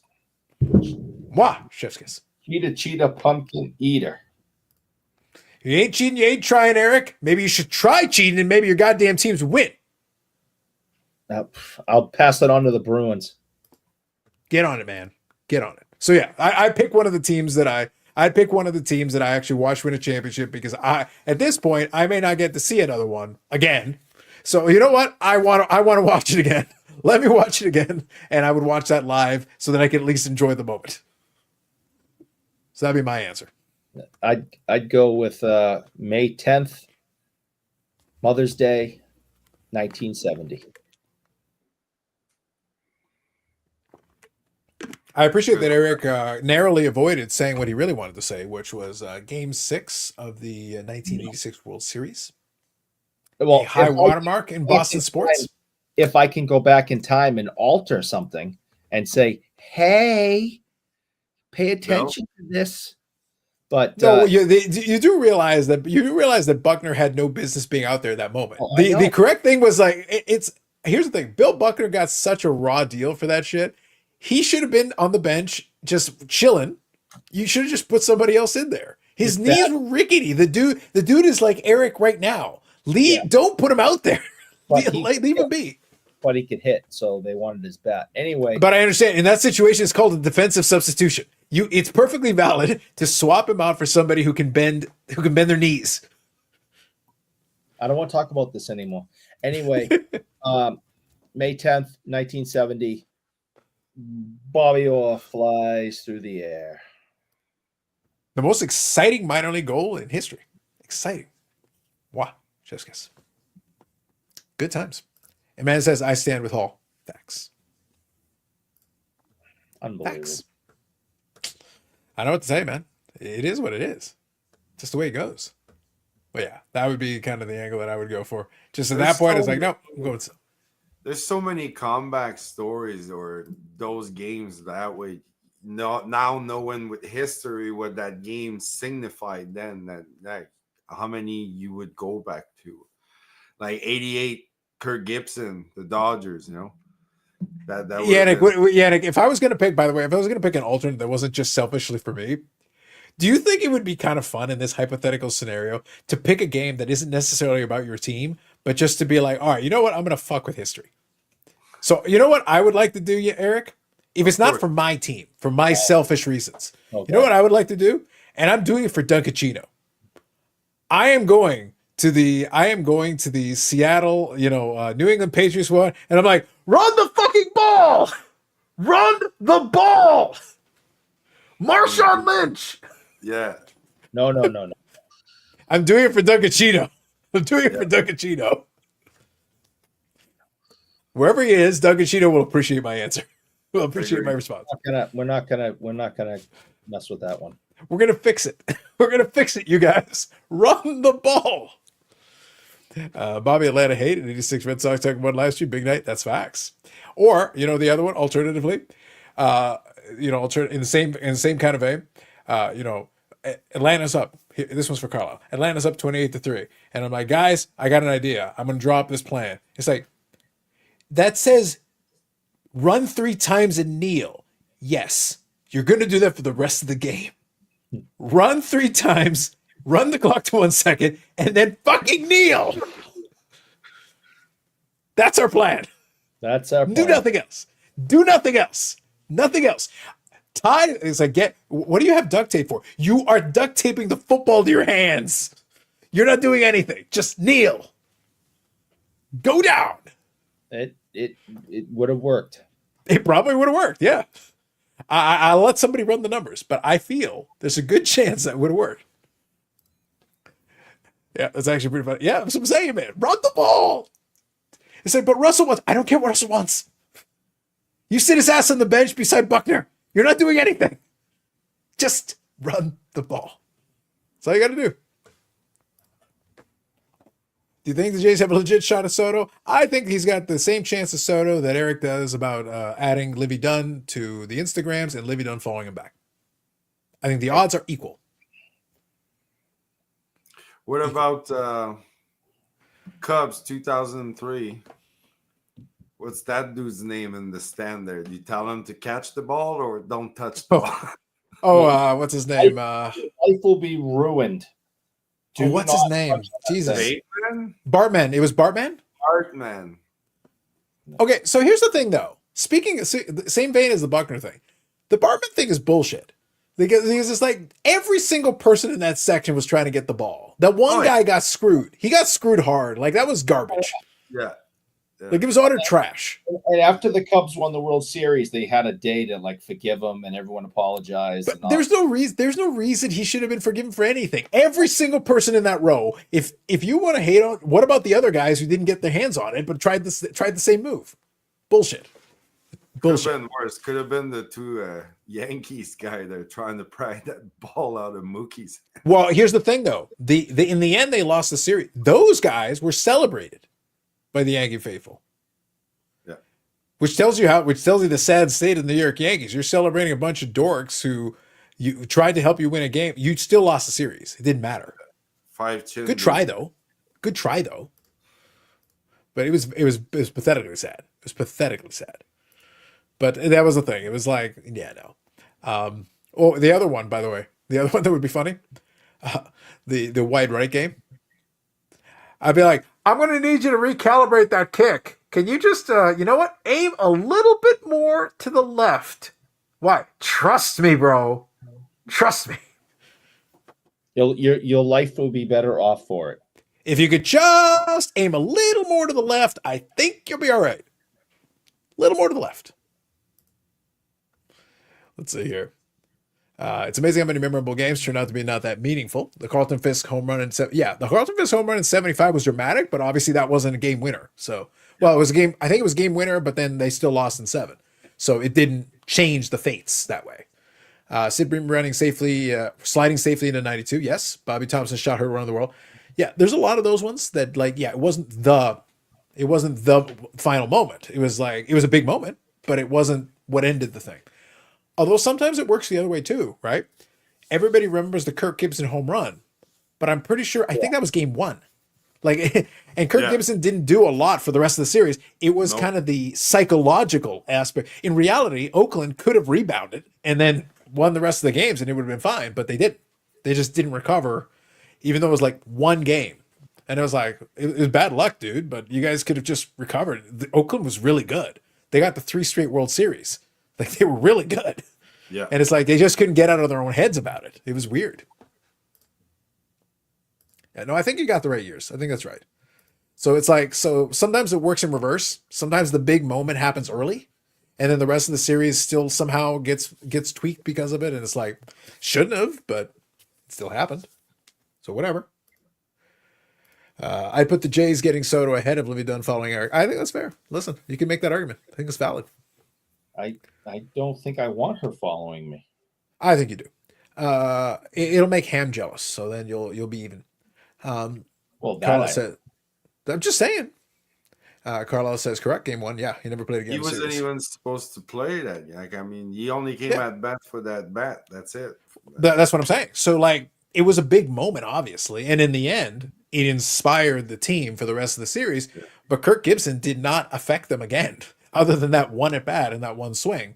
And in reality, if Oakland had just rebounded, they could have won the rest of the series, and it wouldn't have mattered. And no one would have cared, really. It would have been like, oh, that was a cool moment, but it didn't matter.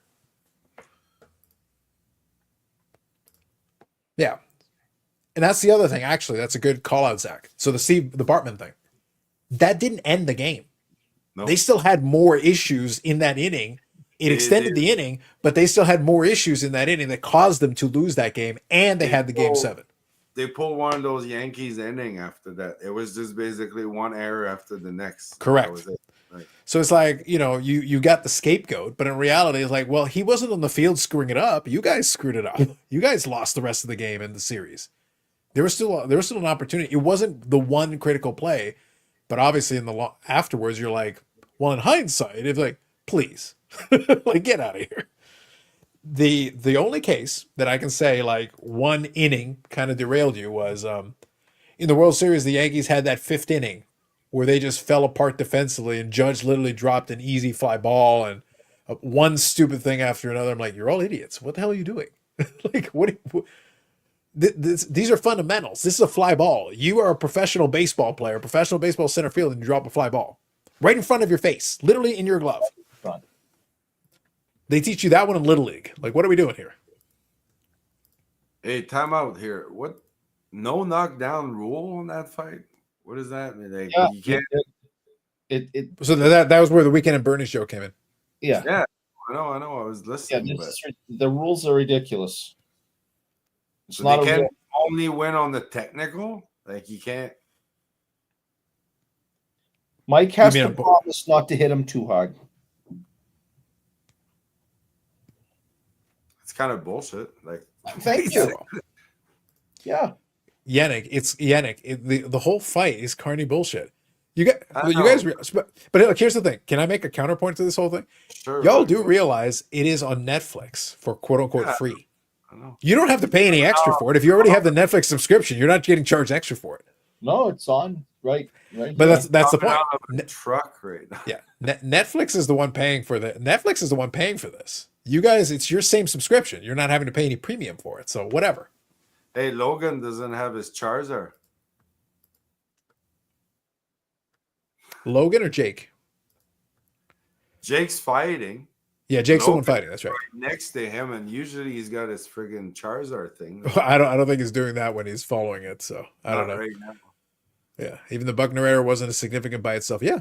If they had played better, because I think there was still a bunch more stuff. I think the Buckner error cost them that game. Game 6. That was Game 6. That's what I'm saying. Yeah, but then you play Game 7 and whatever. It's fine. Champagne, everything was ready with all the tarps and everything for the. Well, I think maybe teams should hey guys, just hold off on that until you're done. Yeah, finish first. The players are going to celebrate on the field for a couple minutes anyway, so you got a little bit of time. Basically, every Game 7, when you think about it, there's obviously a winner and there's a loser, but at the end, like, pretty much all the gear, everything is out to celebrate, and obviously the team has to roll it back up, pack it up, and bye. Where's all that merch goes? In the trash, or no? They send it. They send it to poor countries that believe there is a country right now. They're in the third world where they are there celebrating the 1986 Boston Red Sox World Series to this very day. Yeah, to this very day. Boston Bruins merch of all the losses they have. I've seen pictures of people people wearing, the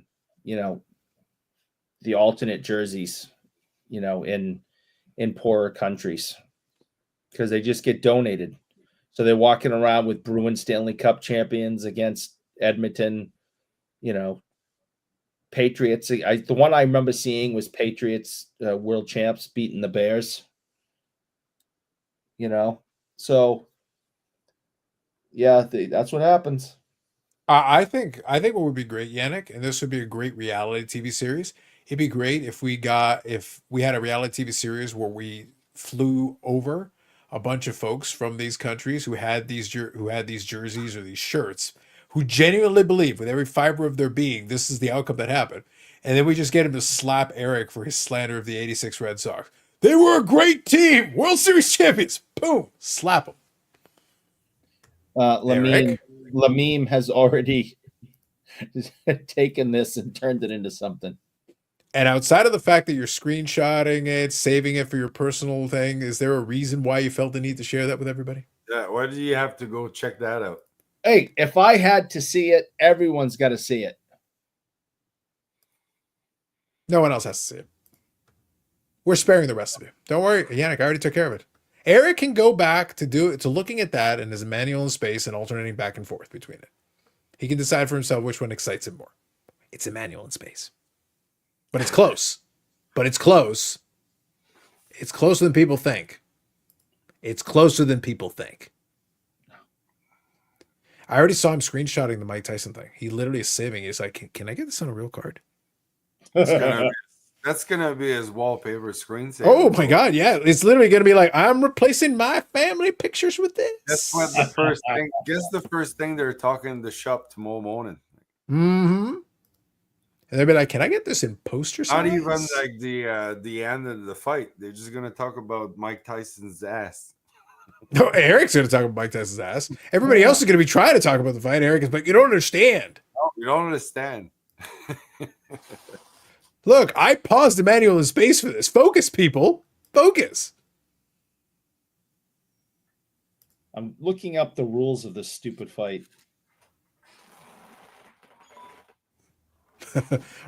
As in Monday Night Raw? No, I haven't. I know they moved over to Netflix like soon. So I'm guessing they probably did a redesign, but no, I haven't seen it. I haven't been paying attention. I'm assuming that's what you're talking about. So, but no, I haven't caught it. Is there anything really weird about it? Most of the time they kept it pretty basic. The changes have been very minor the last couple of years. So I'd be curious if they had anything more wacky. Oh yeah, interesting. Oh, let's see. Can I find it here? What if Mike Tyson knocks him out? What's the lawsuit after that? Yeah, I know, right? Well, they just said there, the guys were talking about it. He said apparently they would forfeit the purse, but at the same time, like, look, Mike Tyson, he can. Let me put it this way: whatever money he would lose in the purse, he would get. Like, people would do a GoFundMe. People would do a GoFundMe and we'll give you double. I want to see it. Hit him, just hit him. Oh, people want to see. We lose nothing. Kill this kid. I want him to rip his Eric, head Eric, off. this is the point I'm trying to get at. I'm serious. If he hit him and forfeited the purse, literally it'd be like, we're starting a GoFundMe. Eric, this right here is a bipartisan issue. We need to get this man his money. Absolutely. Look at him coming in. Whew. It's for the betterment of all. Good evening, sir. Lapper Hockey Card Flips. Good It was evening. nice to meet you. Yep. Forgot the first name there, but There you go. Just looking here. I watched live when he bit Holyfield's ear off. Like, I watched that live. Well, there was a time where there were watch parties all the time for that stuff. Oh, that was huge back in the day, man. I remember we had to like walk around in 3 different establishments, let's say, to find like the screen to watch the fight. So, well, here's a question. Let me ask this, and we can we're approaching the 4-hour mark, so we'll wind it down shortly. Here you go. I like this comment. Nice to meet you too, Yannick. Eric dodged me. Eric dodges a lot of people. Oh, He's a dodger. I know he texted me the whole time. He was like, "Is that Lapper?" I said, "Yeah." So I listen. Well, you can both go screw, and so can he, because Wow. I talked to him Thursday night at Jeremy's dinner. No, that was that was the networking event. You were out there being an influencer. Doesn't even count. And I saw him then. Wow. So, that was Bob Jackson. Bob Jackson. The only thing Eric can't dodge is the ground when he crashes his bicycle. Fair. that's a good point. Can't dodge this. God. All right. So Lyle, I'm due. yeah. So here, I've got a legitimate question that I want to ask you both, but I'm going to quickly grab a refill before I do. But let me pose a quick. I'll offer this to the audience that may be interesting because obviously I skipped it because I have dignity. But I know for a fact that 2 people on the screen attended the networking event and presumably did some networking. I saw an image where I saw Yannick, I saw Eric, and I even saw Billy over the side of the image. So there was the networking. The networking's happening. So I will allow, while I'm getting my refill and everything, do you want to share anything from said networking event other than you dodging people? Eric and or Yannick. I open the floor to you. Food. I did hear about that. So go ahead. Share while I'm getting my refill. There's free food. Yannick, I'm sure you at least stared inappropriately or talked to someone while you were there. So there, you got to do a little better than that.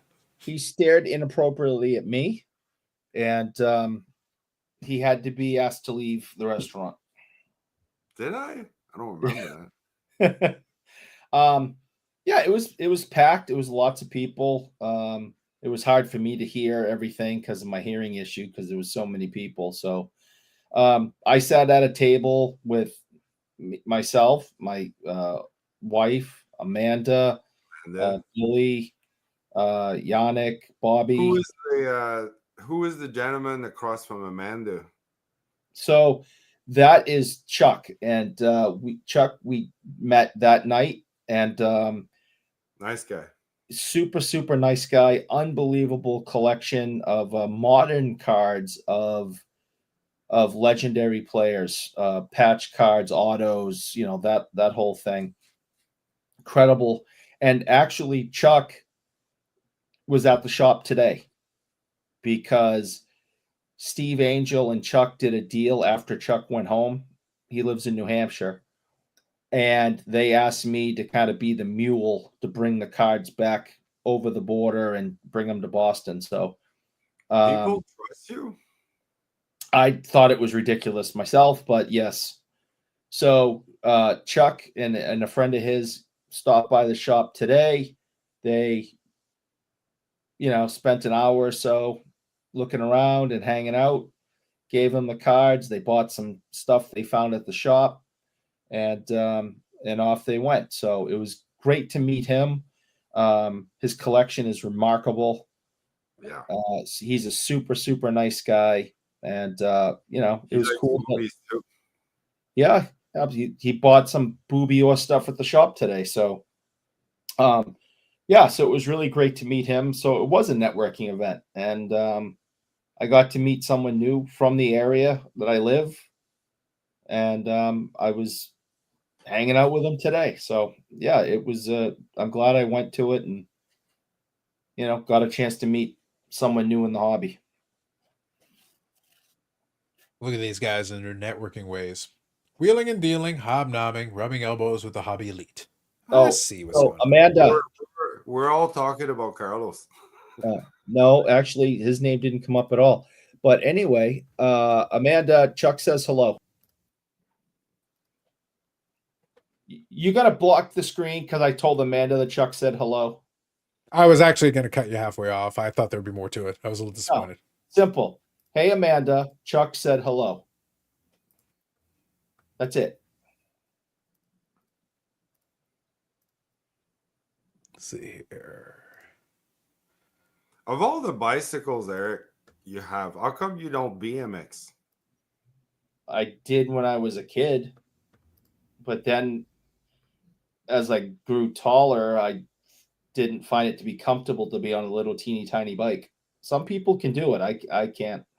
So you decided to get on a bigger bike, little tires and wearing tights.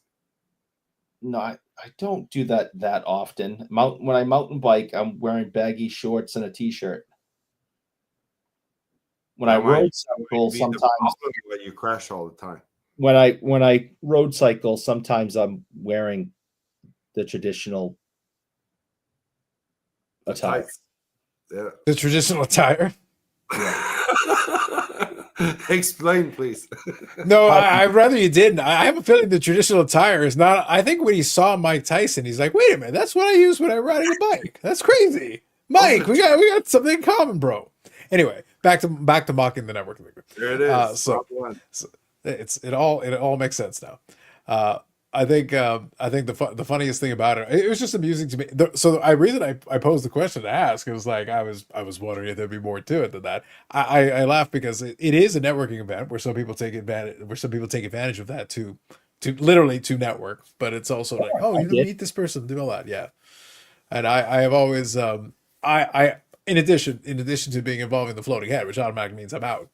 But in addition to it, I'm like, I don't care about networking. I don't give a shit about that stuff. If I'm around and people are there, then that's great. But otherwise, I'm like, screw that. So even if Floating Head retired and they gave it to somebody else, I'm still not doing that shit. Well, I'm glad I did. I met a seems like a pretty cool guy with an incredible collection. Doesn't live that far from me. So that was cool. That was the whole point of doing it. I wouldn't have seen Lapper at all because I don't think I saw him at all at the show. I think it might be the only time I did see him, if I remember right. I don't know. Well, you were busy ducking him. I wasn't ducking him. Maybe I saw him one other time. I don't know. The whole thing was a blur. But when we sat down with him on Saturday, you were working. Oh, okay. So, or working. Yeah, I was gonna say quotation marks is probably more valid. Yeah. Yeah, right. I worked my ass off for 2 days straight. Helping the janitor. You can play hate all you want. I'm not playing hate all I want. Somebody was hanging out with Brian Trottier, and it wasn't you. You were going around. So I'm back to my original question. So I'm back to the traditional. Speaking of traditional attire, I'm back to the traditional question. So when you're saying hanging out with Brian Trottier, is this another janitor, another man who was sweeping floors? Like, how many of these guys you got on the Rolodex here? I met a lot of people that I haven't met in the past, and got tons of autographs from people I haven't had before. And, if I pause him there, Yannick, it's like I met a lot of people I haven't met in the past. Well, I can manage that. Listen, if you go to the GOAT train, I can show you a lot of people you haven't met in the past. If you want, you can get their autograph. It's not going to do you much good. I reconnected with some other people that I am friendly with. Not friends. I'm not saying that I'm friends, okay, but that I'm friendly with and know. And I was able to see Tim Thomas and talk to him for a bit.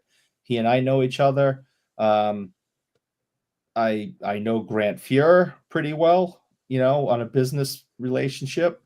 Saw him at the restaurant Saturday night and talked to him, and then saw him Friday night at the restaurant, and then I saw him Saturday morning at the show and helped him do a signing. So it's always good to see him. Andrew Raycroft, former Bruin, and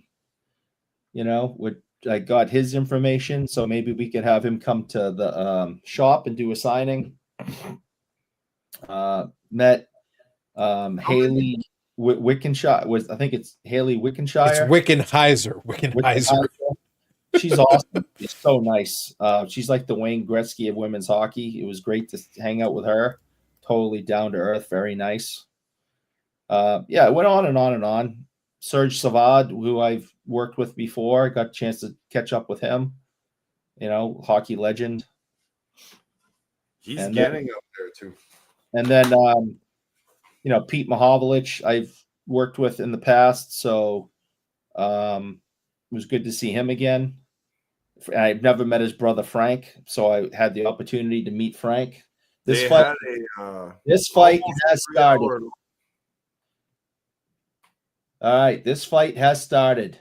So for the record, as a quick aside, I know they do this all the time, and the UFC used to do this a lot. I don't like putting the main event past midnight. That's silly. No. Like at a certain point, it's like, guys, just get on with it. Let people. I understand it's Friday night and Saturday morning, but like, just get on with it. Especially something that's probably not going to last that long. Like, you don't need to drag it out to midnight just for whatever. Mike is still fast, man. He threw that right. Is fast. Yeah, He was doing some he was doing some training. He was doing some training, and he was doing some training for it. And the thing is, I'm sure if he's not expected to box multiple rounds, he's probably fine for a short run there. I'm confident he can still throw a heavy punch. I'm not worried about it. 8 rounds of 2-minute rounds, 8 of them. I would be very shocked if they got past 4. No matter what happens. I would be very surprised. This is the thing. Like, I wasn't going to reactivate Netflix for this. I don't give a shit. It's like, I'm not that interested. So real quick, since we got that, so while you boys are watching, is they're live watching the fight. Let me pose a question to the chat as well, real quick, and we'll wind her down a couple minutes here, but we may as well, since they got the fight on. We'll see if we get the conclusion of it. You're obviously watching this on Netflix right now, but you guys were mentioning, so Yannick was talking about the old Tyson fights and how people would go out of their way to find places to watch the fights and everything. Oh, yeah. I used to do that with old UFC cards. That was a thing that my buddies and I like to do. We like to, Boston Pizza would actually have, or as Eric likes to call it, pizza. They just limit it to Boston. Yeah. There is, Eric. It just says pizza. When you're there, it just says pizza. That's just to simplify. But anyway, so the Boston Pizza would have the nights where they would show the UFC pay-per-views, and you could go there and get a table ahead of time. And then when you went out there, you would be able to order food ahead of time, but you could also order like a gigantic beer thing, and then everybody at the table could share. So it was a better deal overall. But did you guys at any point, do you guys do any of those events at kind of the bars to watch a game? Was that a regular thing for you guys, or what was your maybe a favorite one? Depends of the era, but yeah. Let's say even before the 2000s and the late 90s, you had to go to either a tavern. Yep. Or the other place, the other establishment that was, people don't realize that you could get any event on the screen. Well, that's where Eric goes and gets his traditional attire. Yeah. But they don't need a lot of fabrics, so usually that's the best place to go get it. That I'm talking about that we used to go was there's girls dancing. And then somewhere on the back there's screens. Yannick, I knew exactly what you were saying, and that's why I said, where Eric gets his traditional attire. There you go. Yeah. So yeah. When I'm in shape, I look good in that stuff. When I'm not in shape, not so much. Well, you are in a shape. It's a very round shape. I'm less round than I was. Yeah. At least you got to do what you got to do, man. You got to do what you got to do. But I think, but that was kind of what I was thinking about when you brought it up earlier. That I was like, I kind of miss those old UFC. Unfortunately, the UFC cards, I don't like them now. The new ones, I don't bother ordering them anymore. But it was fun doing it when we had a group, because then you could split kind of the beer on the table. So I think it worked out. Say, like, no joke, I would have probably watched half the UFCs between 0 to 100, 0 to 200. Probably I would say a good third to half of them I watched them live in either like bar events or like that was a thing we used to do. Yeah, but it was basically tradition. Because at that time they were spaced out enough that my buddies would be like, "Oh, you want to go see the UFC this round?" Bar for a long time, but then finally when you become older and you got your own place, then it was like, pay-per-view at home with a whole bunch of friends. There's 30 of you watching the fight. Yeah, well, if you got 30, that's a little different. Yeah, there was a group of about 7 or 8 of us. Yeah. And then it was easier because then, we would order it. We were ordered at somebody's place, grab some food and whatever. I was in the Navy then. It was a whole other time, a whole other world. all of a sudden, there's a boat somewhere that is missing people that are supposed to be running the boat. Yeah, what are they doing there? I shit you not, and I can, for hockey, playoff hockey, they would actually stop the boat for a good hour or two so we can actually catch a signal, watch the game a little, and then carry on. No joke. It's the playoffs, man. What you should have done, Stop the war. Hold on. Stop the Yannick, war. what you should have done is you should have picked one of the young guys who doesn't know anything and is stupid, and you tell him, hey, I'm going to need you to position yourself like this so we can get a better signal. Pretend that you're using the antenna, the rabbit ears, and just see how long they'll stand there like an idiot in this awkward position. It's like, you know we're using satellites for this, right? Wait, what? I've been here for 2 hours like this. So See, Yannick, they're starting the third round, and so far, not much has happened. No. I think so did each other. So did I mention that we were talking about carny bullshit here? Nothing was going to happen. It's going to be tremendously. It's picked up a little this round. That must be when Vegas put its money in. It's picked up. Hey guys, we need to end in the third. Ring. They're standing in the middle of the ring. They're trying to hit each other. First 2 rounds, they were feeling each other out. Not much was going on. Here you go. Bob Jackson says, my prediction is to slap the other day was going to be more entertaining than the fight. Probably. Yeah, yes. Like I said, the good news is that at least if you already have Netflix, you don't have to pay extra for it. Unlike the old Tyson days, the old Tyson fights where you'd pay like the full amount, and it was like, wasn't there like was it Peter McNally, Yannick? The one that he killed the guy in 90 seconds? He unfolded his little sheet of paper for the press conference. Hi, I'm Pete McNally. I can't remember where he's from. He's from here. I'm here to tell you that that Eric. Listen, I don't want you to think of me that's why I brought it up, but I knew. Yeah, he's from the Boston area. Yeah, I didn't want to say it. Yeah, McNeely. Yeah. Anyway, Yep. That was funny. Zach says, I agree. White fight at midnight. Love going to UFC fight, but I don't like staying out that late. See, it's okay if you're in Vegas. I would love to do a UFC fight card in Vegas, because then you're actually getting there 3 hours earlier. So the main event is actually like 9 p.m. So you can watch the main event and then go out, get a bite to eat or something.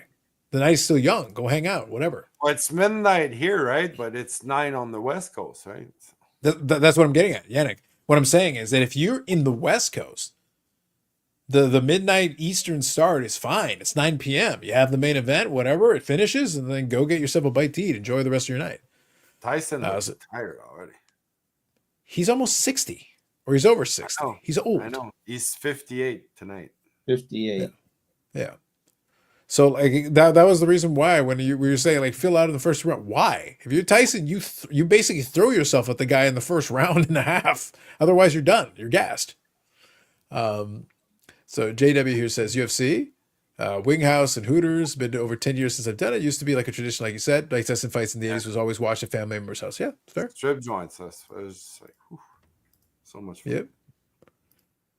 Vegas is so messed up. Sunday Night Football is over by like 8. Oh yeah. Because of the time difference. Yes. Now I got you. Yep. Why Tyson keeps biting on his glove like he's trying to pull his glove down with his teeth? He wants to kill him and he can't. Yeah. Well, they got 14-ounce gloves on. Tyson's used to fighting with like 10. So he's got these big pillows on his hand, and it's like he keeps biting them and trying to like pull his left. He keeps putting his left hand in his mouth, and They should be wearing UFC gloves. Little like. Oh God. Listen, I don't like I said, I would have been interested in this fight if we're talking bare knuckles. Let's go.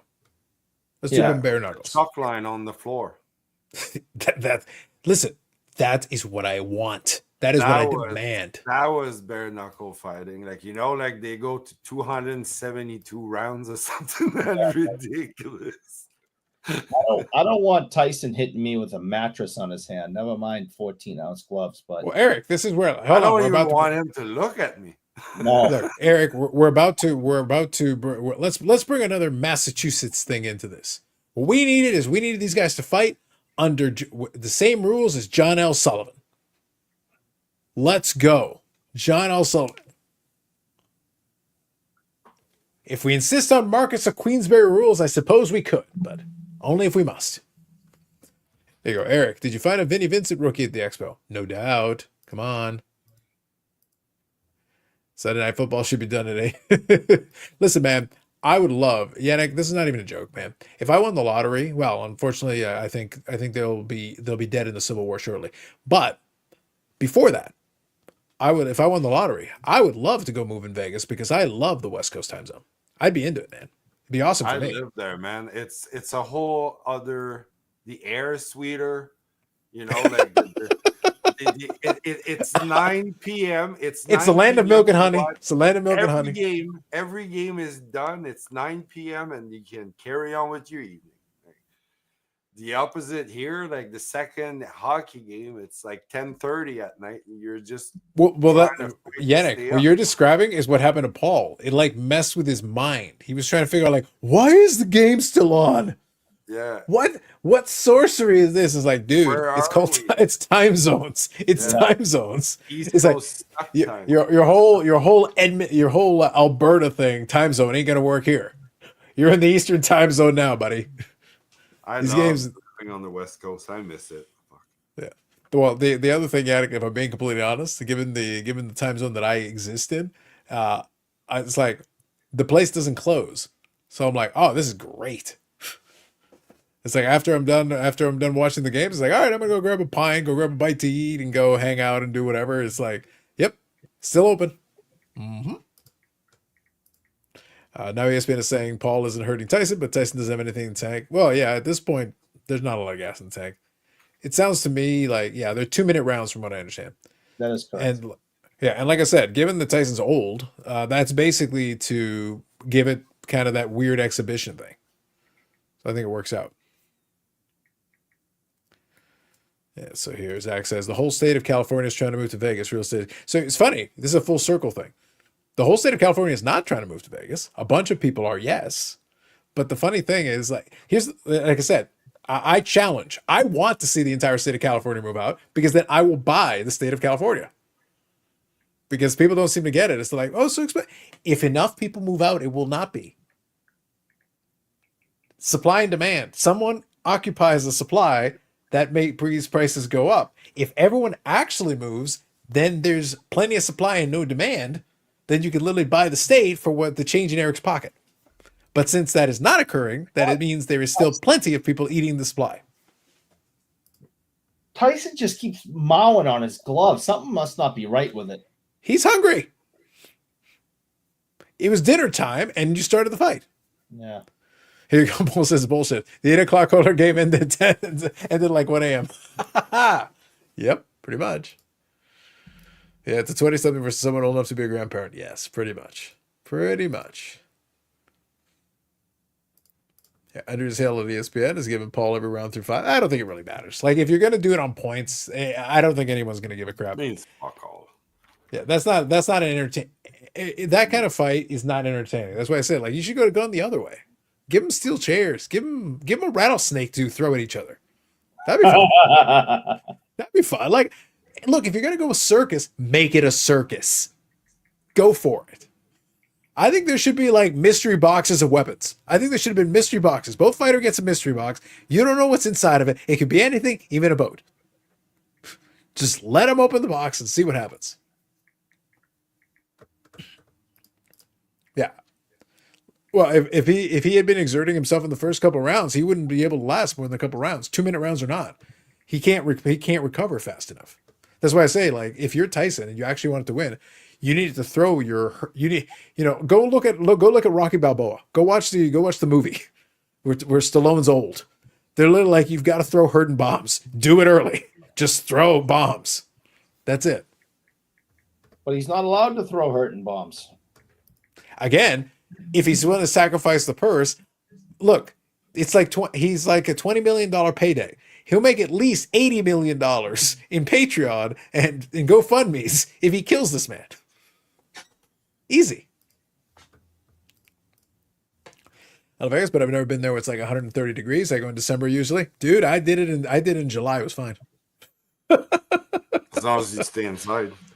No, I was outside, man. Yannick, I was outside in Vegas in the middle of July wearing cargo pants. The locals were looking at me. Fuck you guys. This is a dry heat, pansies. Of course you were. A dry heat. No, that's a true story, Yannick. I got verification on that. That's a true story. That's why I said that explains a lot. Heat, Yannick, heat I can do. Heat I can do. Cold, can't stand it. I was in shorts all last week. I didn't have. Yeah, that was amazing weather. I didn't wear pants once when I was up there. So are we back? Are we back to the standard uniform? Are we? You not wearing pants seems to be like a reoccurring theme there. Eric, what do you have against pants? I don't like them. Uh-huh. Mm-hmm. Confining. Sounds to me like someone is just constantly in a state of Emmanuel in space. That's all I'm getting out of that. No. What I'm hearing. Come on, Mike. Just drop this kid. How many rounds are left? They're in 6 out of 8. Okay. Now I'm curious here. Let's see. Bob says, pants limit his mobility. He wants them short shorts. So it would seem. Who wears short shorts? I wear short shorts. Mm-hmm. Homer does. Indeed, indeed.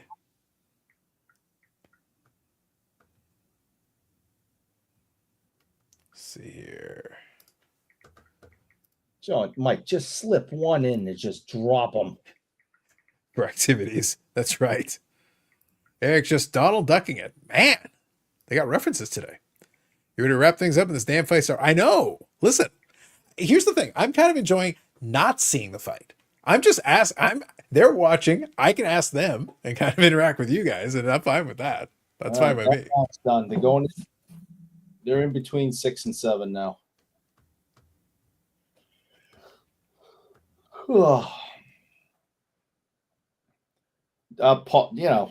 Paul looks exhausted too.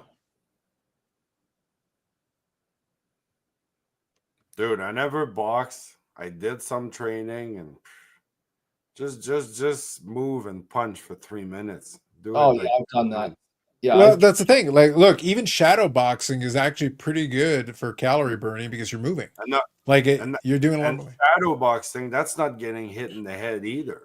That's what I'm getting. Here's the thing. The reason I use shadow boxing as an example is it's just the movement. You're not even necessarily exerting the energy into the punch as you are when you're hitting a heavy bag or when you're moving around, an opponent and trying to focus on what you're doing. Like it eats a lot of calories. That's why those guys are like ripped if they're doing a real training camp. All right. So I just wanted to look it up while I was here. That's so Yannick, fight I ever watched. Oh, dude, it was going to be a stupid exhibition. It was trash. It was never going to be any good. Bite his ear off. Do something. Bite his ear off. We've been down that road, Yannick. We've been down that road before. Come on. All right. So while we were talking about it, Eric, I wanted to do a little hashtag scholarship. 30 seconds. And Eric, I figured it out. The population decimation and decline of California. Since 2020, California's population has dropped barely 500,000 people out of 40 million. Oh yeah, I know. Yeah. Oh my God, it's practically an exodus. My God. Remember, and you can go back and look at the tape. I said I think whatever the topic we were on, I said that's why some people are leaving California. I think it was because of the tax, how expensive it is to live there with taxes. I said some people. Well, no, I understand, but I was poking a little bit of fun. I was poking a little fun because I've watched a lot of YouTube videos, and the thing is that what's the headline? Everybody's leaving California. You mean like 1%? Yeah, not even like 0.1%. Yeah, it's a statistically insignificant number. But I don't know if that is just the everyday citizen, or because a lot of businesses have left also because of the tax hikes, and they've moved their businesses and headquarters to other states. So I don't know if that counts. So that is a general population. And the thing is, there are some of those, but the way it's going to work, like I said, the market economics don't change here. If enough people or enough businesses move and enough money flushes out of it, it actually lowers the price. 1 round to go. And because it hasn't lowered the so- price, real estate and all that is still higher. That's because there are still enough people that are like, yeah, I'll Eric, take it. you're Sure. like 10 That's fine. minutes behind, buddy. The fight's over. Did You I, have to see- I'm not kidding you. The fight's over. did I win?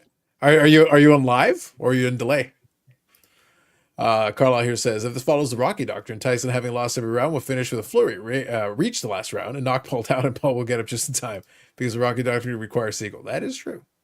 That is true. See, they scored 78-74 right now for Paul. Yeah. Yeah. A lot of turnover in California, and prices kept going up for the most part. Yeah. That's because there's still, like I said, I think people forget, and I'll use a sports analogy. People forget that when it comes to real estate, anything else, it's like ticket prices at a hockey game or anything else. Oh, but there's nobody in those seats. Yeah, but they're bought. They're paid for.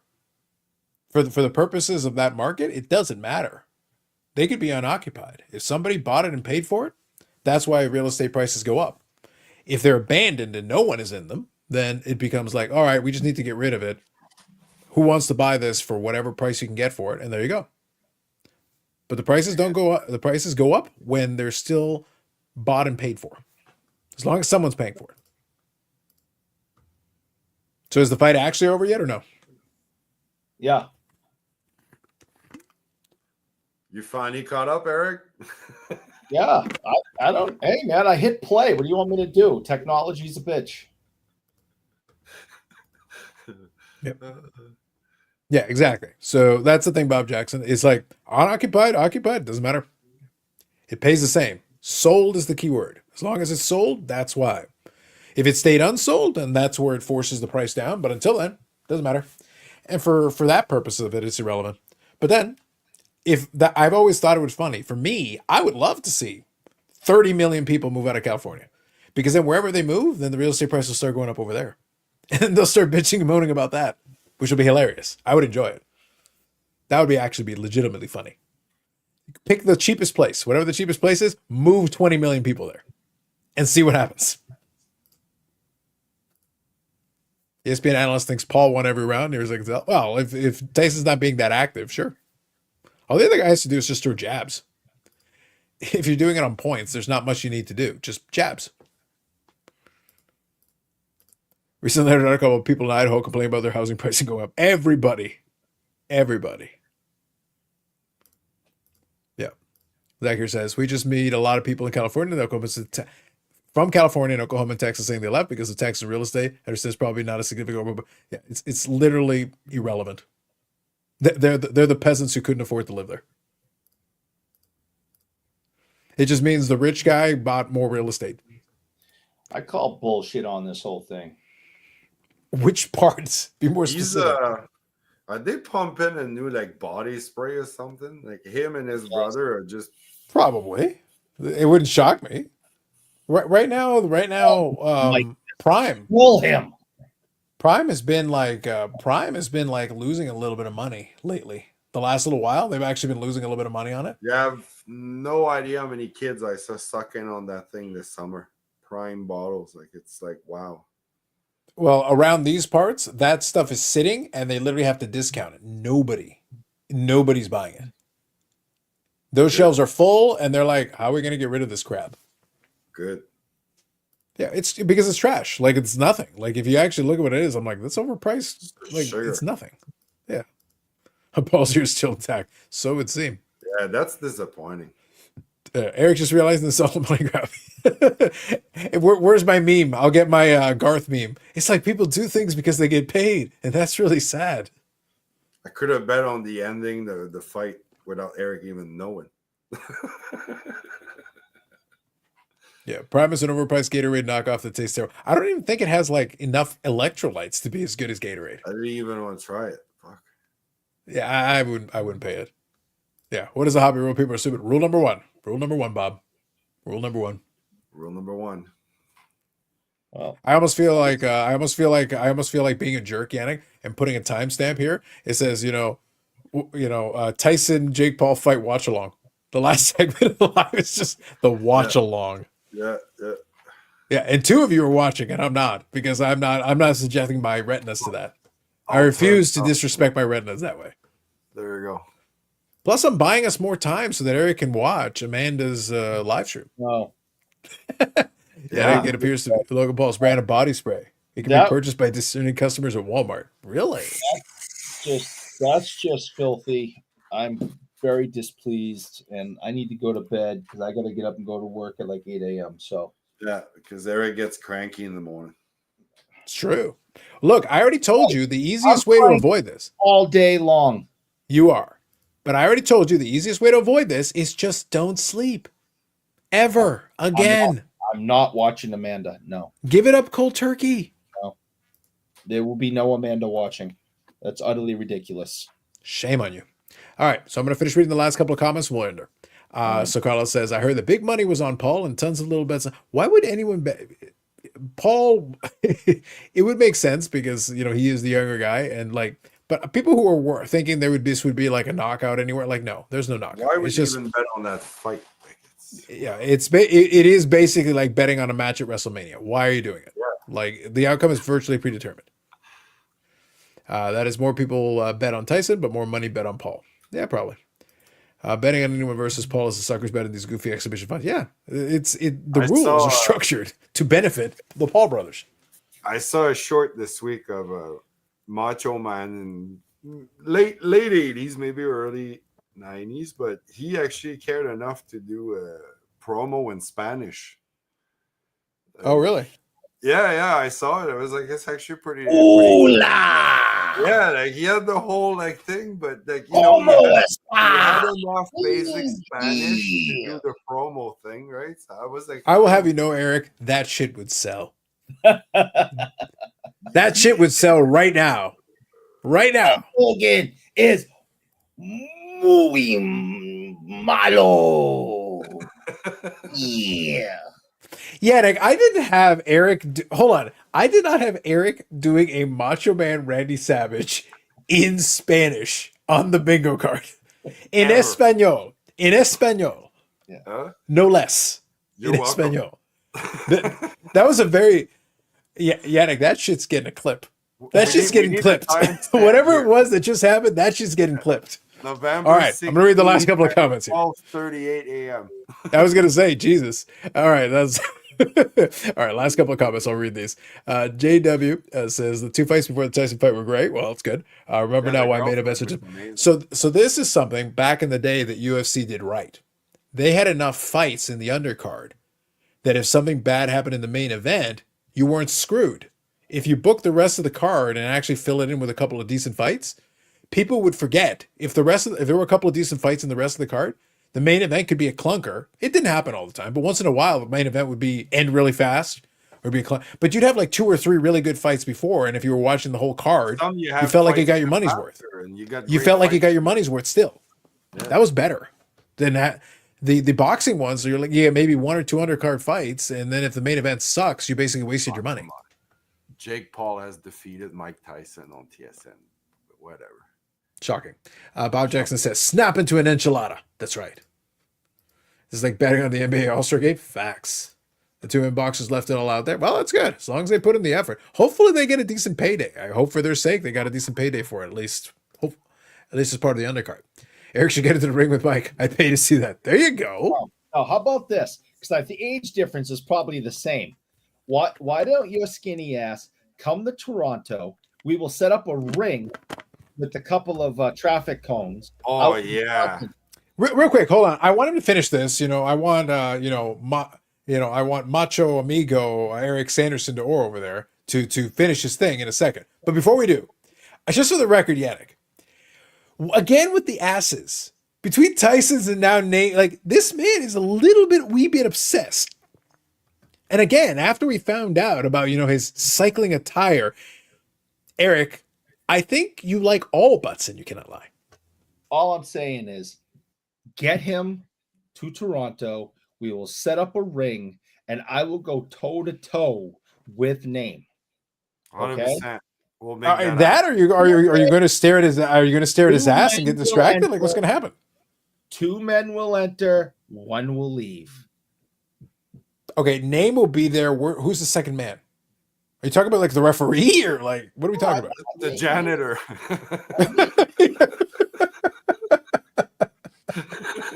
At this point, in terms of parts, if we're doing like a mathematical thing, you got like a fake hip, so that's artificial. At this point, like there's several bionic parts. Like, are you even if we had like a tag where it's like spandex 50%, this material, are you like 8% cyborg, 5% like recycled materials? Yeah, a little bit of that, and then I had Like- a bunch of stuff just taken out of my back in February. So it's So at this point, is it like more like 1.5 men? So 1.5 men will enter? yeah, and only one will leave. Yeah, I'll go. I will definitely. Midgets. Sorry. I will take. Yeah, Yannick. From the town. Yannick, I think. Look, I'd be interested in this fight. I am going to, and I would promote it as Marcus of Queensberry rules, Oh, just yeah. because,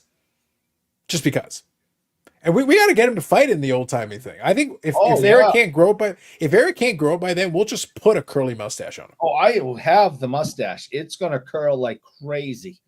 You invoke that John L. Sullivan energy. I'm You gonna be bring all it. barrel chested and stuff, and I will whoop his ass. Eric and Yannick, I am willing to stand behind this.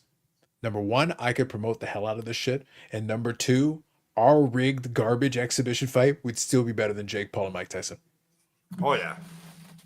100%. Because you better believe I will throw chairs into that ring and things will happen. Saturday I will night guarantee at that. the Expo. Saturday night at the Expo, make that Oh, happen. All of a sudden, it's like, why is no one at the trade night? You don't understand. He's like 6 feet, like 9 inches tall or something, right? So, I got that low center of gravity, uppercuts and stuff. He's gonna have to be hitting down because he's so tall. No.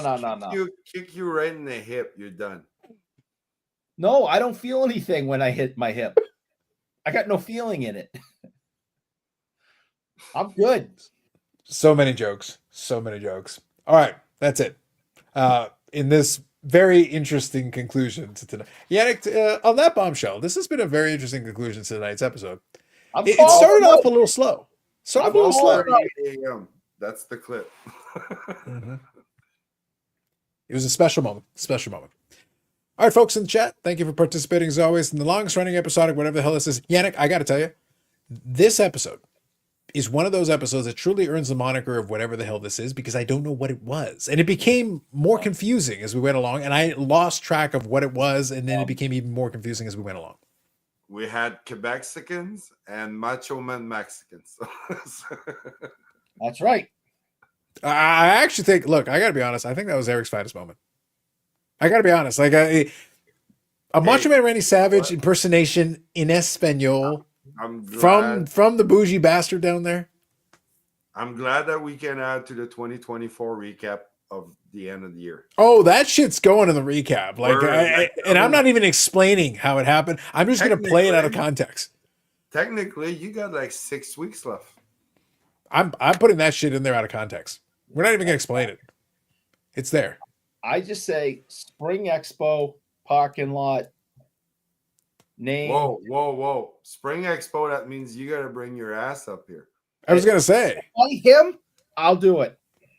Okay. He'll drive 10 hours. I You know will what? Uphill both ways. You know what? fight him. I will go In the parking lot. personally. I will go personally get your ass wherever the hell you're at, and I'll bring you myself if you don't show up. Again, Yannick, don't encourage him. Don't encourage this man in the asses. He's already he's going to tell you he's going to drive 10 hours uphill both ways without pants. That's how seriously he's taking this. And I just Name, I hope you appreciate what you've done.